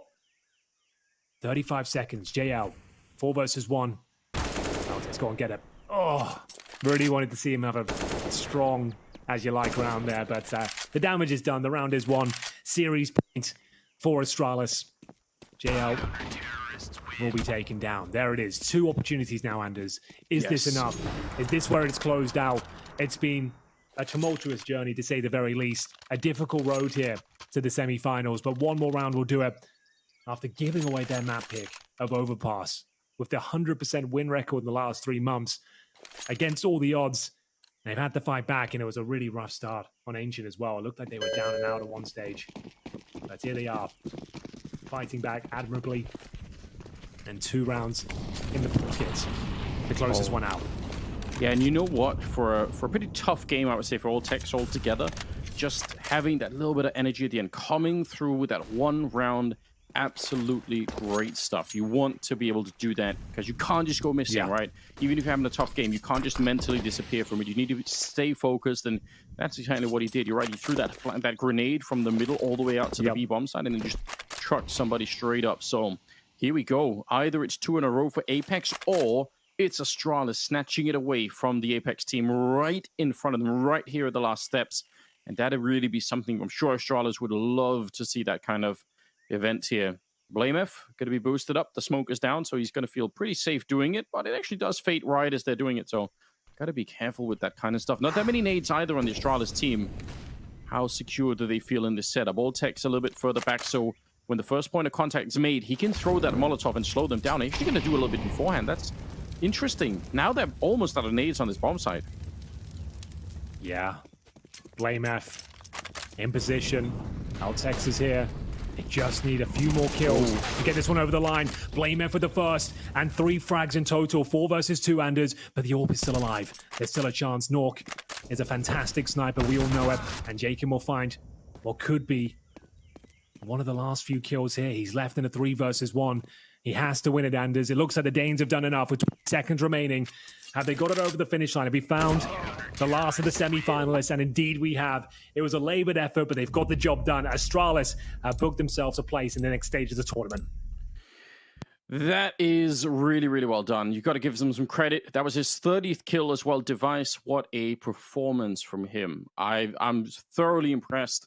And again, that took absolutely everything out of them. Glaive having a vintage performance as well. Yes. So well done. Apeks at the end of it, I mean, they probably could have won it as well. Obviously, when it goes to overtime on 2 out of 3 maps, you're always going to look back thinking you had a good crack at it. But Henry, that was really amazing, wasn't it? That was great. That was a quarterfinal I actually really enjoyed. We learned a lot about both teams, I think, and especially under pressure as well, seeing how the young guns handled themselves. Maybe looked a little bit out of their depth there, Buzz and Apeks towards the end. But like you said, when they really had to deliver on those dying rounds, when they had to find some form, Apeks especially stepped up. And great game from the old guard. Device carrying through the great form throughout the series. Glaive stepping up at the end as well. And Blamev rock solid there on the T side of Ancient. Great game. Congratulations to Astralis. Quarterfinals are done. Absolutely. Wow. Really, really impressive stuff. Now, I mean, that was my first ever Counter-Strike game, Henry, so I'm excited. You did now. a great job. For a couple of people now that have never, ever done an analyst desk, it's over to Trace and the rest. That was the nice throw you've been saving up, all of in, Anders. Like, Jesus. Anyway, Henry, I love what you did there. I think we did, in fact, learn a lot about both teams. And now that we have all 4 of our semifinalists in place, the bracket has taken shape, guys. Yeah, it was a grind, obviously going into overtime. You know, we said it was going to be a matter of stamina. And props to Astralis for managing to bounce back after, you know, getting beaten down on their own map pick, on overpass. There were a couple of really nerve-wracking rounds here on Ancient too, a couple of head-scratchers. I think it's fair to say, but in the end, they got the W, and that's what matters. Yeah, kind of sad for Apeks, though. I feel like they had, like, in the third map, 3 or 4 chances where he could have gone for the win rather than just looking not to lose. Of the, you know, a lesson, I guess, for them before majors. So it's not the worst thing, but, you know, it's just a shame that they didn't close this out because the game was theirs. Well, they still ended in the money, so I guess in a way they've got to be, you know, like a silver lining there with that. But nonetheless, you want to win these games. You want to get a little bit more of that dinero. Especially when you, like, you know, in a position to win. Yeah, it's not like they were like had to struggle for it, that they could come back into it. They were in control and they just didn't make the right moves at the right routes, and it's just sad. But it, you know, not always the better teams that's gonna win. You know. Yeah, it was real sad. I know. You're saying the better team lost today? Yeah, 100%. Oh damn. Well, let's follow up on that. Let's talk about it. I think overall that Apeks played well. I think they played decent enough to win this game, and they put themselves in a position to win this game, especially on the third map. You know, the first map was like here and there, overtime. The second map, they dominated all over the place. Look at it, 13-10 in this one, and they, you know, they just couldn't close it out on that CT side, even though they had unlimited money at some point. So it's just, I think they played better overall. Yeah, and with that W, with Astralis taking it, obviously 19-16 here in the last map, we do see them move into the semifinals to play 9. Now, but this is the round. Look at it. It's 14-11 at some point. 14-11. Yep. And you were controlling the game, and they decided to play a little bit more. I don't want to say scared because that's too harsh. I would say timid rather than scared. But, you know. I did like the pistol round from Apeks at the very beginning of the game. I know that seemed like forever ago, but it was the whole idea. We're going to take mid. No, not quite that far ago. But they, you know, they're like, hey, we're going to take mid. We're just going to waltz right over towards B, and it worked. You know, yeah, waltz is always, you know, it's always a good app to download and get food from. I know that much. Waltz like the dance, you know. You love Dansk? Yeah, I love dance. Anyways, yeah. So Yanko, you deriving anything from this that hasn't already been said? No, not really. I'm just looking forward to those semifinal matchups. I think we have a couple of, you know, good games. OG versus Cloud9, and Astralis versus 9. We have 2 teams that will be at the major and 2 teams that won't. So different things to play for, really, maybe different goals when it comes to this tournament in particular, but still a lot to play for. All that dinero behind us. The dinero. Again, first place, 133 grand. Yeah. Second place, 70K. Now, let's rewind to about 5, 6, 7, I don't know, maybe 8, 9, 10. The numbers don't stop at that point. Rewind to a time when we had online tournaments with this much prize fund. Yeah, I'm sure Nico would have something to say about this. But the thing is, like, it's just amazing how many, like, these tier 2/3, whatever you want to call it, events are offering so much money. These days. It's just crazy, and that kind of would be a good thing to, have this, like, new generation of players just coming into the... It's not crazy. It's Brazy. Yay, it's Brazy. It's Brazy. It's a Brazy, it's a Brazy, it's a Fugazi. Fubar. Yeah, and a little bit of that too. Fubar. If you don't know what that means, I'm not going to tell you to Google it on your own time, but it is a pretty snafu situation. It is past midnight. I think we're all about ready to wrap it up. I know production's been back there hammering away at best of threes for the better portion of 2 weeks now, a week now. So shout out to you guys behind the camera. I know you can hear me probably just through voice, but I'm just going to tell you right now as you sit there. And also important would be to shout out all of you at home who have been part of this Brazy journey with us. We're going to call it a day here. Come back tomorrow. We've got 2 semifinals. And then the day after that, guess what's after that? Anybody want to guess? That's right, a grand final. My goodness, you're doing so good today. And that's you in Twitch chat. We'll see you tomorrow. Drop. Upgrade.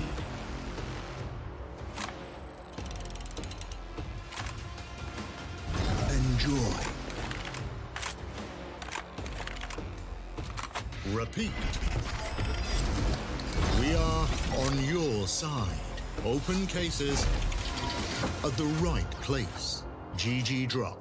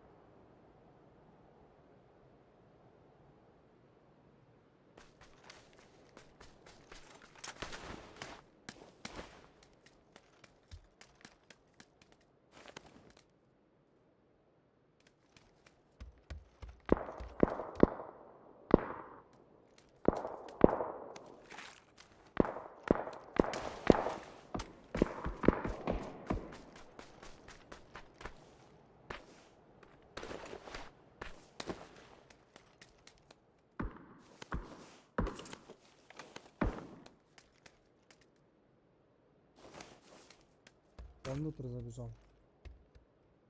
Оранжевый.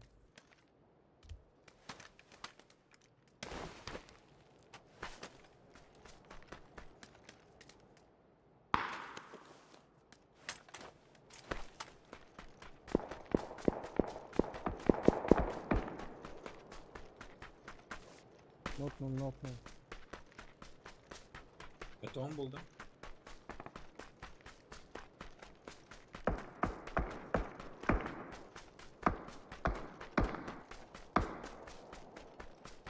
На оранжевый весь.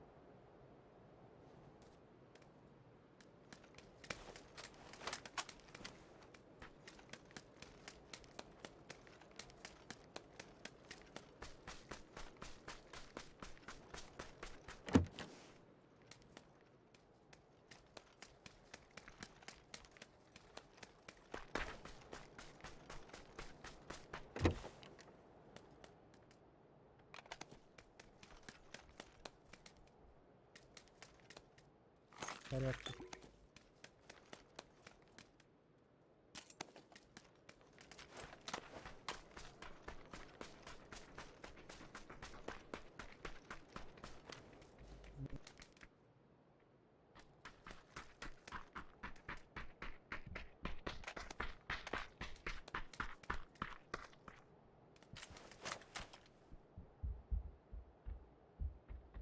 Вот шестерка здесь валяется у него.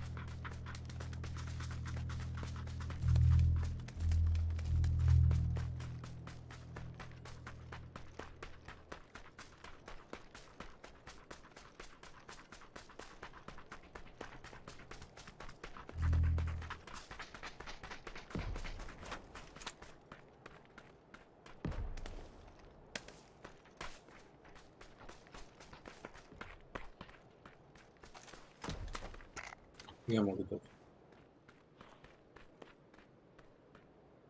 Шестерка, где?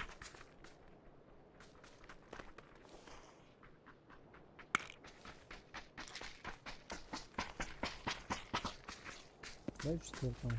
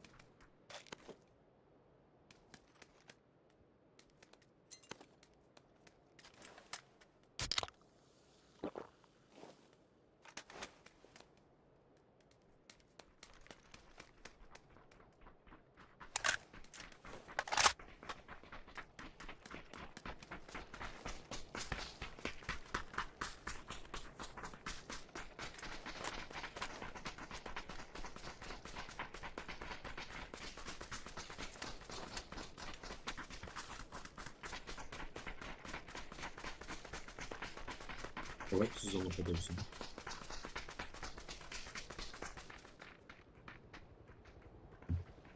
Не стреляй. Пусть.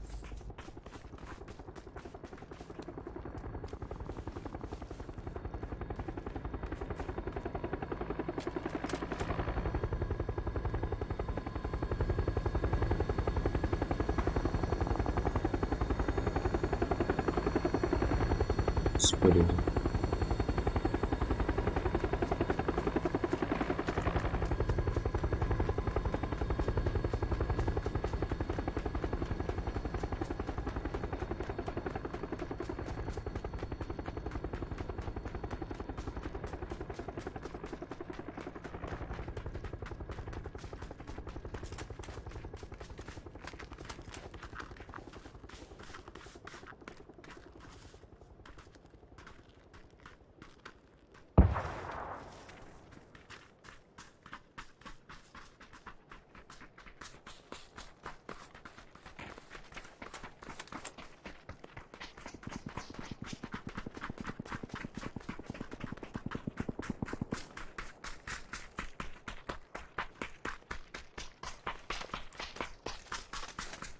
Пацаны, ботинки снимите.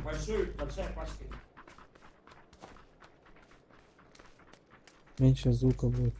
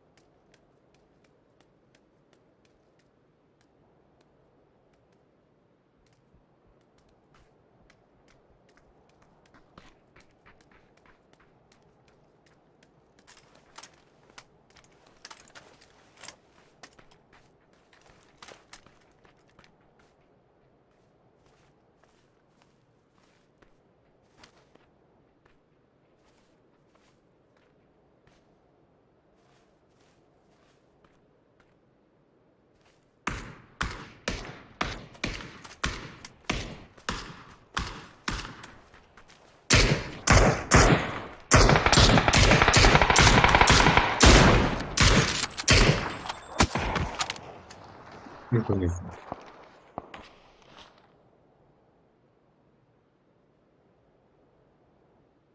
Справа. Вот оттуда где-то. Спасибо.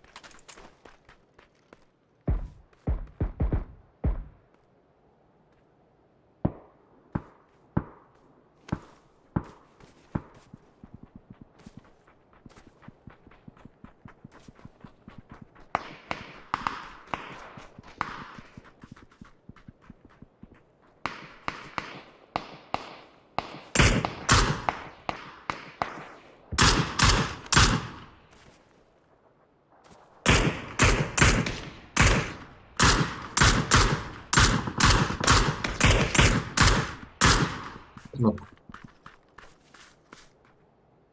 Вот тут тоже есть. На желтом есть. На втором сидел.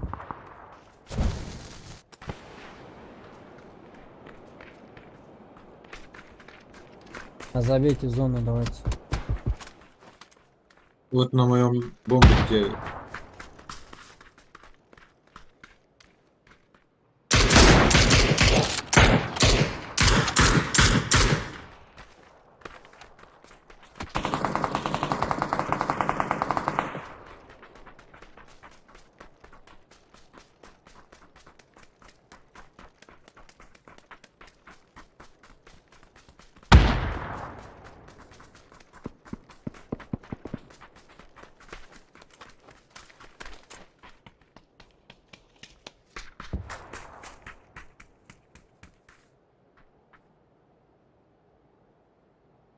за камнем. Это первому говорю. Тут, да? Ага.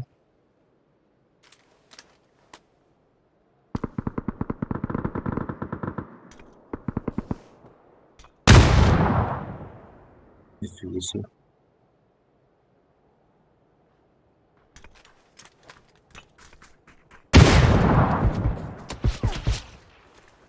Нихуя он меткий, блядь.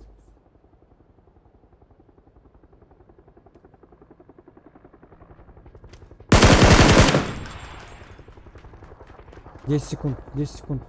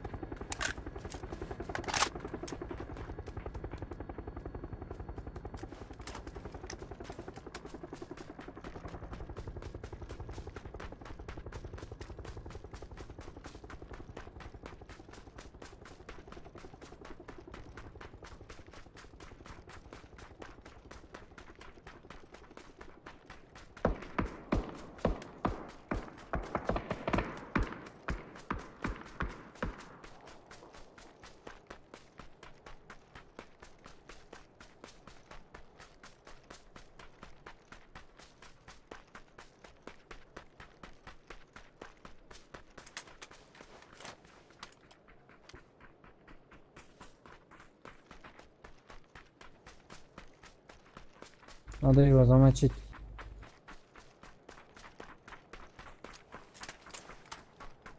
Давай, ёбнем, давай.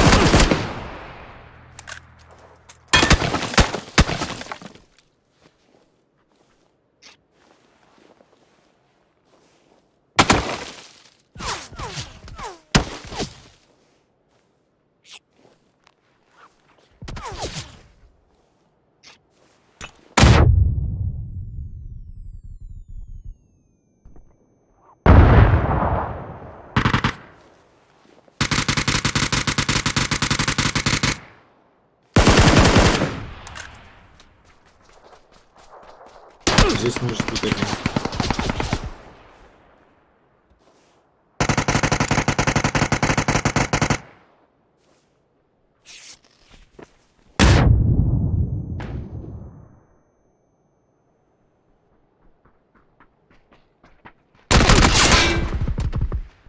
Да все уже.